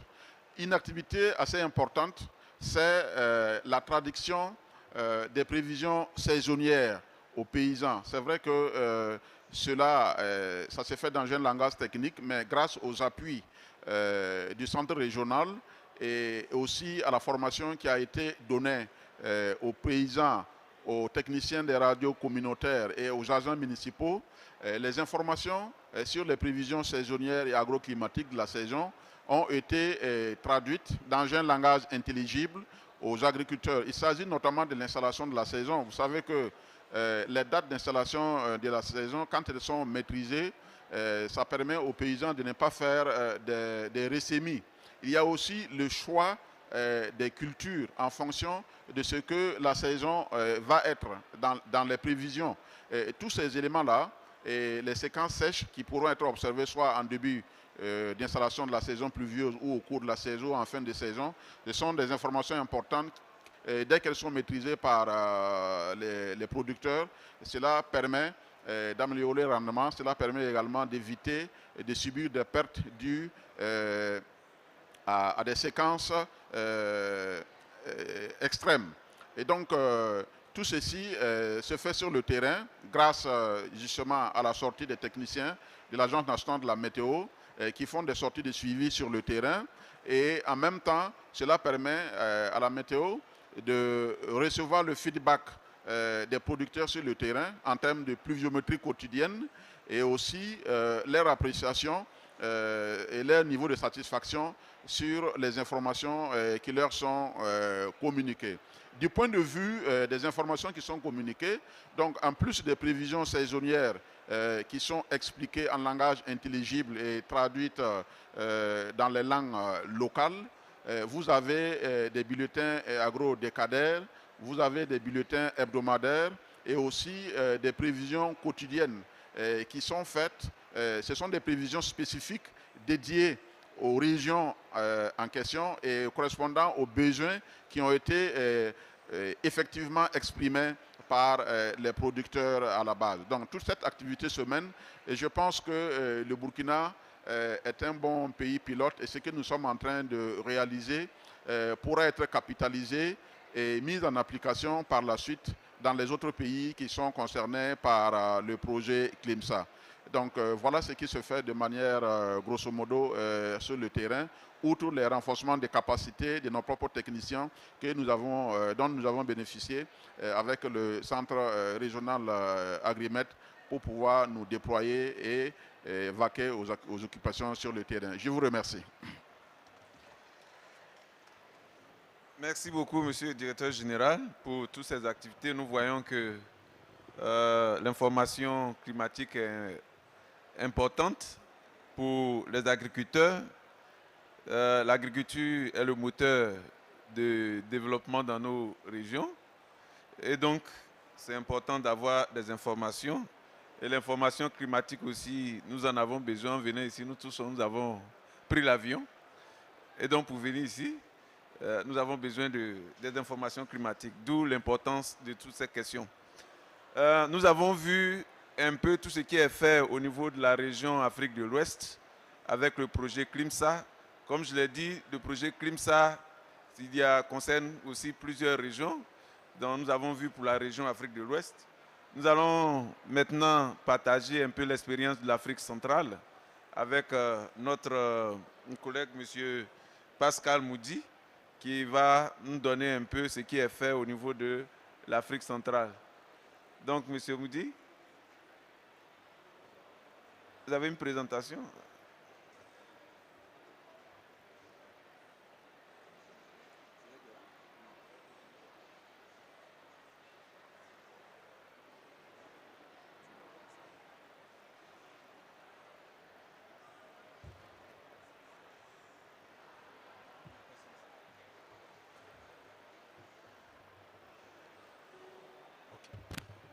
Bonsoir à tous. Je suis Dr Moudi Pascal du Centre d'application et de prévision climatologique de l'Afrique centrale. Je vais, comme les collègues l'ont dit, essayer de présenter brièvement ce qui est fait au niveau de l'Afrique centrale en termes, n'est-ce pas, de l'intégration des données météorologiques dans la prise de décision. Je ne reviendrai pas certainement sur tout ce qui a été déjà dit comme développement, mais juste pour rappeler que l'Afrique centrale est l'une des régions, n'est-ce pas, de l'Afrique qui présente le climat le plus complexe possible, disposant, n'est-ce pas, à son sein de presque tous les différents types de climat en Afrique. Donc, ce qui fait que l'Afrique centrale, de par sa position géographique, doit être prise de façon spécifique, n'est-ce pas, pour adresser les questions climatiques. Et en termes, comme vous le voyez, de variations climatiques, la zone Afrique centrale présente une phase très inhomogène, avec, n'est-ce pas, des tendances très éparses dans les régions du pays, ce qui fait donc qu'en réalité, il faudrait mettre en place des structures d'adaptation plus spécifiques à cette région-là.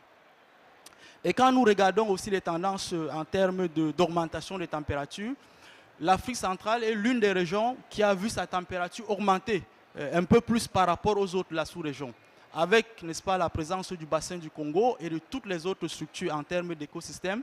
L'Afrique centrale se trouvait donc au centre d'une situation bien spécifique.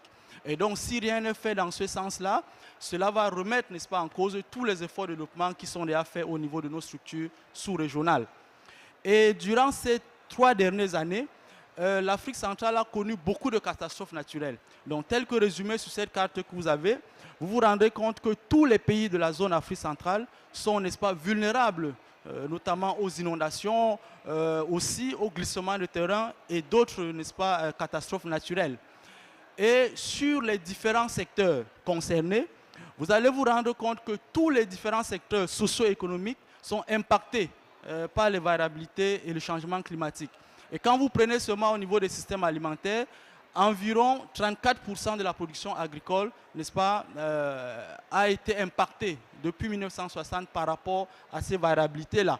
Et le PIB par habitant des pays de la sous-région a véritablement, n'est-ce pas, décru, ce qui fait qu'en réalité, aujourd'hui, nous adapter aux effets des changements climatiques reste une priorité majeure pour la sous-région Afrique centrale. Et de façon donc nette, en termes d'observation aujourd'hui, on se rend compte que le changement climatique affecte déjà tous les pays, toutes les couches de l'Afrique centrale, et aussi les impacts devraient s'aggraver, menaçant davantage la vie des communautés dans la sous-région. Et pour cela, il est donc important de mettre en place un certain nombre de mesures. Et sur le plan politique et institutionnel dans la zone Afrique centrale, nous avons donc mis en place le centre d'application et de prévision climatologique et aussi le groupe d'experts, n'est-ce pas, sur l'évolution du climat pour permettre d'apporter une réponse plus ou moins succincte à ce problème de variabilité de changement climatique dans le cadre bien évidemment du projet CLIMSA qui est en cours. Et donc, le centre d'application de prévision climatologique, je vais quand même en parler un peu parce que c'est un centre nouveau qui vient d'être créé. Il est basé à Douala au Cameroun et a vu le jour seulement en 2015. Et le mandat de ce centre-là aujourd'hui, c'est d'accompagner, n'est-ce pas, le processus de mise en œuvre, n'est-ce pas, de politiques et stratégies sectorielles communautaires pour l'intégration et le développement en Afrique centrale. Et la vision du CAPC est donc de devenir un centre climatique régional de l'OMM en vue, n'est-ce pas, de satisfaire aux fonctions obligatoires et recommandées, telles que les collègues Tini l'a présenté tout à l'heure. Alors, en gros, l'objectif final, c'est de contribuer à mettre en place, n'est-ce pas, un système d'alerte précoce axé sur les populations au niveau de la sous-région, n'est-ce pas, en suivant les différentes étapes telles que mentionnées sur ce graphique. Alors, notre objectif, c'est de contribuer à amener les gouvernements à faire des prises de décision axées sur les prévisions. Et ces prises de décision axées sur les prévisions devraient, n'est-ce pas, tenir compte plus ou moins de l'aspect probabiliste et déterministe des prévisions qui sont établies. Donc nous, au niveau de la sous-région, on assiste, n'est-ce pas, les gouvernements à mettre en place les processus d'adaptation en fonction des événements extrêmes météorologiques qui sont prévus, en fonction des coûts et des dommages qui vont être, n'est-ce pas, encrus par la suite, et aussi en tenant compte, n'est-ce pas, des pertes et les mesures à mettre en place pour faire face, n'est-ce pas, à ces problèmes-là. Donc aujourd'hui, en se basant tout simplement sur les prévisions déterministes, nous nous rendons compte que la limite, on a une limite, n'est-ce pas, très grande, parce qu'aujourd'hui, la sous-région n'a pas encore les capacités de faire tourner les prévisions météorologiques très haute résolution. C'est pour ça que nous utilisons, n'est-ce pas, les systèmes d'ensemble basés sur la probabilité d'occurrence, sur les moyens à mettre en place, et, n'est-ce pas, et sur les mesures qui devraient suivre par la suite. Et au niveau du CAPC, notre vision effectivement opérationnelle, c'est de mettre en place la prévision par couture dont l'OACP a parlé ce matin, le Seamless Prediction, qui va partir des prévisions saisonnières vers les prévisions intrasaisonnières et ensuite faire des prévisions synoptiques à l'échelle de 15 jours et ensuite découler, n'est-ce pas, des prévisions très courte échéance à l'endroit des pays pour certaines, n'est-ce pas, échéances. Donc cet objectif-là s'inscrit aussi dans la phase telles que prévues par les humanitaires qui permettent de mettre en place l'approche set ready go. En fonction de l'échéance de la prévision, nous pouvons donc prendre une décision en fonction de ce qui est prévu comme situation. Donc ici, nous présentons un cas, n'est-ce pas, qui a été observé, notamment en 2020, où un peu plus à gauche, vous avez les images, n'est-ce pas, des inondations qui ont eu lieu. Et en bas, vous avez la prévision qui a été faite au niveau du centre 14 jours avant, n'est-ce pas, l'avènement de cette situation-là, où nous avions prévu des cumuls très excédentaires dans la zone avec des nombres de jours de pluie consécutifs très importants. Et quelques jours avant, n'est-ce pas, l'avènement même de la situation, donc 2 jours avant, nous avions mis la zone en vigilance orange, notamment la zone de Burundi, qui devrait, n'est-ce pas, permettre à l'autorité compétente de prendre les décisions nécessaires pour pouvoir éviter et anticiper afin de réduire les impacts de cette situation-là. Donc c'est pour montrer plus ou moins comment est-ce que les prévisions qui sont élaborées au niveau du centre permettent d'avertir au moins un mois avant, n'est-ce pas, les autorités sur l'occurrence de ce phénomène extrême afin de prendre toutes les décisions stratégiques qui s'imposent. Et là aussi, nous avons ce produit qui est en lien avec le démarrage du début de saison et la fin de saison, qui est exprimé en fonction des dates effectives de démarrage. C'est-à-dire que dans ce produit, nous donnons la décade pendant laquelle la saison des pluies est censée commencer, afin, n'est-ce pas, de permettre aux producteurs de prendre toutes les initiatives et de profiter de cette prévision-là. En plus, n'est-ce pas, de ces prévisions, nous faisons aussi la veille. La veille permet de refaire une étude rétrospective sur ce qui a été observé, n'est-ce pas, afin de prendre des décisions pour corriger ce qui pourrait venir par la suite. Alors, l'intégration des services climatiques pose réellement quand même certaines conditions qui devraient être, dans un premier temps, orientées vers les besoins des utilisateurs, dimensionnées à l'échelle de l'utilisateur, précises, accessibles, représentatives, rentables et adaptées aux besoins de ces utilisateurs-là. Et c'est dans ce sens que, pour nous, les défis que nous rencontrons dans la sous-région sont énormes, notamment dans un premier temps, il y a un manque d'infrastructures sur le climat. L'Afrique centrale est l'une des régions qui manque de stations météorologiques et du coup, les observations sur le terrain sont difficiles à être réalisées. Dans un deuxième temps, nous avons un manque de capacité technique limitée pour gérer les systèmes d'information météorologique. Il y a un manque de capacité à diffuser ces informations-là et enfin, une absence de politique réelle sur le terrain pour, n'est-ce pas, rendre le système météorologique efficace. Et pour cela, donc, il faut mettre en place, n'est-ce pas, une plateforme d'utilisateurs afin de rentrer dans le processus de coproduction, faire une évaluation des produits sous forme de feedback dans le but d'améliorer, n'est-ce pas, les prévisions qui sont produites.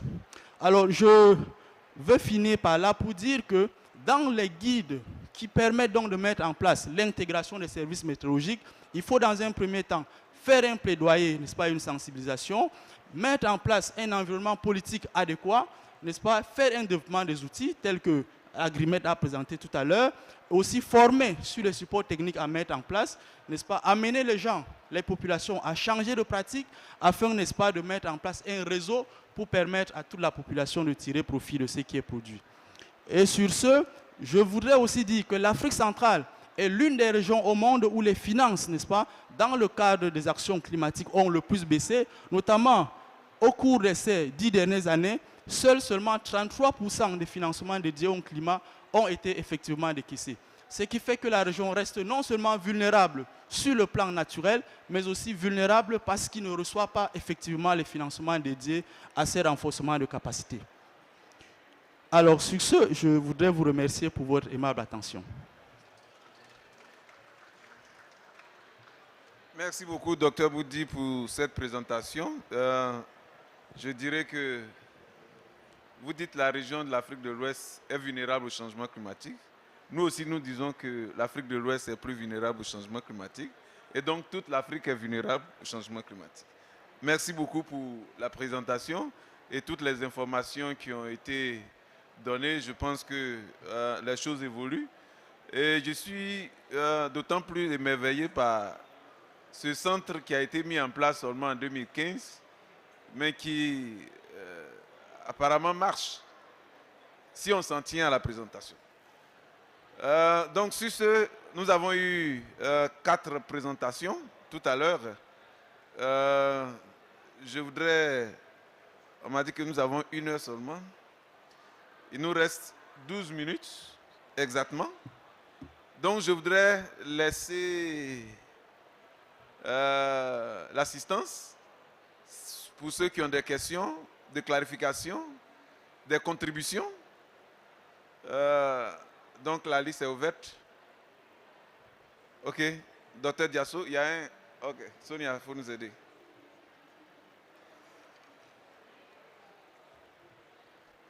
Soyez précis, concis et direct. Et dites-nous à qui vous adressez votre question. Si c'est à tout le monde, vous dites c'est à tout le monde. Si c'est une personne spécifique, vous dites telle personne pour qu'on puisse avoir des réponses parce qu'il nous reste 12 minutes, comme je l'ai déjà dit. Il faut ouvrir le micro. Merci. Ma question, mon nom est Diasso Ilorich. Je suis le point focal de CLIMSA pour le Burkina. Ma question s'adresse à Dr Pascal. C'est vrai qu'on a présenté des outils de l'Afrique centrale et tout. J'aimerais que vous reveniez davantage sur la mise en œuvre de CLIMSA au niveau de l'Afrique centrale, notamment en nous parlant d'abord, est-ce que vous avez déjà désigné des pays pilotes ou où en êtes-vous avec la phase de mise en œuvre concrètement? Merci. Ok, merci. Une autre question? Clarification? Contribution? Je pense que les présentations étaient claires. Donc, nous allons laisser... Il y a une seule question. Donc, pour nous, Afrique de l'Ouest, tout est clair. On a tout compris. Ou alors, tous ceux qui assistent à la, à la conférence, à ce side event, viennent de l'Afrique de l'Ouest, donc ils sont déjà plus ou moins informés. Sinon, normalement, on devait poser des questions pour comprendre ce qui se passe en Afrique de l'Ouest, au-delà des présentations. Bon. Ok, je vois une autre main. Attends, on prend toutes les questions. Et puis... Ah, l'appétit vient en mangeant. Merci, modérateur. Je voulais juste savoir en termes de défis, les difficultés que vous avez ou que vous rencontrez depuis que vous avez commencé la mise en œuvre, tant au niveau régional qu'au niveau national, surtout dans l'interface ou le contact avec les communautés locales ou les communautés réellement qui utilisent les données. Ça nous aiderait aussi de voir un peu au niveau de la coordination globale qu'est-ce qu'il faut faire. Merci. Ok, merci beaucoup. Il y a une troisième main. Ok, merci beaucoup. C'est Mansour Mahama. Moi, c'est des recommandations que je vais donner. Les recommandations parce que l'Afrique centrale et l'Afrique de l'Ouest, ils ont des réalités. Donc, pour recommandations, il faut que les deux institutions créent plus de synergie pour échanger les expériences, les méthodes. Ça va aider l'Afrique. Merci beaucoup. Ok, merci beaucoup. Je pense que c'est une très très bonne recommandation. Et normalement, les centres ne devraient pas travailler en silo. Ils doivent travailler et surtout apprendre des autres. Nous savons que le centre pour l'Afrique de l'Ouest vient d'être créé. Le centre régional Agrimet est créé depuis 1974-73. 75. Donc 75 pour un autre, après combien d'années? 30 ans. 30 ans après. Donc normalement, ils ont de l'expérience à revendre, à partager. Donc normalement, on devrait pouvoir partager cette expérience et aller plus vite. Je voudrais, avant que vous ne répondiez, ça c'est pour tout le monde, et surtout peut-être le DG du centre de l'agence du Burkina. La plupart du temps, j'ai vu qu'au niveau du Burkina, les centres, les régions ou villes qui ont été choisies, vous partagez les informations en français et en mouré, lélé, dans les langues locales. Je voudrais savoir, c'est seulement ces 3 régions, ou bien ces 3 villes, ou alors l'expérience est en vue d'être portée ailleurs. Parce que la plupart du temps, une chose est de pouvoir produire l'information, une autre chose est de pouvoir utiliser l'information. Et l'autre question que je voulais poser à l'Afrique centrale, ils ont dit qu'ils ont fait une prévision pour l'inondation qui est intervenue. Peut-être ils ont fait même 2 jours rappelés. Mais est-ce que l'autorité politique a pris au sérieux l'information qui a été donnée et quelles sont les dispositions qui ont été prises? Est-ce que les populations ont été affectées? Est-ce que des décisions ou alors des actions ont été entreprises pour évacuer, par exemple? On voit par exemple en Europe, lorsqu'on dit par exemple il y a une tempête qui arrive, les gens évacuent même avant que la situation n'arrive. Est-ce que des actions ont été prises? Est-ce qu'ils ont cru réellement aux informations que vous avez données? Juste, ce sont les 2 questions que je voulais poser. Oui, donc allez-y. Merci, monsieur le modérateur. Merci, docteur Ulrich, pour cette question sur CLIMSA Afrique centrale. Permettez-moi de dire d'abord tout simplement qu'actuellement, de façon opérationnelle, CLIMSA Afrique centrale n'a pas encore démarré au centre d'application à Douala. Donc, les activités qui sont en train d'être menées actuellement sont des activités de coordination au niveau régional, notamment par la Commission de l'Union africaine. Donc il y a deux problèmes qui se posent. Actuellement, dans la sous-région, la CEAC, qui est le bénéficiaire, n'est-ce pas, de ce projet-là, et la Commission de l'Union africaine, qui en réalité a signé le don au nom de la CEAC, ne s'entendent pas sur le mode de recrutement des experts dans le projet. Donc, à l'heure où nous sommes, les experts, autrement dit, l'équipe de mise en œuvre du projet n'est pas encore mise en place. Donc, toutes les activités qui sont menées sont des activités de coordination au niveau continental. Donc, encore moins le pays pilote. Parce que là, étant donné que l'équipe de mise en œuvre du projet n'est pas encore là, effectivement, le pays pilote n'a pas encore été désigné. Donc, pour nous, nous essayons de pousser le projet, mais en réalité, il y a encore des problèmes institutionnels qui se posent pour sa mise en œuvre. Voilà. Mais maintenant, pour la prévision qui a été faite au Burundi notamment, effectivement, quand nous envoyons les prévisions, on les envoie suffisamment tôt pour effectivement que des mesures soient prises. Mais l'action que les gouvernements et les pays prennent ne dépend plus, n'est-ce pas, du producteur de l'information.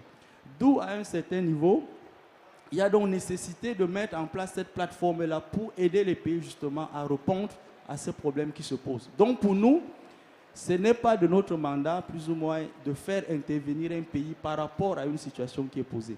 Mais le plus souvent, les pays sont surpris, même quand les prévisions sont envoyées à temps. Ok, merci beaucoup. Donc, je me demande bien si on donne l'information qu'on ne l'utilise pas. Oh. À quoi sert-elle?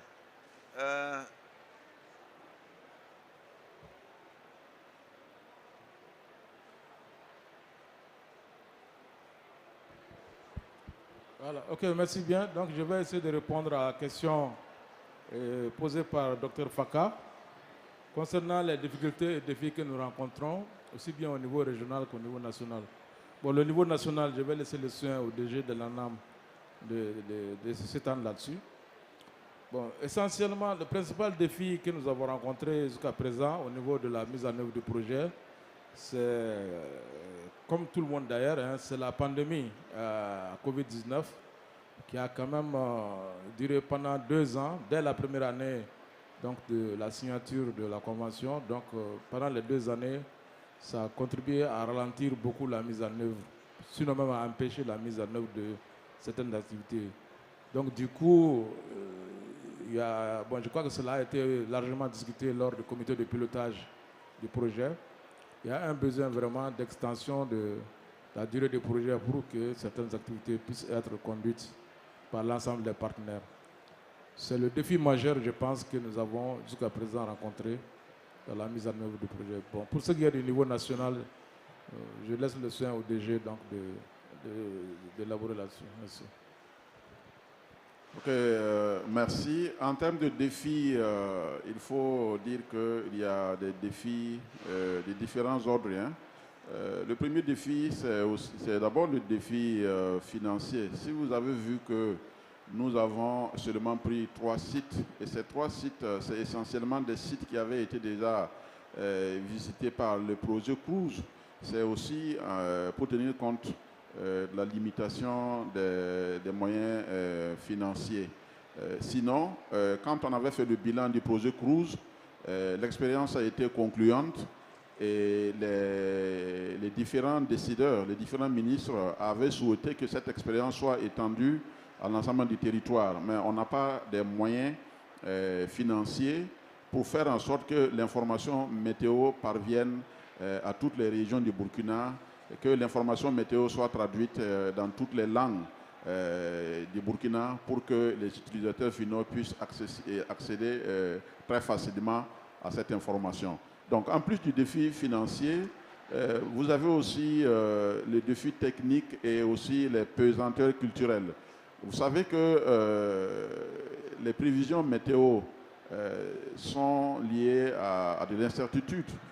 La notion de probabilité, la notion de risque n'est pas très bien perçue et il faut de la sensibilisation pour que les gens comprennent que quand on prévoit la pluie, ce n'est pas un événement certain. Et s'il y a quelques ratés, il y a des difficultés. Et donc, il va falloir que nous puissions élever le niveau de précision de nos prévisions, de telle sorte que cela puisse vraiment convaincre les utilisateurs finaux, pour qu'il n'y ait pas trop de ratés dans les prévisions. Et c'est un grand défi aussi pour nous. Le troisième défi, c'est le défi de la communication. Vous savez que l'information météo et climatique, elle est technique. Pour, même au niveau du français, transformer une information probabilitique en français courant, ce n'est pas évident, ça demande de la formation. Et quand il faut encore aller plus loin pour traduire cela dans les langues nationales, c'est encore compliqué. Et donc voilà globalement les trois grands défis auxquels nous faisons face. Et nous nous employons en tout cas à les relever parce que nous avons senti vraiment que le besoin est là et que de plus en plus les agriculteurs adhèrent et comprennent que ce qu'on leur apporte, c'est un plus par rapport à leur connaissance locale. Je vous remercie. Ok, merci beaucoup, monsieur le directeur général. Tu voulais dire quelque chose? Non, je pense sur les questions. Ou bien tu veux ajouter quelque chose? Ok, merci monsieur Raoul. C'était juste pour ajouter par rapport aux défis dont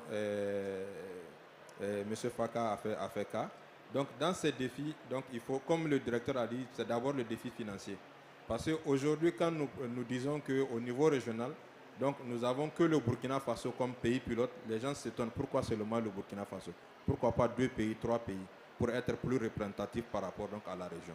Donc, et cela, c'était dû au fait que aux contraintes financières qui a fait en sorte qu'on est revenu donc, à un seul pays. Et dans même ce pays-là, on était allé uniquement sur trois sites. Donc ça, c'était le premier défi. Le deuxième défi, donc monsieur le directeur a parlé de l'aspect communication. Donc nous, on a fait donc, une enquête donc, pas dans le cadre de CLIMSA, mais dans le cadre donc, de la communication de l'information climatique. Et nous avons constaté que il y a eu de communication pendant une dizaine d'années, donc les séminaires itinérants, et qu'il y a à peine 10% de ces communautés-là qui reçoivent l'information. Donc cela veut dire quoi? Les gens que nous avons identifiés comme points focaux qui participent aux rencontres ne restituent pas. Donc ça constitue également un défi donc, immense donc, à relever. Donc ce n'est pas seulement à ces gens-là, mais également il faut qu'on trouve un autre canal pour que la large majorité donc, de la communauté puisse avoir donc l'information. Et le troisième défi, c'est l'aspect sécuritaire dans nos régions. Donc aujourd'hui, donc, au niveau régional, nous avons planifié une évaluation donc, de l'impact de ces informations, mais les experts qui doivent conduire ces évaluations-là sont hésitants. Donc, parce qu'il y a certains sites où l'accès est difficile. Donc maintenant, c'est également donc, de revoir donc, comment conduire donc, ces évaluations-là au niveau donc, de ces sites. Merci. Ok, merci beaucoup aux panélistes pour toutes ces réponses. Je pense que nous sommes à 15h32. Nous sommes 2 minutes de plus de notre temps alloué.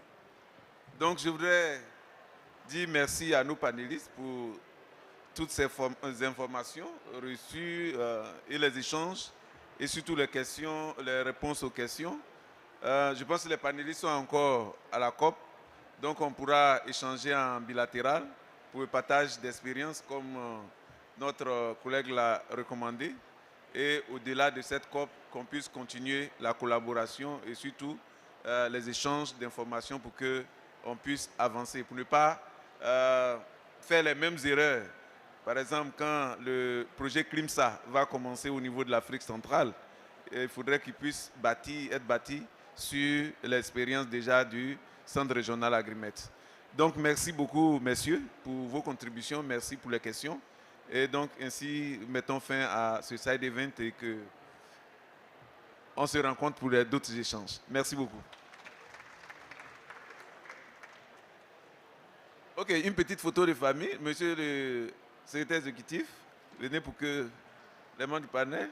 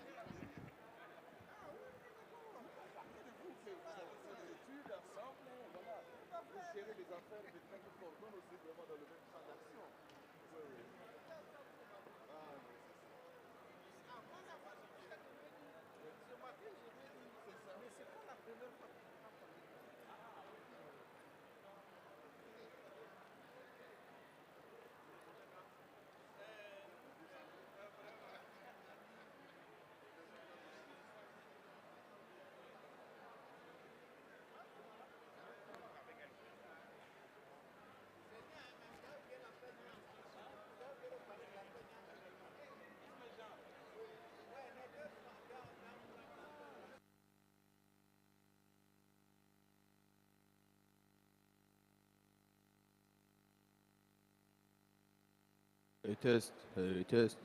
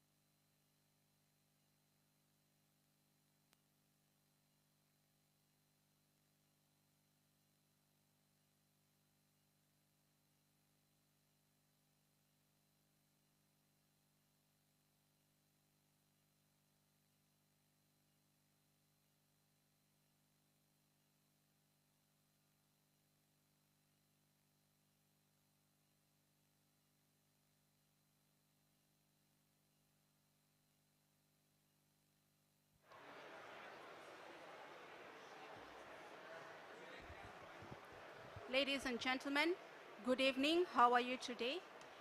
Just to let you know that we shall be starting in the next 2 minutes, so feel free to relax as we wait for the participants to get ready and begin. Thank you.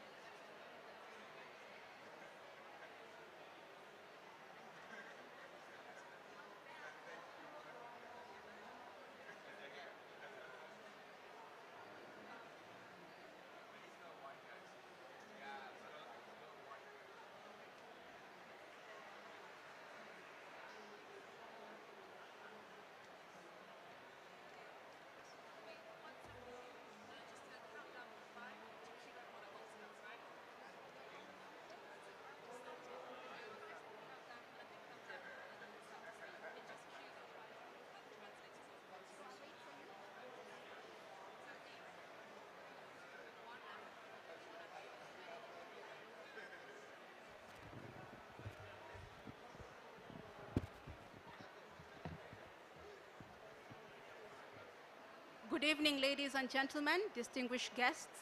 Welcome to this side event that is titled The Mobilizing of Global Support for Green Maritime Transition in Africa in the Maritime Industry.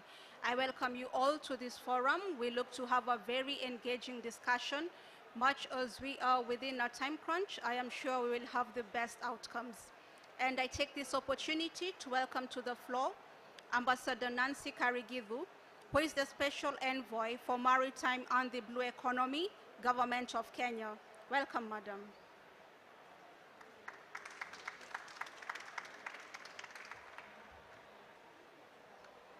Oh, the view is different from this side. Excellencies, esteemed delegates, friends of the ocean. Okay. Friends of the ocean, I send you warm greetings wherever you are. I know we've some of us in the room and there are some who are joining us virtually. Allow me at the outset to, on behalf of MTCC Africa, express my thanks and appreciation for mounting this event, and also to thank our very esteemed partners, the International Maritime Organization, who have been very steadfast in unwavering support to the MTCC Africa by providing invaluable technical support in the implementation of the projects, as well as capacity building for climate change mitigation in the shipping industry, with support of key financial support from the European Union. Distinguished guests, ladies and gentlemen, this side event aims at mobilizing global support for green maritime shipping in Africa, and especially to foster and strengthen the global North-South cooperation in terms of collaboration in maritime decarbonization. This will be one of the strongest factors we acknowledge in building a resilient and shipping economy whilst implementing the United Nations Development Goals through the global MTCC network, which is inclusive of the Caribbean, the Pacific, Latin America, and Asia. The support for shipping and decarbonization through the mobilizing of global support for green maritime shipping in Africa is underpinned by the following few points. One is the importance of the maritime industry to Africa and the need for Africa to have a sustainable ocean-based economy through transfer of technology. We want to propose that the industry is ripe and ready for public-private partnerships and could also benefit from a range of conditional and unconditional commitments from the industry, from the global industry. The second one, the other reason is the successes and lessons that we've learned from the MTCC Africa sustainability, which are now ready to be escalated. We want to say that with financial support, partnerships, and cooperations, the Africa region is ready for leadership in decarbonization of the sector based on lessons learned from 3 key projects. The first one being the energy audit, which shows that there is tremendous energy saving costs from the implementation and recommendations of that pilot project. The second pilot project was the quantification of emissions from ocean-going vessels in the region, and this provides a baseline inventory of greenhouse gas emissions within the port areas, and also the pilot project provides recommendations, which now we are ready to scale up. And the third pilot project was on fuel data consumption and reporting, which also, it's not, okay. Sorry, I hope you are hearing me, sorry. Okay, the third pilot project that has been undertaken by MTCC Africa is the fuel data consumption and reporting, which shows that the MTCC provides a good platform through which the IMO can test the implementation of various policies that have been developed through this project. So based on what the MTCC Africa has done, we think that we have the scope and the platform to do so much more based on the lessons learned, which can translate into an incubation of projects based on support from developing partners, that is the IMO working together with international financial institutions and other agencies. We've also found that there is a need to harness and have linear progression towards alternative fuels for the sector, and we see that the region has more than adequate natural resource capacity to support the renewable energy needs of the industry. So, ladies and gentlemen, I want to urge you that we do what we can to ensure that the regions of the globe, including Africa, have an all-inclusive just transition, working together with all relevant stakeholders. So the other issue I want to mention is the support to seafarers, who provide a very strong link in the decarbonization link chain. So as we push for global support, we must also support the technical needs of the seafarers so that they can also transition in the implementation of decarbonization agenda. So without further ado, ladies and gentlemen, I want to state that I'm particularly looking forward to learning more from the discussions in this room and get bold ideas and suggestions on how the region can collaborate more with the global partners to promote sustainable growth of blue economies while decarbonizing the shipping sector and reducing its carbon footprint. Allow me then to wish us all a very fruitful discussion and learning from one another. Thank you.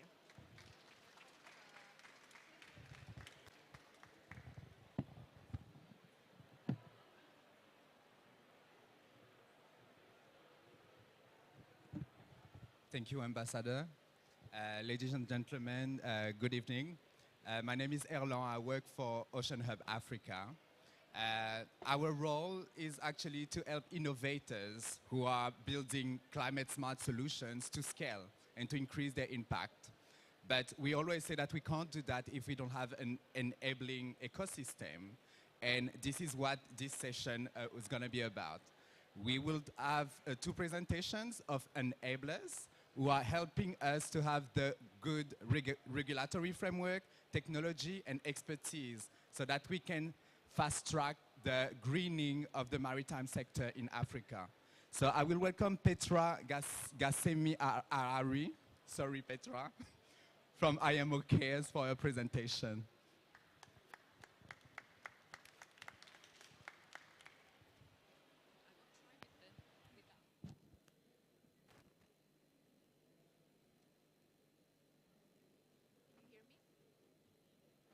Can you hear me? Yes.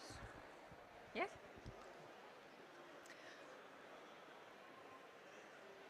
Good afternoon, ladies and gentlemen. Thank you for the introduction, Arlan. No? Okay.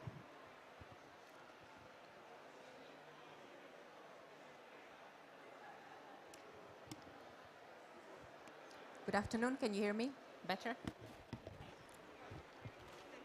This one works. Okay. Just take it off.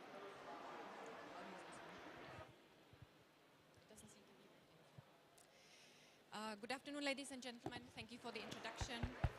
The main focus of this presentation is to highlight some of the work undertaken by the International Maritime Organization to support developing countries in the transition to decarbonized shipping, and also to introduce one project, the IMO Cares, in a little bit more detail. So I'll start with a brief introduction of IMO's work on shipping decarbonization. IMO is the United Nations Specialized Agency, and its main goal is to promote safe, secure, and environmentally sound and sustainable shipping. One of IMO's main priorities is combating climate change, and we are continually exploring opportunities to make shipping more environmentally friendly. What has IMO been doing to tackle shipping emissions? From the regulatory perspective, as you can see on the infographics, IMO adopted the first set of international mandatory measures to improve ships' energy efficiency in 2011. And in the past decade, IMO has strengthened these measures. In 2018, we adopted an initial IMO GHG strategy. And the most recent development is that this month, 1st November 2022, a new mandatory technical and operational regulations to require ships to improve their energy efficiency entered into force globally. Now, all these measures are an important step in shipping decarbonization, but also provide important building block for future midterm GHG reduction measures, which are currently being considered at IMO. To achieve the decarbonization targets, apart from the regulatory aspects, IMO also implements a number of GHG-focused initiatives. I'll give you just a few examples. For example, the Green Voyage project is supporting developing countries to undertake legal and policy reforms, to implement national action plans for ships' emissions reduction. The FinSmart Roundtable is identifying barriers and needs for financing shipping decarbonization in developing countries. The Global Maritime Network project, the GMN project, established 5 technology cooperation centers, MTCCs, One of them is here with us, MTCC Africa. And these centers focus on technical cooperation, on capacity building, and technology transfer. All of these initiatives are part of the wider IMO effort to connect developing countries with the resources made available by a range of donors. What I would like to do now is to introduce in a little bit more detail just one of the IMO initiatives, the IMO Cares project. Now, IMO Cares is currently in its preparatory phase, but it is intended to be a long-term program to help coordinate various stakeholders and support maritime decarbonization in developing countries. Our approach is to create a global cooperation framework that encourages stakeholders to work on the same challenges and find solutions that are mutually beneficial. This is how the IMO Cares framework will look like. At the broadest level, Cares will establish a knowledge network that will be selected from organizations committed to the program goals.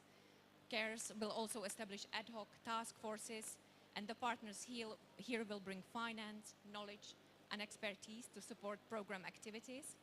And these activities, such as competitions, innovation challenges, they have been chosen to create work environment that truly fosters collaboration.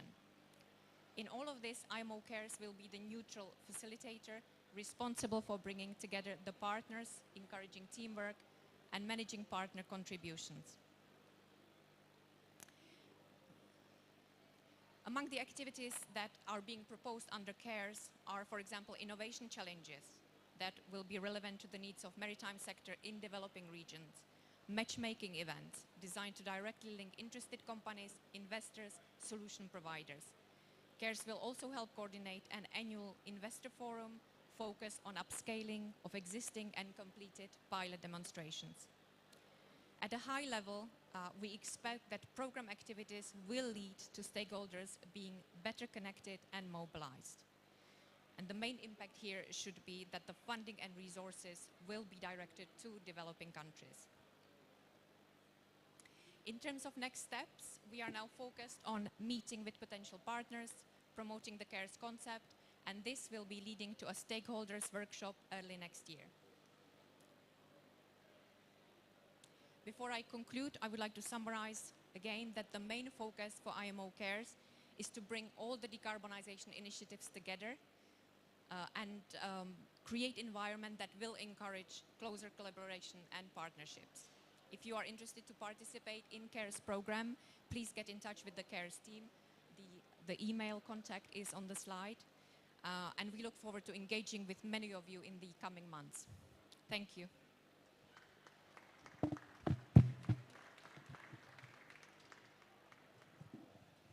Thank you, Petra, for your presentation and for the tremendous work IMO Cares is doing to fostering collaboration for decarbonizing the maritime sector. I will call the next speaker, which is Lydia Ngugi.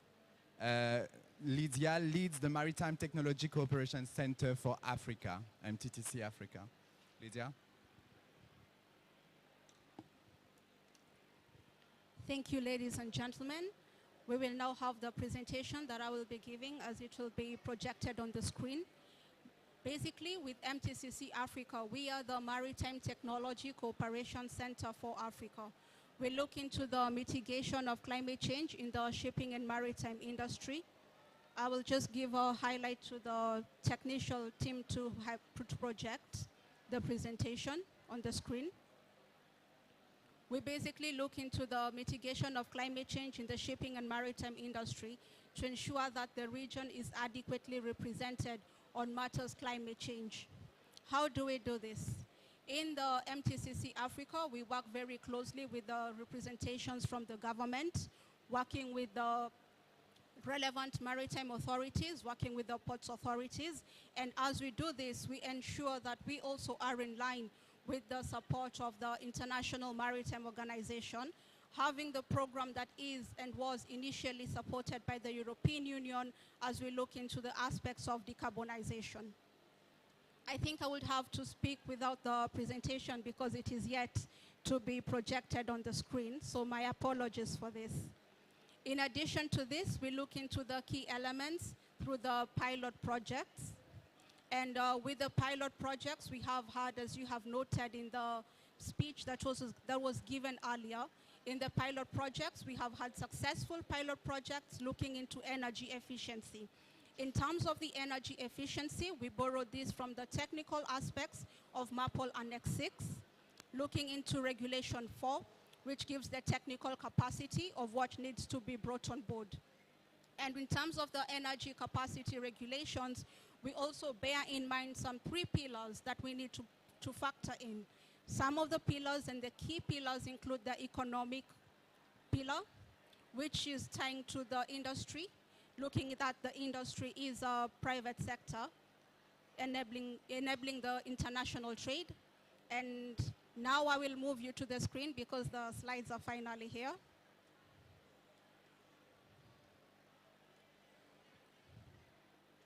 We look into the elements of capacity building as well through the best practices. And as we do this, we look at the pillars that we are meant to support. Through the pillars, we have the pilot projects that we have been supporting as highlighted. 3 pilot projects. You may get the detailed reports of the outcomes of the pilot projects from our website. And as we do this, what are some of the impacts of the pilot projects? For example, we have had successful pilot projects, and in specific ports, we have been able to amount to 80% of savings on energy in terms of electricity generation, whereby now they use the solar. We have also had the advantage of having trained a number of government officials in capacity building mechanisms.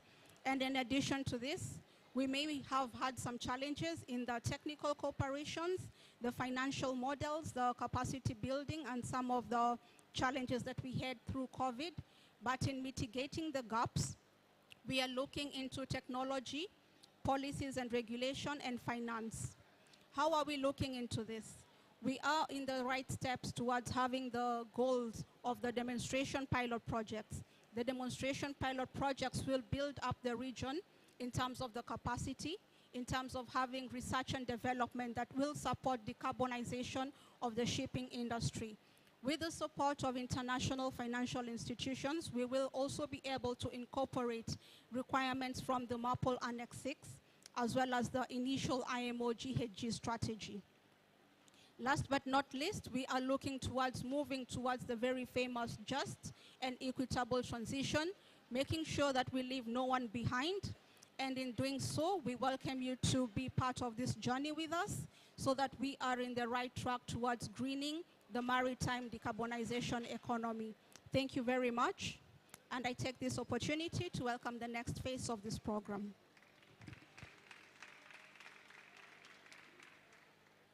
Thank you, Lydia.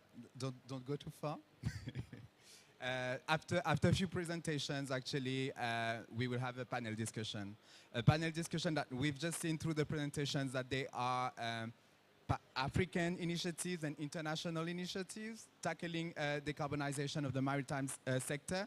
But we would like to have our panelists to discuss how to go faster, because there is an emergency. So I will call, and this panel will be moderated by Lydia. So let me call Georgie Gerban, Alexis Groskopf, my fellow colleague from Ocean Hub Africa, Nelson Mojaro, welcome, Mr. Charles Askel, Mr. Dosuma, and Mr. Mukaila.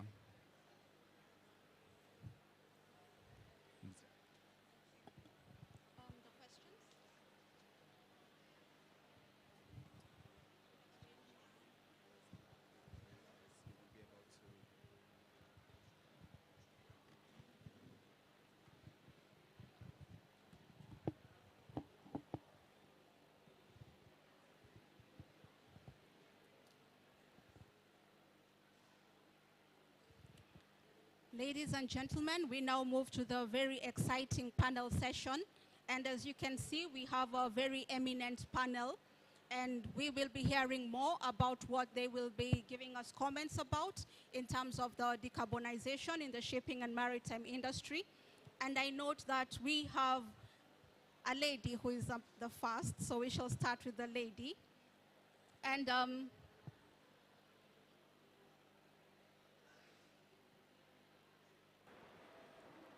I welcome Georgie to the floor. And the first question will be looking at the International Maritime Organization. The IMO has been very vibrant and progressive in the Department of Partnerships and Projects. Therefore, in this regard, what lessons can be drawn from decarbonization projects delivered by the IMO and so far in line with the regulatory mandate of the IMO in terms of decarbonization? Welcome. Thank you very much, and thank you for giving me the floor first. I would like to give you maybe 3 points, 3 takeaways we have. You have heard from my colleague Petra earlier, so we have a huge number, or growing number, huge for us because it's growing very fast, of projects, including the GMM project, for which we are very grateful to the European Union that the second phase was just announced yesterday with further support to the MTCCs and to developing countries' maritime decarbonization route. But we have a growing number of projects which are all aiming to move developing countries along and support maritime decarbonization, let it be capacity building, let it be MARPOL Annex 6 related capacity building, let it be actually helping embedding the legislation in the countries or supporting the countries themselves to get investment or do pilots. The lessons we learned that especially for decarbonization, the last 2 are very crucial. So especially pilots, we see that pilots are very important. We are in a phase when while there is relative knowledge about the technologies out there, it helps many of the developing countries if they can test these technologies, and if we can also incorporate feasibility studies, and this also helps the investment later on. So my first message would be that we need to have more projects in maritime decarbonization, not just by IMO, don't get me wrong, as head of projects, I'm happy if the projects are not with us, but we definitely need to have more projects. And we also need to have more projects that have on-the-ground activities and they do pilots. The second lesson we learned is that we are not alone. So we are not alone and we cannot do this alone. This means on the international level for IMO that we need to work with other international agencies, let it be other UN bodies, UNDP or UNCTAD, or I could go along. I'm not going to name them all. Let it be IFIs. I will go back to the international financial institutions later. But also on the country level, it's extremely important that the dots are connected. For those of you who have been listening to all the maritime events, and by the way, we could fill a pavilion easily. There were so many maritime events during this COP. Those of you who are listening, I'm sure you all heard that one of the key issues mentioned is alternative fuel development and how big of a potential, and you've heard Madame Nancy also in her opening speech, how big of a potential is there, especially in Africa, for alternative fuels development for maritime. So I think here it's extremely important that we connect the dots also within the countries. The energy ministries need to talk more with the maritime industry. The maritime transition needs to be part of the overall energy transition. And if we look at it from the other way around, we need to make sure that maritime will be able to benefit from the future fuels and the alternative fuel potential of Africa. The third takeaway, I would say, is investment. So our lesson is also key that we cannot start thinking early enough about investment. So IMO as such is not providing investment. We are not a bank.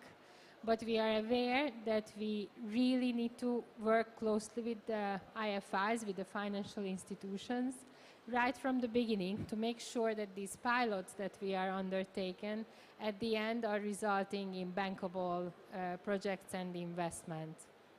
You may have heard we also have something called FinSmart. It's a roundtable we are leading together with World Bank and EBRD that has been looking into financial instruments of maritime decarbonization.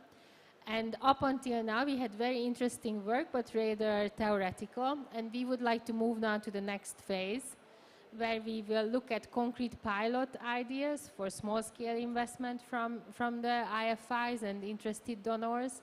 But we will also look at upscaling pilots and bigger investments. It's been also clear that some of the countries, the maritime administrations may not be aware even of ongoing investment negotiations that they are having with some of the IFIs on alternative fuels. So we need to really connect the dots there too, and we hope that FinSmart will have a strong role in this. And the MTCCs also have a key role in FinSmart and in connecting the dots. Finance is one big angle of it, but the other big angle is R&D.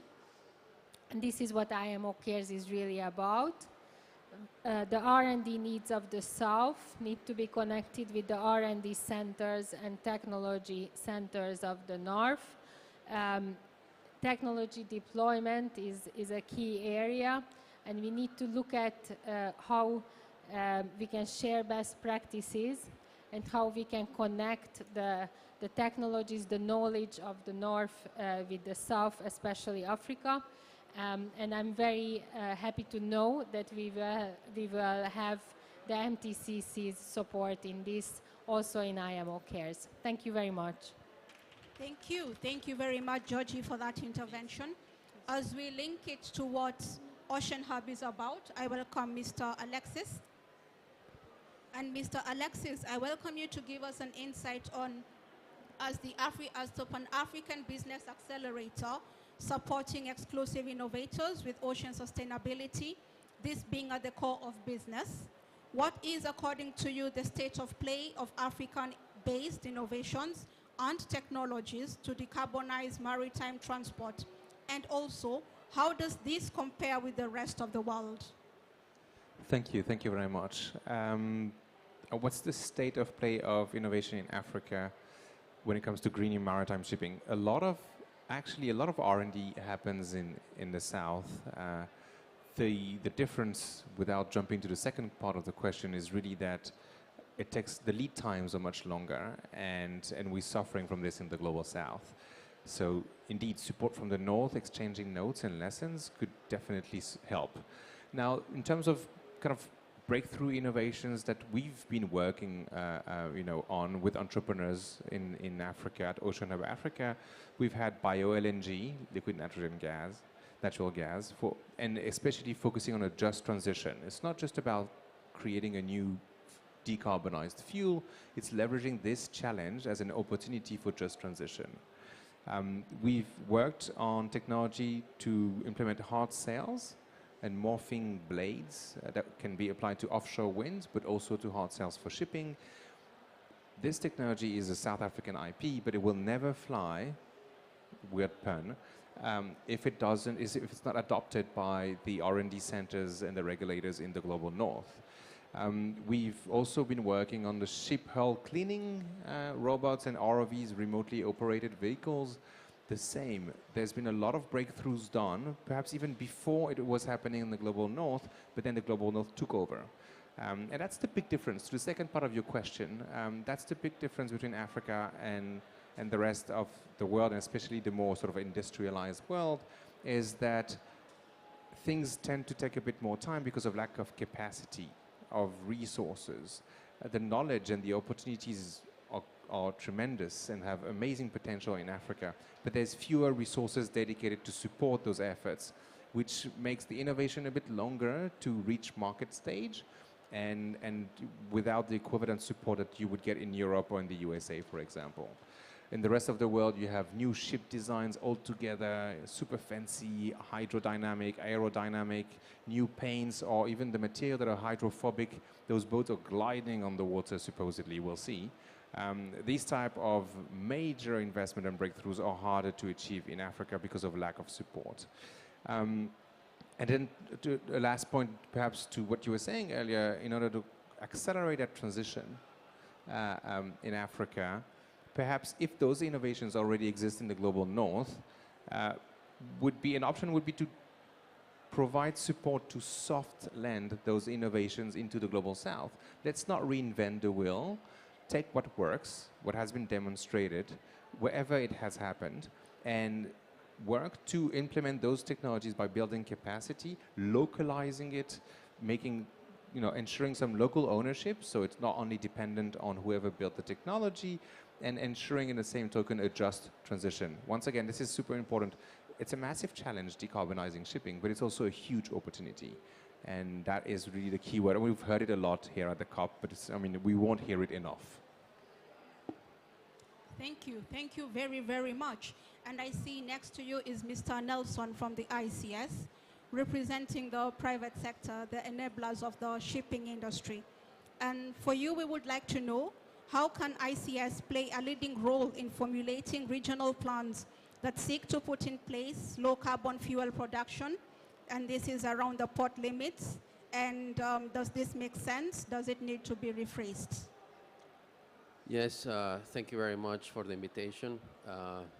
And I've listened to some of the interventions here, and there's a lot of work already done in place on technology transfer that seems to be an issue, capacity building, the importance of safety, seafarers, the just transition.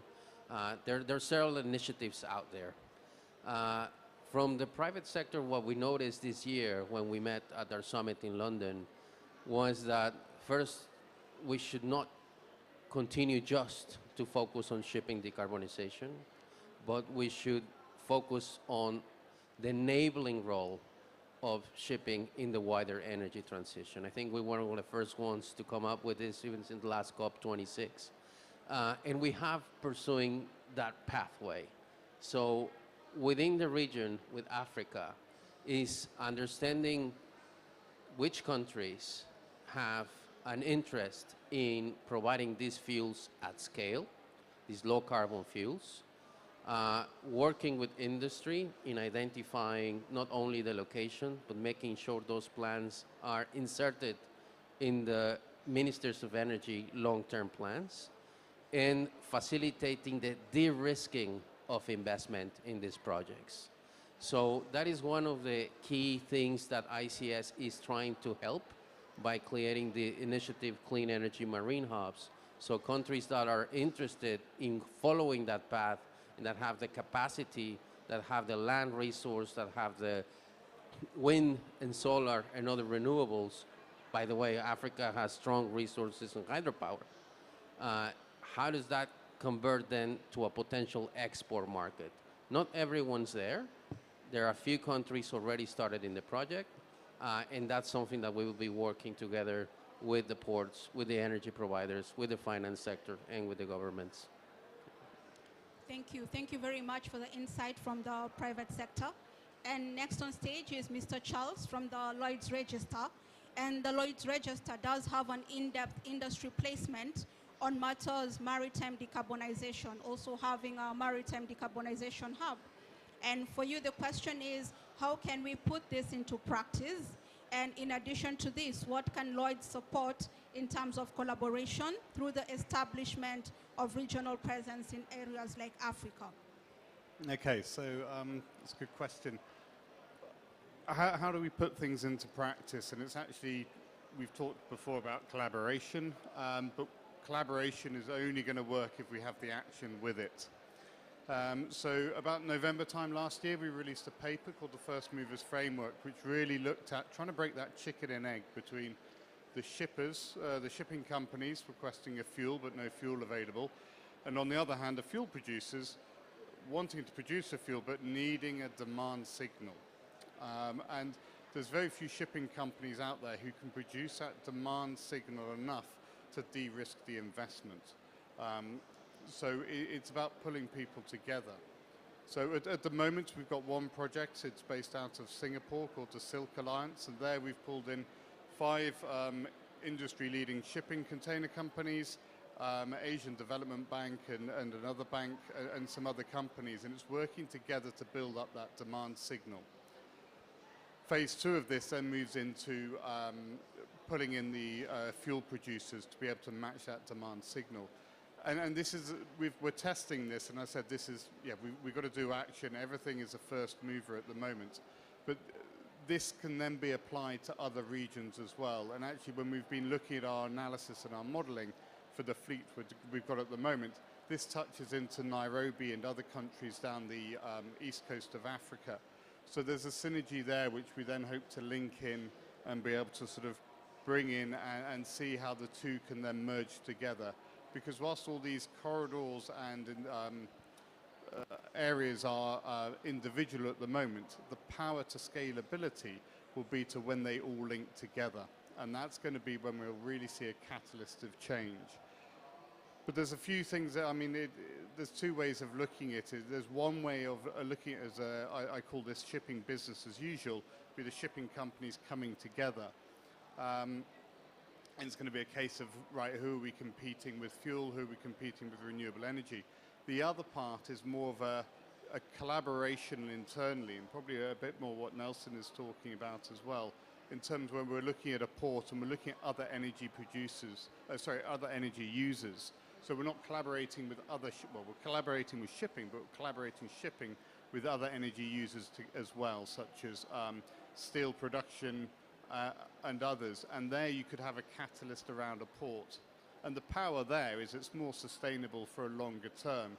The country or the region will be exporting green steel, it'll be producing more valuable goods, as well as energy and being a vector as well. So there's a few things there which sort of tie in, and that's the way we're looking at in the future, and we look forward to working with MTCC and the IMO CARES moving on. Thank you very much for that insight. We look forward to the collaborations, and now we are moving into the financial sectors to hear what the banks have to comment about this. And this question is for Mr. Mubarak, who is from the West African Development Bank. And the question is, as a regional development bank, what are today the key financial instruments that can be brought on board towards a green transition in the maritime and shipping sector?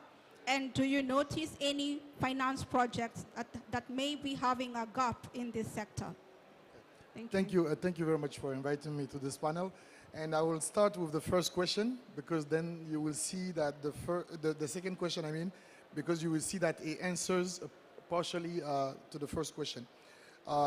During the last strategic plan that we developed, we had an assessment to see why those companies and why those sectors don't have enough funding. And one of the key elements that we found is the building of the projects, the origination of the project itself. Because many times here we are talking about decarbonizing, we are talking about finance, lack of financing, we are talking about everything, but we're not talking about the core thing, the main thing. The main thing is how you structure your projects. The building of the project is key, because if you don't build with the eligibility criteria that it takes to decarbonize or that it takes to raise climate finance, then you don't get the finance at the end of the day. So one of the things that we are really working on is how to build projects with especially with the private sector, and then we see what kind of elements we can use. And one of the things that we also figured is that the cost of finance is one of the reasons why we don't mobilize enough financing. And that's where carbon finance comes into the picture. Because to us, carbon finance is an enabler, is one of the resources that we use to reduce the cost of financing. And we have developed instruments where we use carbon finance as incentive to lower interest rates. I don't know if in English you call it to lower the interest rates. There is a term that you use to bonify interest rates. So we use carbon credits we have a pool of carbon credit that we use to modify interest rates. So not only you lower the interest rate, but we have mechanisms that we use as well to have a longer maturity for private sector, because those are key elements. And when we were doing the blue economy strategy with the African Union and the West African Economic and Monetary Union as well, we figured that there are many sectors that can use to mobilize blue economy to finance all the different sectors. And we figured you could use blue economy when financing the hotel sectors. You could use it to even finance the road construction and so on and so forth. So those instruments give you a leverage to mobilize better resources to finance all the sectors. And that's something that we're really working on. There are many countries in our region. When you talk about Niger, for example, people will ask you, why would you talk about Niger when talking about blue economy? But then with the African Union strategy, you can have blue economy projects developed along the Niger River, for example. And there as well, we find with this new crisis, terrorist crisis in the region, we figured that developing projects along that area as well, you can use blue economy to fight terrorism, to create jobs, and to have some kind of in agriculture, in shipment, in the development of local communities. So there are many areas where we figured that decarbonizing not only will help to get funds, but also you can mix it with other instruments to develop other type of projects. And then we're working on, sorry about my English, I sometimes lose my words in English. We are working on finance modeling that we can use to develop those kind of projects. And you see that when you combine many of these instruments, because you combine not only resources from the private sector, and you combine them with the publicly available resources. We're discussing right now with the GCF, for example, to tell them that not only you are not able to mobilize the 100 billion that you promised for financing projects, but then we can also work to see how we can develop instruments, guarantee instruments to private sector, and also some kind of incentives to drag private investment to the table. Because the only way we can finance NDC and we can finance all these big development projects is how we enable private sector to be interested in financing these projects. So those are some kind of instruments we are doing. And doing that, we also saw that the enabling environment is key.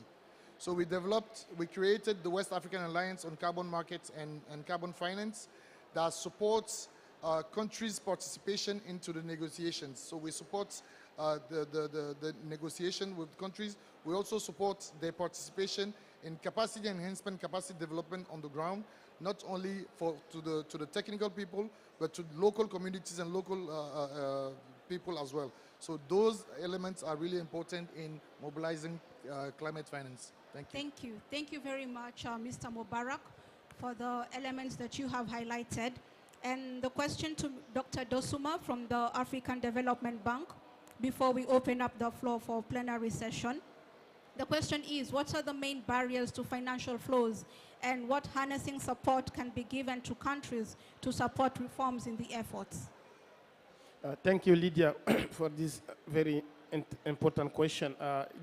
First, before I address your question, let me mention that the shipping industry is a sector that is relevant both for adaptation and mitigation here at COP27. We know that this is a sector that remains very vulnerable to the climate risk, especially sea level rise, with a significant economic and financial costs on the industry.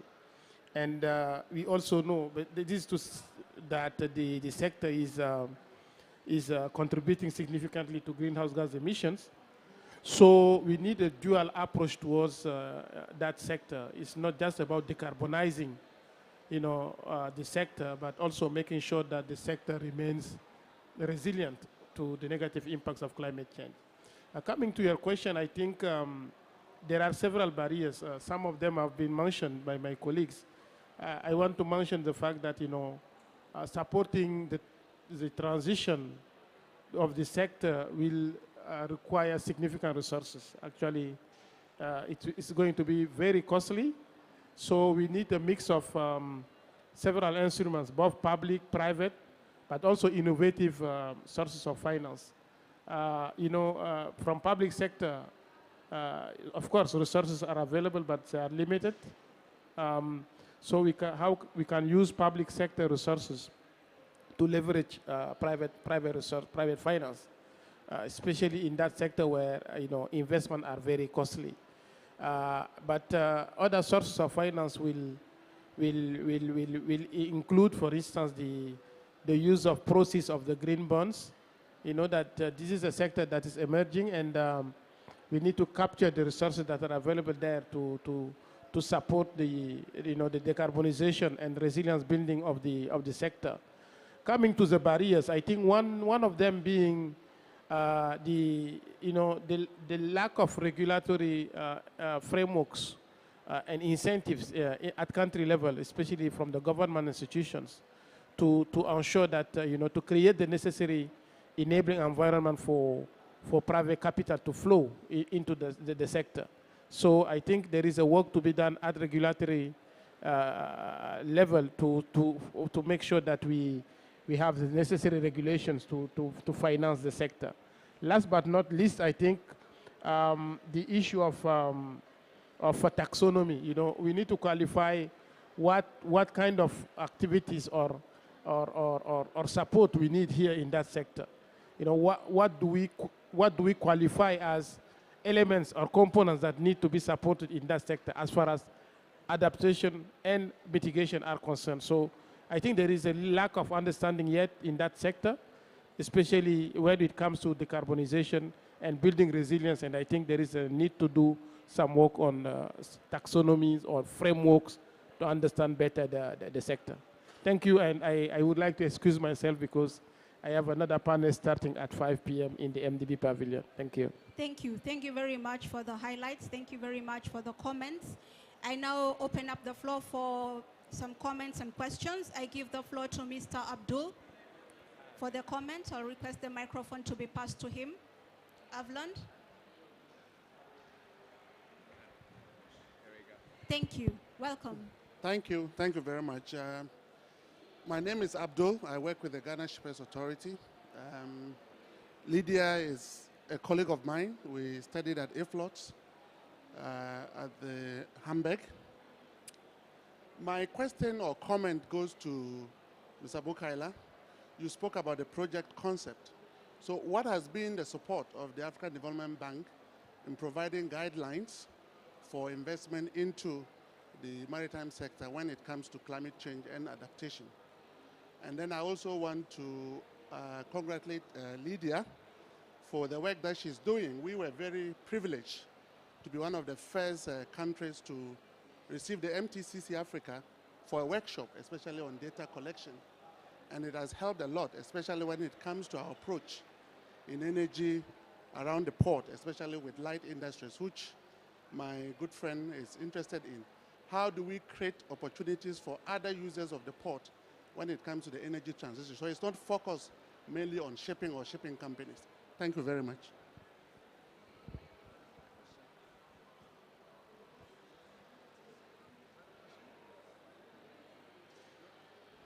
No, thank you very much. We actually developed many different instruments. It's not specific to the maritime sector, and it's actually an instrument that we developed to work closely with project developers when incorporating eligibility criteria. So we have a mapping of different institutions that finance all kinds of sectors, and when you bring a project from one sector, we sit down with you and go through the project to see what you want to have in the project. Because usually when project developers develop their projects, they develop the project before looking for the financial institution. What we do here is look at all available resources that we have, and then we tell you, according to your projects, the needs, if you need this kind of resources for your studies, you need this for implementation, and you need this to develop an MRV and so on and so forth. So that's the work that we are able to do. So we look together with the project developer at what different instruments and schemes are out there to support that project in that sector. And from there, we build the project. And that's, we found out that, that's very important. And we started that with the implementation of the first regional collaboration center because of the lack of projects in the CDM. So we developed, we developed with the UNFCCC the first regional collaboration center in Lomé. And from there, we saw that using that kind of methodology helped to increase the development of CDM projects. So we use that same metrics in other sectors, and it has been very successful, in fact. Thank you. Thank you very much. Might there be any other question to the panelists? I see. Okay, no, maybe the audience first. I I will hand it over to you. But Okay. I had a question. We talked about de-risking investment, the cost of that risk for the investment. How does that compare to the cost of not investing? I'm Joseph Sonzala from Kenya. My question mostly go to Lydia. What can countries like Kenya do now in the face of the various obstacles to ensure that they're able to undertake the transition? Thank you. Thank you very much for the highlights. And the answer to this question is what countries like Kenya can do. As you know, Kenya hosts the MTCC Africa. And with this, we have the pilot projects. The pilot projects are very insightful in benchmarking, looking at the ground needs of the country, looking at the ports and the energy transition sector, seeing the needs to have alternative fuels, working together with stakeholders. Stakeholder engagement is very key and paramount. With the International Maritime Organization, we have the Global Industry Alliance that puts in place the private sector at a global scale so that we have the global North-South cooperation. These are some of the factors that we have been putting in place to support, and we look forward to having more inclusive participation, especially now that we have COVID, which is slowly opening up the business environment in the shipping industry. So I hope I have answered your question. In the best interest of time, I will give a quick fire closing remarks. I will just answer your question by using the same words that the President Al-Sisi used at the beginning of the COP. He said, inaction today is between 7 to 10 to 15 billion dollars per year. So do we want to keep losing when we don't even have the resources? So we need to work towards action, regardless. I hear sometimes some people say, we are not the one that did that polluted and everything. But coming here, we use planes, right?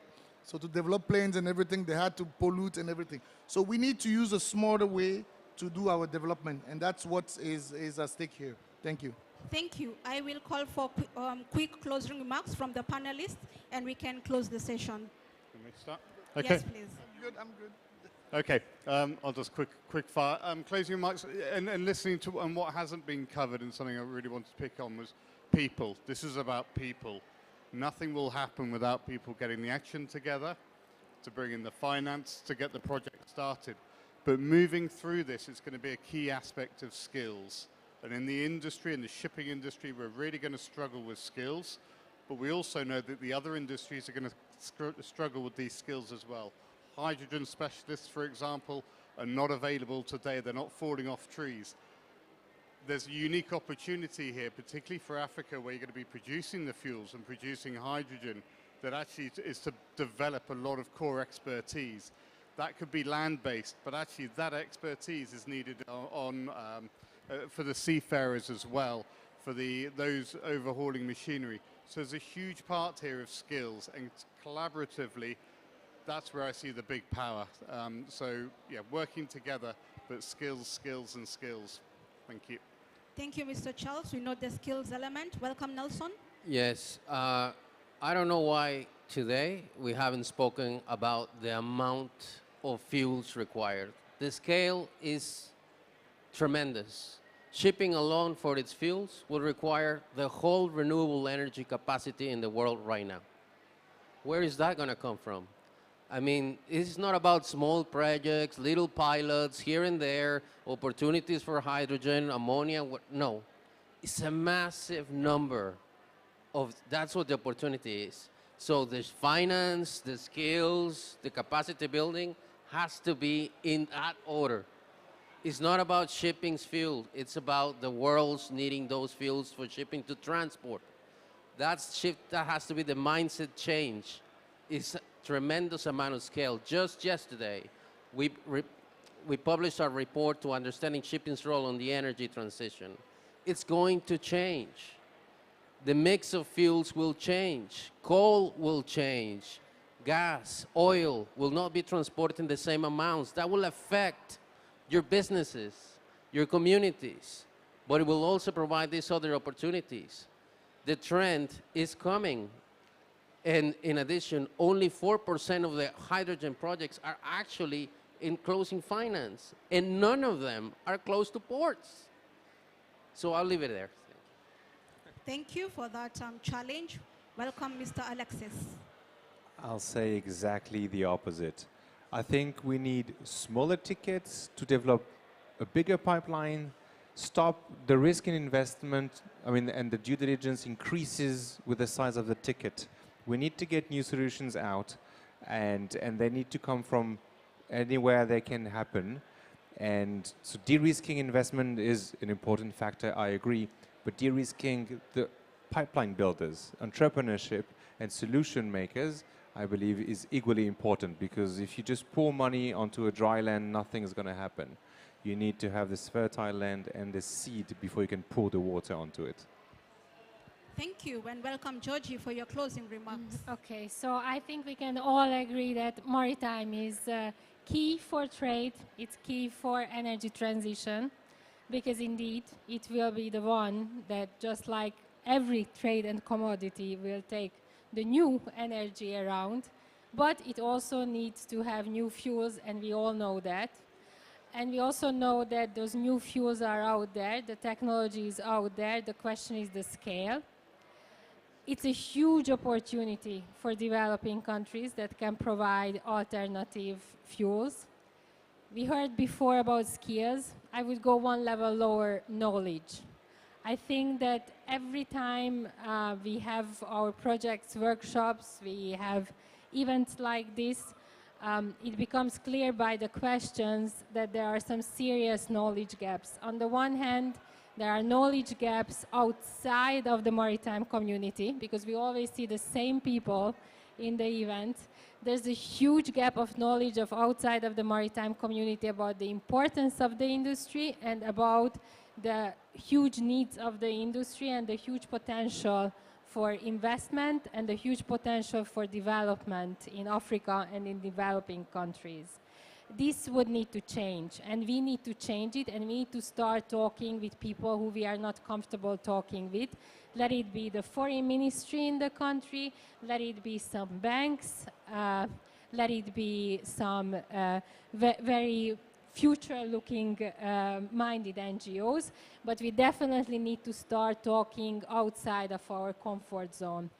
Also, the maritime industry and the maritime stakeholders, even ports, where I have to say the majority of the investment will need to happen, and where the investment is the easiest in the sense that it's an infrastructure investment, they may not have the necessary knowledge on how to raise funds and how to get projects done. So we just had questions about this too.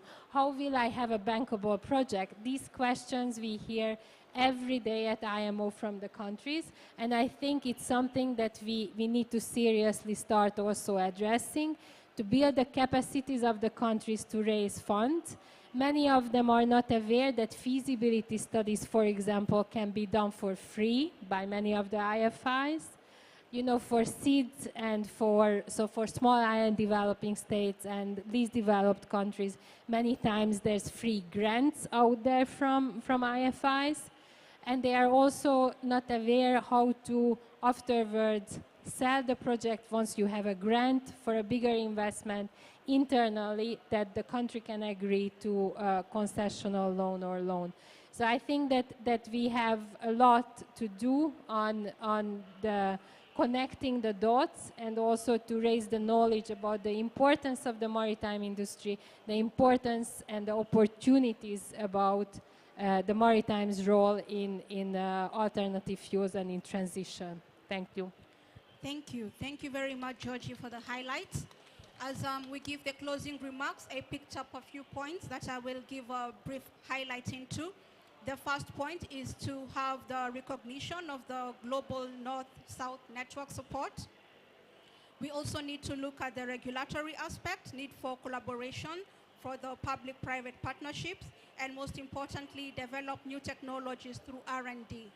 Distinguished guests, ladies and gentlemen, thank you for giving us your time, and it is now the end of the session. I wish you a pleasant evening. Thank you.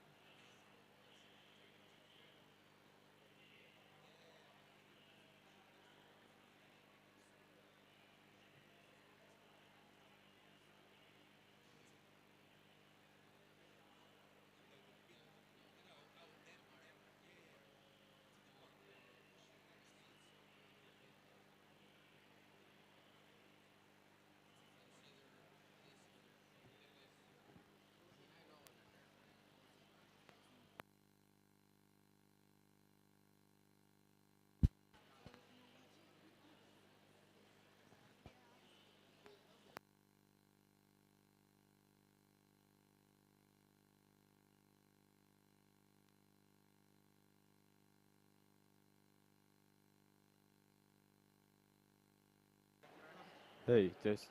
Hey, test. Hello, check. Hey, test.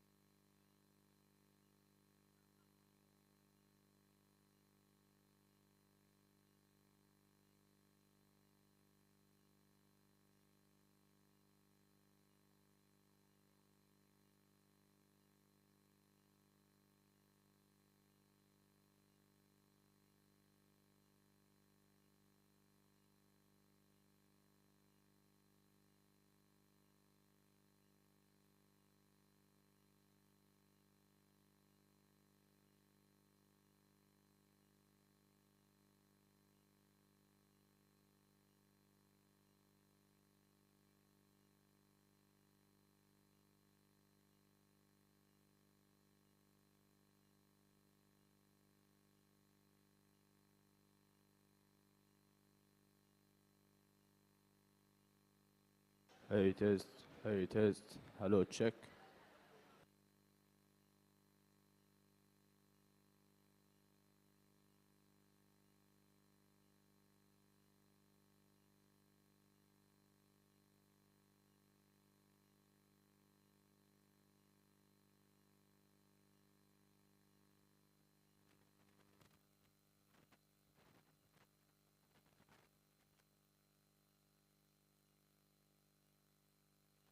Hello. Please, can you come to the front, please? So that we will not have to shout.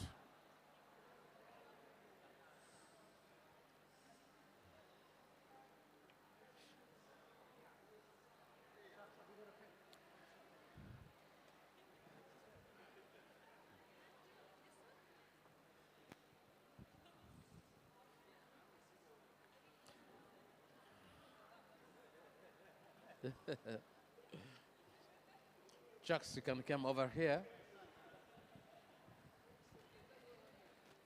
You can come over here.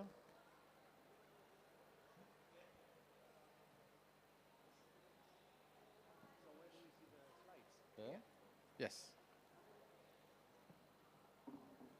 You have your computer? Where you put the computer? Yes, it's here. The computer. You give them the slides. Okay.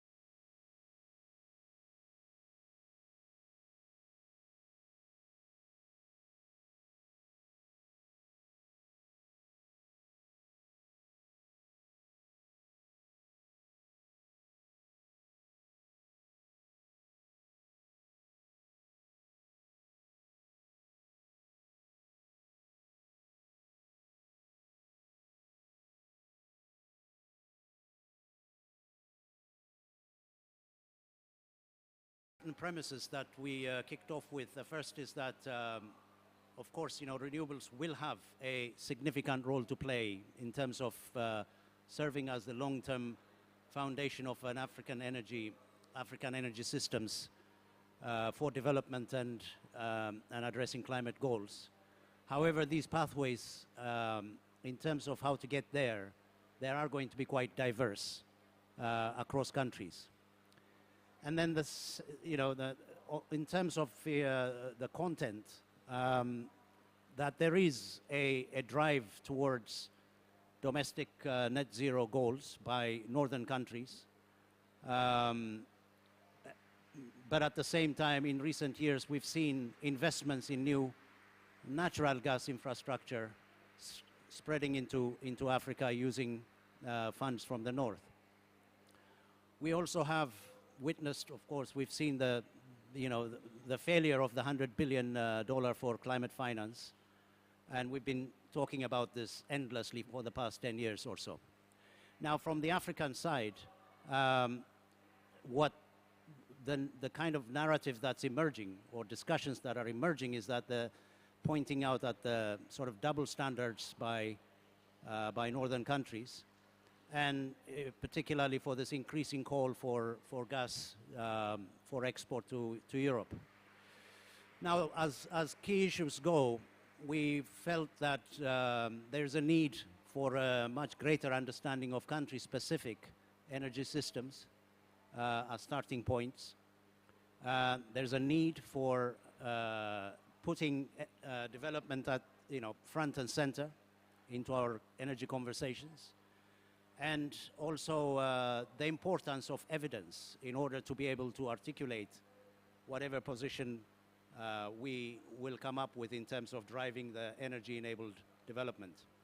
Now, one thing in the data that we pulled together, as you can see, this is a country-specific levelized cost of electricity against percentage of access. And it is a very muddled kind of picture, what we are seeing. And of course, the black dot is about high natural gas reserves, and the diamond blue is high content of fossil fuel in terms of generation share. So we are not really seeing a major pattern, and I'm mainly talking about Africa outside of North Africa and South Africa. So it's a very checkered picture. So we don't have a full picture on this. And part of this spread that we're seeing has nothing to do with resources, because as far as solar energy is concerned, you can say it is more or less uniform across the continent. But what's different about it is, the issue around the cost of capital, for example, which mediates, which kind of influences the way in which, in terms of, the price of PV. So what we also did was we took Agenda 2063 as a basis, because it is the Pan-African agenda that we came up with, and the AU came up with in 2015. And out of this, we looked at some of the specific objectives that directly impinge on energy systems in terms of the choices that we have. So we have the economic goals, the social goals, and ecological goals as a way to, to think and to organize how energy systems interact across these goals. Of course, we know that the Agenda 2063, I believe it predates the SDGs. Am I right? Yeah. But nonetheless, it is the kind of vision that we used as a basis for the analysis that we did. Now, I'm running quite rapidly into the paper. What so we zeroed it, to 4 separate countries, just to illustrate what we had been thinking about. So on the one hand, you have a country like Ethiopia that has been driving the climate and development agenda for the past 10 years or so. And of course, over this period, we've seen the renewables taking a much deeper root in Ethiopian power sector.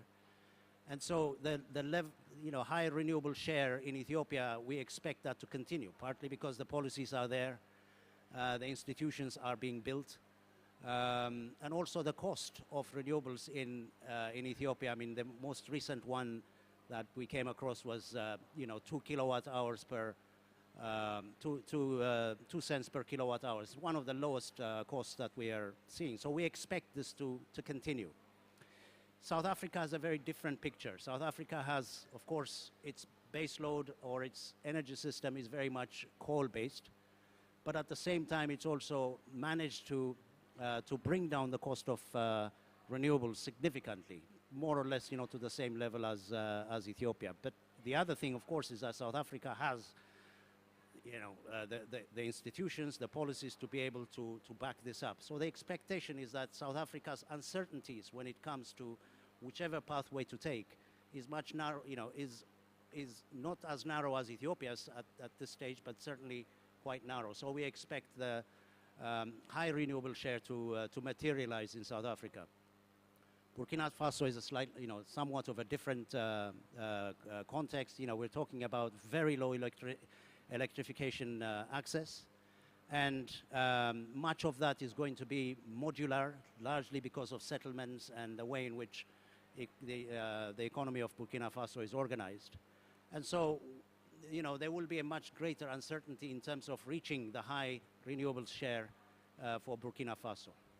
Mozambique, Senegal, and a couple of other African countries have recently discovered oil, and so that somehow broadens the uncertainty that we would expect into the future, because Mozambique, of course, is in the process of developing hydrocarbons. Much of that, of course, is for export. The question is whether Mozambique will be in a position to develop some of these the natural gas resources for its own internal needs, for its own industrialization, and so forth. So that's a picture that it's still emerging. So the expectation is that, I think, with Mozambique, the level of uncertainty in terms of the pathways is quite wide. So it can go in the renewables direction to some extent, but certainly gas is going to feature quite strongly. Just to have a sketch, to have a look at planned new capacity additions for selected African countries. Again, that picture looks quite mixed. So you can see the top countries like Tunisia, Djibouti, and South Africa, that are projecting an increase in solar and wind expansion. Senegal, Nigeria, for example, will have some gas that they have planned to develop for the power sector. So the picture looks quite mixed, when we look at select African countries. Now, what this really tells us is that the pathways, of course, the starting points and the pathways are going to be different from one country to another. And so the kind of the broad African sweep in terms of energy, the energy system doesn't quite hold water. You can see here that there are very different pathways that countries are going to embark on.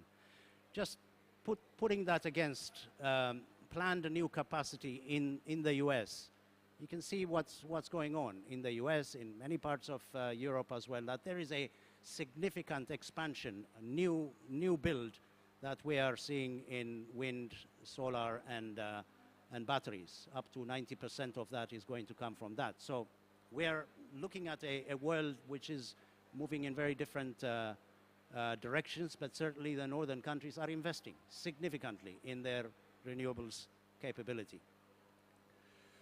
Now, this is a final, I think, slide. And this is really measures to drive energy-enabled development. I mean, the first is, of course, the geopolitical narrative, which needs to recognize energy needs. I think that's something, which is emerging. Of course, the other thing is the global north has certain, responsibility in facilitating Africa's short and long-term interests are brought to the center of the debate. But this can only be managed, and this can only be ensured if African governments themselves consider their strategic and the geopolitical nature of energy systems. So there's a need to really engage with what's happening at the global level in order to be able to push through your own development agenda. In terms of policies, we argue that evidence-based policy strategies are important to define energy pathways. These need to optimize economic, social, and ecological benefits in the way that the Agenda 2063 highlighted. And there's a need for new policy instruments to be able to implement new types of regulations and incentives as a means to create green growth opportunities. And then finally, on issues of finance, access to finance, there's no question, must be increased to cover particularly the high upfront cost of renewables. But at the heart of this is really the cost of finance, which must be reduced through a number of interventions, especially government instruments. Now, we're talking about concessional loans, blended finance, guarantee mechanisms, etc. There are all sorts of instruments that are out there, but they need to fit the country's fiduciary structure, but also the country's agenda. Of course, one of the things that's not really on the table, we don't see it much, is public resources. Of course, when we talk about public money, there's a tendency to kind of shy away from that. But yet, we are talking about, if we are to take, historical responsibility, there's no reason why countries in Africa must shoulder all the responsibility for expanding, green technologies. There's a need, to support some of that effort. So just about the paper, this was a paper that was African-led, in the sense that we have 54 authors in the paper, 40 of them from Africa, 50 different organizations. So a lot of conversation was brought into this paper, and it really is a discussion paper more than anything else. There's still quite a lot of unpacking and a lot of work that needs to be done, but it has generated quite a lot of interest. We've had something like 10,000 downloads just in the first 2 weeks of the paper. So we're happy that this has generated interest, but we're also eager for it not to rest there, but for us to continue doing further work. Yuba, over to you. Thank you. Okay, thank you, Jakob, for this highlight and of number of issues that has been addressed in the paper. Just picking one critical element, this is evidence-based. Evidence-based means research. And let me turn to Chucks. I just want the panelists to be very short so that we can have interaction among the panelists and then with the audience also. Evidence-based means research. The question to come to my mind, and then from your experience, from your knowledge, how much African country and African institutions, such as African Development Bank, NEPAD, African Union Commission, United Nations Economic Commission for Africa, how much importance they attach to research on sustainable energy pathway in a continent, or at national level, if at all. Thank you, Yuba. This question perhaps would have been better answered by Fatima, who is networked into the UNU, INRA. So maybe I will speak slightly and pass the microphone to her. My sense is, please forgive me if you think I'm too blunt, African institutions don't value research as they should. I'm speaking from my own personal experience. Before Europe and America will make any investment, they do detailed analysis. They take it from right, left, center. They do modeling, they do scenarios, they do long-term range planning. Many years ago, I was involved in long-range planning for China 2070. So there's already thinking about how China may look like by 2070 in detail. I worry that a lot of Africans, institutions and nations put forward targets, pledges, and there's very limited research behind it. I can tell you clearly that when the net zero target for Nigeria was announced, there wasn't deep, detailed research. And it turned out that the Nigerian net zero target document has nothing to say about AFOLU. And yet AFOLU constitutes about 39% of Nigerian emission. So how can you achieve a net zero target without AFOLU? UNESCO analysis shows that only the solid research on climate change Africa accounts for about 1.9%. Of all the total funding that goes into research in the climate change, only 2% come to Africa. And of the 2%, if you slice it, actually 79% goes back to European institutions. I was trying to find which European institution actually, African institution actually give money for research. If you take away African Academy of Science, it's quite hard to find any other. I found that South Africa can sometimes give money for research. Nigerian TED Fund gives very little or no money for research. Maybe there's some good research going on because I have done the analysis for the adaptation initiative where I analyzed the Nigerian NDC, or the African NDCs to see how much quantitative analysis has gone into the adaptation. 48 NDCs are analyzed for the African Development Bank. So I'm sure some research do go on, but my experiences are we are very, very far from where we should be. You want me to say something? Okay. Yeah, I think Professor Chooks here has said it all. But yes, I think perhaps what we should lament is the fact that research along the lines of climate change, climate diplomacy, is very much northern flavored, I think. I think that's something to lament. But it doesn't mean we should just apportion blame, to the global north.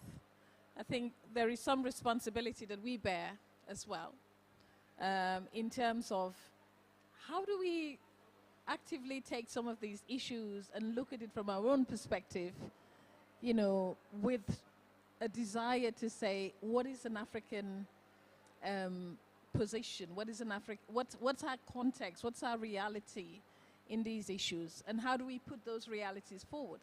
Because if our research is not talking to the policy, it's very hard to think about what a proper African narrative would look like, and how policymakers can be inspired by, the context of Africa, the development imperatives of Africa, the priorities of Africa, and even in terms of the sequencing, because we can't do it all in a green transition. There has to be some synchrony, some sequencing.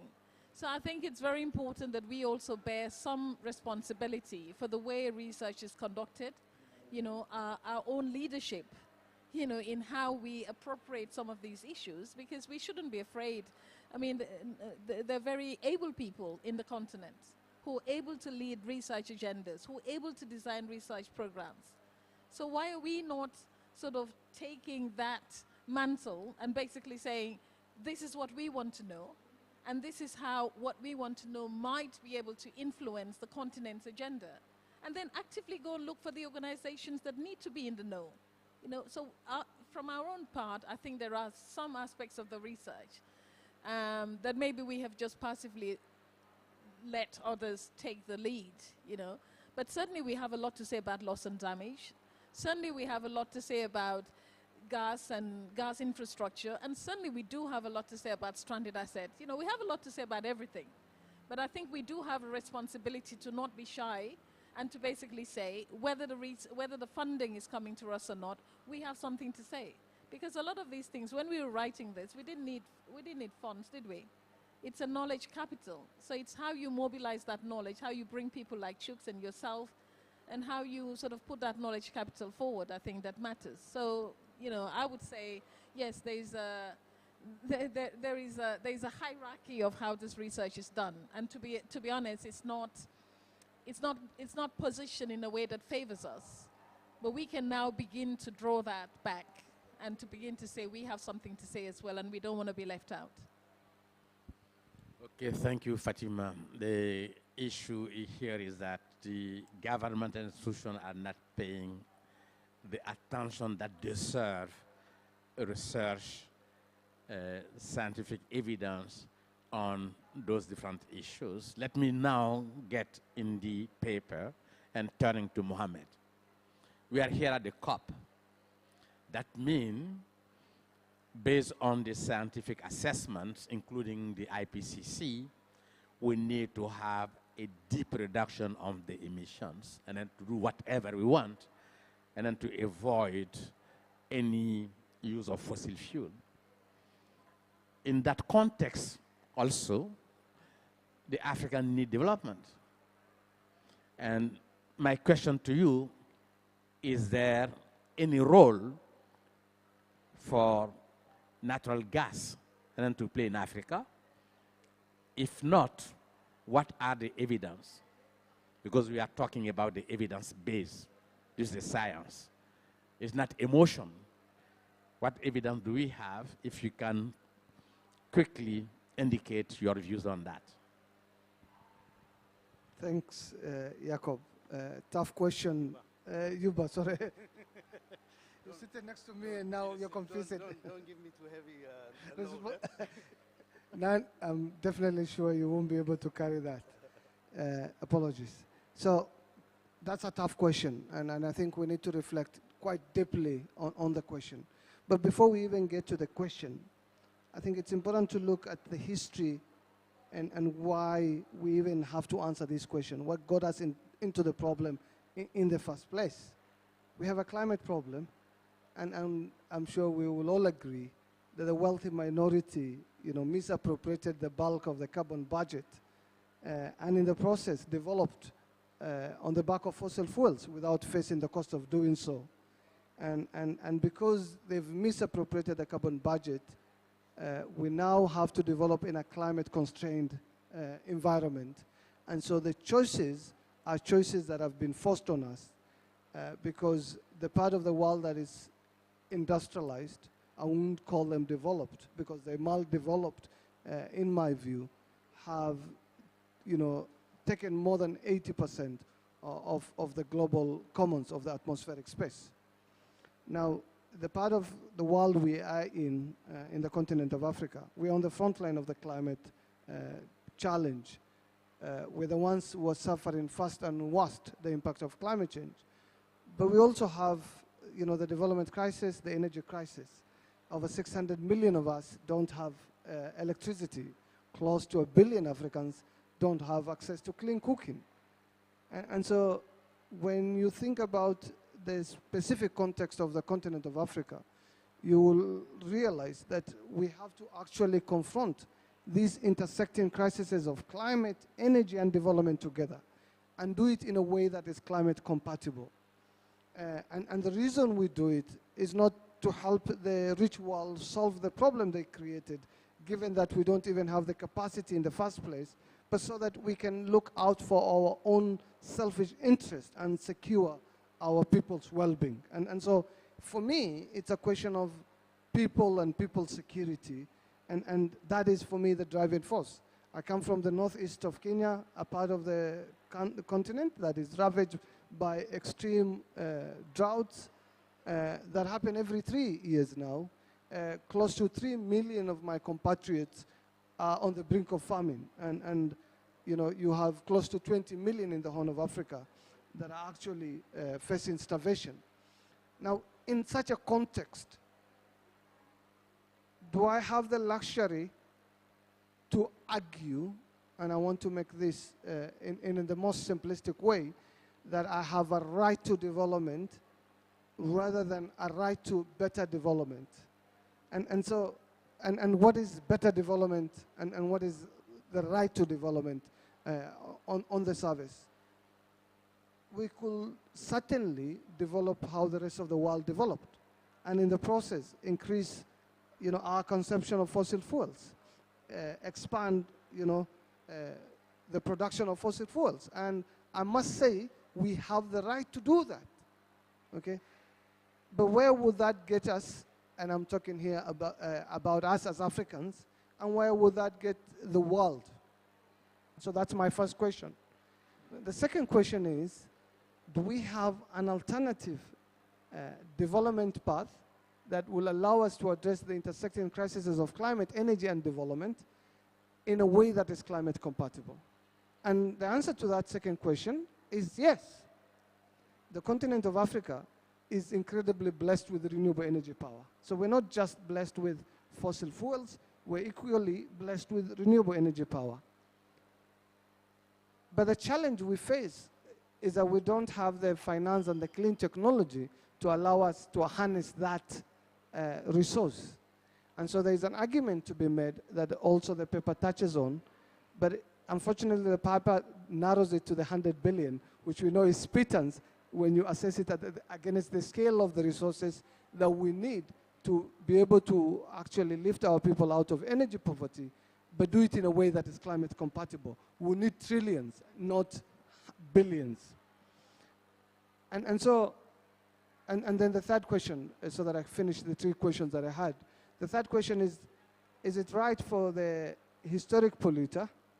My sister Fatima was just calling them, developed in that sense. I tend to think of them as the polluting powers.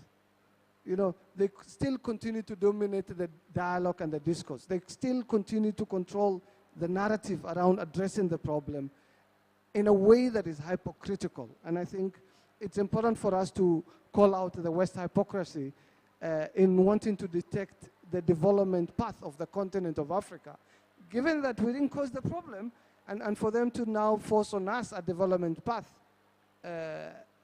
because there is a limited carbon budget is, to say the least, hypocritical. But my point of departure is this. Is it enough for us to repeat their mistakes because of their hypocrisy? Or should we be thinking of an alternative development path? And how do we square now those three questions in a way that helps us address the intersecting crises of energy, climate, development, finance, health, you name them, together at the same time, lift our population out of poverty, and still not add our emissions and help the world live within whatever remaining carbon budget that is available? The second part of that question is, how do we ever repackage our engagement in this multilateral dialogue that is failing for the last 30 years to address what it was actually meant for? And as we demand for the reset of the multilateral process, how do we ensure that it actually delivers the finance and technology that Africa requires? Yes. On the question of evidence, those are my pointers. But I want us to be the generators of the evidence because it's about our people's life. But do it in a way that forces us to reset the terms of the dialogue and help us service a narrative that is Africa-owned. The narrative on climate that is mitigation-focused is actually from the polluters. The polluters want us to pay to solve a problem that we didn't cause when we don't have the capacity, and our leaders have fallen for it. Each of them have put forward an NDC that they haven't internalized what they truly mean, and a lot of those NDCs were prepared by consultants paid for by the polluter to actually corner the big emerging economies of China and India and to shame them for not stepping up with an NDC. Now, do we want to continue to fall into that trap or disown that, have Jacob challenge us, evidence-based, analysis, modeling, development path choices for the continent of Africa. And that is what I will actually invite you to actually consider, so that as we react to the West, let's not throw the baby with the bathwater. Sorry to press you because we only have 15 minutes remaining, and then we need to continue. In the African context, more and more countries are discovering gas. More and more are discovering, oil and different, fossil fuel. And at the same time, many people are also talking about stranded assets.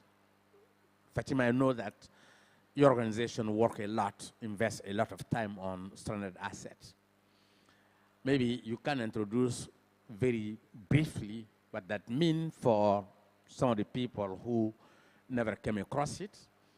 And then, is there any risk of stranded asset for Africa? If yes, is there any way of getting around it? Thanks, Yuba. Yes, so maybe I'd say a couple of years ago we got interested in the whole idea of stranded assets. Because again, as Mohammed mentioned, many of these narratives and even concepts have been designed and led with a capital L-E-D from outside the continent, outside the places where the problems are felt. So we came in from a perspective of, is this really induced by climate, or are there other factors that are responsible for stranded assets? And to be honest, many of the policymakers we spoke to did not see climate as the main, trigger for stranded assets. I mean, stranded asset quite simply means that assets that will depreciate before their economic lifetime. So it means that they're not going to be monetized. They would very much be left in the ground because there are changes in policies, regulation, disruptive technology, potentially even security-related changes that would make those assets stranded. But talking to African policymakers, what they said was the stranding is happening as a result of poor planning. The stranding is happening as a result of infrastructure. The stranding is not happening. I mean, they don't think that their resources could become stranded because somebody else has decided to do so, or to make them stranded. It's not a demand issue from their perspective. But what it is from their perspective is, it's about how they plan, how these resources are going to be used, the infrastructure that allows them to do the planning. And they feel that if they have a strong internal market, they're not going to be faced with stranded asset resources. So it's a real thing. We are seeing companies that are divesting away from fossil fuel. I mean, now we're on a kind of energy rebound since the situation in Ukraine. So coal that was more or less, an energy that was somewhat, I think, put on the back burner, has now, been used as a substitute for electricity generation because of the fact that they need alternatives. So these resources are not going to be stranded for long. They will be stranded in the long term because obviously the policies are changing, regulations are changing. And between 2010 and 2018, African countries made close to about $184 billion out of their hydrocarbon resources. I mean, we're not going to be asking these questions if the tables were turned. We're not going to be asking these questions about what are we going to do with our resources and, the issue of natural gas. If we were dealing with the global south, that we're sitting in this situation where Africa is, these questions, because they would not even listen to us, they will do what is in their best interest. So I think that there is a development imperative there, like Mohammed mentioned. But we also have almost, I think it's a false choice, because the space for the carbon budget has been taken away from us. The capacity is constrained. The knowledge is also limited. We need to be able to know what is going to happen in terms of knowledge on carbon risk, which we often do not know. We need to be able to know what is going to happen in terms of the market-related risk, which we often don't know. We need to be able to understand what's going to happen in terms of regulatory framework, which we don't know. So there are so many other factors that have to be factored into this whole situation of planning ahead. And those are some of the limitations that we have on our side. We have a constrained capacity, we have a constrained knowledge, our infrastructure is constrained, the resources have been eaten up by, 3/4 of what we need to use have been eaten up. And so now, the fact that there is a push for what we need to use, whether that's renewable or otherwise, it's a decision that's made for us. So it is not foreign at all that we're being literally told that this is not a resources that you can coalesce around, that you have to look at alternative sources, and that you have to use renewable energies as your main sort of gateway to further development. So, Yuba, I mean, there's a lot to say, and it's certainly difficult to kind of get into all the complex decisions now. But what I would say is that, yes, we need to potentially think about our own development, and what that might mean is that we have a very export-led approach where our resources are concerned. Jakob said this very eloquently. So what we have to avoid is to create some kind of situation where we are producing for the rest of the world and not for ourselves. We are providing for clean energy for the rest of the world and not for ourselves. We are a place that is a holder of all these resources, but these resources are not actualized to cordon off poverty in the way that Mohammed described. So as long as we are basically on the production side and not on the consumption side, then we're not going to enjoy the benefits of a longer base or longer term development. So we have to basically say a structural dependency on natural gas, on our mineral or even the critical mineral is not the way to go. At some stage, we have to diversify our resources. So this might be an opportunity to reset the dials, but not on their terms, not on their terms. It has to be on Africa's terms, on Africa's development, on Africa's imperative for clean development, but on Africa's imperative for a development that will bring wider benefits to the rest of its people, and especially in terms of our SDGs. We're probably the only region that may not be able to achieve the SDGs, even in the next 20 years. So that tells its own story. Thank you, Fatima. I know that we need hours and then to exhaust all those discussions. It's a bit frustrating, to just listen. And then I just, when we have 10 minutes remaining, I have a lot of questions to challenge the panelists. I know they know that I can challenge them. But I want the audience, at least 2 questions for the audience. Just be very brief. I don't want any comments, just question. Hi, thank you. University of Oxford. My name is Alicia Leonard. I work on the same program as Jakob. And at COP, I've been hearing so many discussions about green hydrogen and people saying, oh, this is a way that the North and the South can cooperate and Africa has so much potential, and not hearing actual African opinions about their potential to export green hydrogen, or if that's even something you would want. You're saying you need to produce for yourselves before exporting, like Fatima was saying, and I would love to hear your opinions on that whole aspect of the transition in green hydrogen. That clear green hydrogen to export. Yeah, I enjoyed very much all what you're saying. My question would be, if Africa has to do it using our own resources, where should we start? Ethiopia has got a very good example of the dam they have built out of their own resources. We have the power, we have over 600 million people without access to electricity. If they have to start on their own, where do we start? Isn't it better to start there and let them move rather than wait for something which is promised, 100 billion, which is coming, which has not come and it will not come? This is concrete, where to start. Merci beaucoup. Bonsoir, c'est Oumo Modibo Keita du Mali. Je dirais que je suis émerveillée de voir le professeur en train de modérer. J'ai écouté tout ce que vous avez dit avec passion, mais je suis perplexe parce que je ne sais plus quoi faire. Maintenant, on parle de développement durable. Le développement durable dont on parle, elle est que pour l'Afrique ou qu'en est-il de ce développement durable du côté de l'Europe, du côté des pollueurs? Ou le développement durable est sur mesure pour les Africains?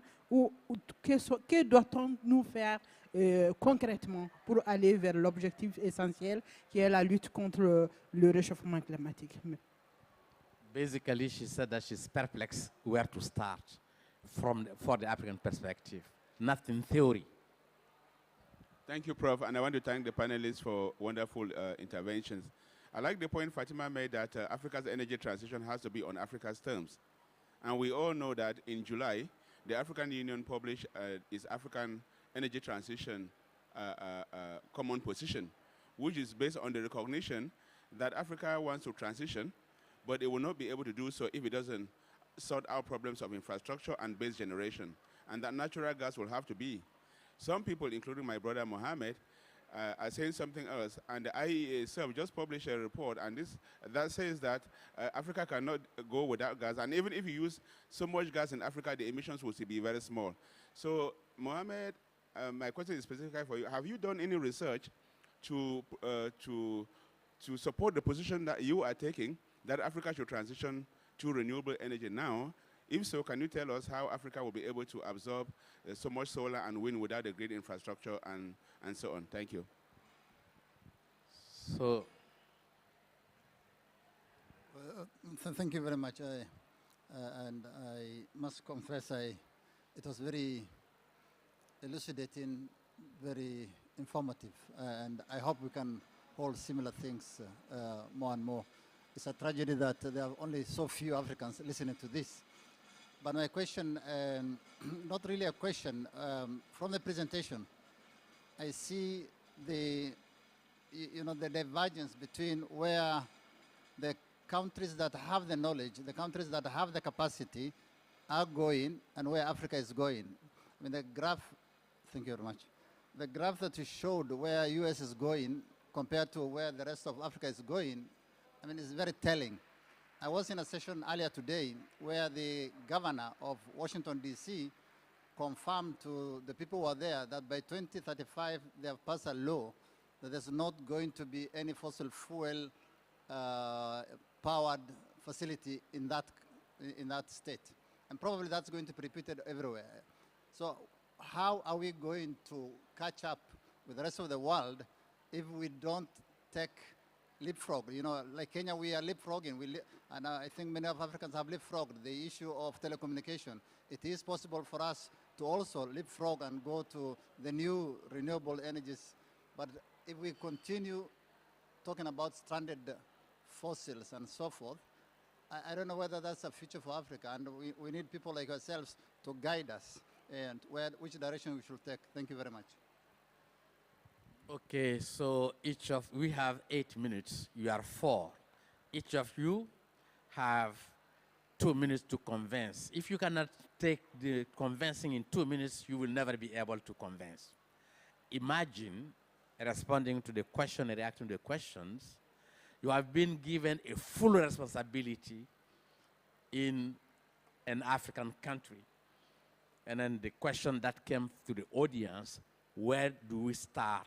And then to provide a fundamental change for a better living condition for the people. Let me start with Fatima, and then I will come to Chucks and Mohammed, and then Yakob will be the last one. So there are some options on the table, and like you said, I think green hydrogen does hold a lot of promise. I think it could also be a solution in terms of the storage difficulties that we have with renewable. But it's also important that the continent itself should get excited about what it has. The excitement is usually an excitement that's led from outside. So what it means to the continent in terms of potential innovations that could be had, ways that we could use it for production of certain types of products that we have. Africa needs to do a lot in terms of steel production, cement production, you know, and if hydrogen is going to be the way forward, then we need to be able to see what sort of partnerships can we build so that we make some breakthroughs. Usually these breakthroughs are almost led from outside, and others are getting excited about the prospects of hydrogen. And sometimes I feel that that then becomes that we become commoditized in the process. And we shouldn't be commoditized. We have a role to play. And it's essentially about people, and it's about how you make, you know, how you add quality and how you add welfare and well-being to the lives of people. So it is now becoming extremely important that we take a very sanguine look at some of these options that we have. We partner with the responsible institutions relevant, and partnerships can be done in so many different, we could partner South-South, we could partner North-South, you know, partnerships are essential. But I think, again, I just have to bring it back, what does Africa want out of this? You know, not what Africa should do because it's been told that this is what is waiting at the end of the conveyor belt, but what does Africa want, you know? And what Africa wants needs to be properly processed by Africans, you know, designed by Africans, and led by Africans. So if we are able to make those advances in terms of what we want, how we want it, and who do we bring on board, then I think we have a much stronger narrative than when others are telling us. Because that's the other thing. The problem I see in all of these discussions is that very often Africa is infantilized. Africa is told that it has to go this way, that probably by doing this it would arrive here, and probably by exploring this there are these advantages that are going to be had. So we need to get out of that infantilization process and basically be able to say, these things are possible. They're possible because we have the human capital, we have the resources, and we can make those partnerships. We can call to the table those people that we think have got the knowledge capital, and we can give them a time, you know, I mean, obviously you have to give them a window whereby we can exploit those resources and see how we best serve ourselves. It's essential that Africa is looking to serve itself first. Thanks. Jacques? My main point is that it is possible to imagine Africa, all of Africa, meeting net zero, but being poorer. We've talked about finance, but what about technology?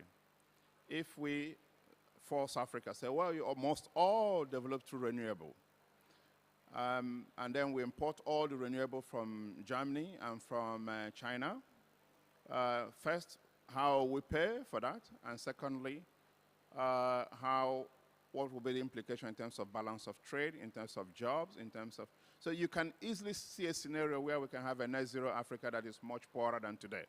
So the question is not really renewable or gas. The question is the technology innovation, decolonizing African economy. And secondly, I find it very, very, I almost kind of, you know, stop short of shedding tears or getting angry that we're even talking about this. Because I would like to rather get into a room where we are saying we need to tell US what to do. We need to tell Europe. And I've never seen any conversation about, you know, sitting in a room discussing somebody trying to tell UK the path to follow. This is the height of, you know, trying to baby people. Sovereignty is crucial. Africa needs the right to decide the way to go. And the last thing is the research. Where is the evidence? So I'm coming back to you. The evidence, do the analysis, and then give the people the opportunity to reflect on the analysis, or even to do the analysis themselves and come up with the evidence. And we do have numbers. My brother Mohammed has talked about the fact that we need trillions, and we're talking about billions. That's an evidence. The CPI has said that we need 377 billion to do, to perform the climate actions that we put in place. Today we are receiving 30 billion. That's an evidence. Okay, so all the evidence point to the fact that some people are overusing, and yet the narrative we want to say is Africa must or must not. Any moment we spend talking to Africa is a wasted moment if the financial gap and technology gap continues to remain. Thanks. Mohammed? So the challenge I see here is the continent of Africa hasn't yet developed, okay? Hasn't yet developed. But the rest of the world that developed and caused the problem in the first place is actually transitioning, given the example of the US. But we want to saddle ourselves with a technology that is 100 years old rather than leapfrogging to become a renewable energy leader. Now, why will you want to miss on the opportunity of a better future that is powered by renewables just because that's what the developed world use, or rather because you have the resources of fossil fuels, like my brother Lina says? If you are to compare your fossil fuel resources against your renewable energy resources, you are equally as endowed with renewables as you are with fossil. And we're not necessarily arguing against the existing production. We're arguing against expansion of fossil fuels, especially when you're on the front line of the climate challenge, and the world needs to stabilize the climate problem. If you think about people, to respond to my sister's question, and your questions, what is in the best interest of the people? And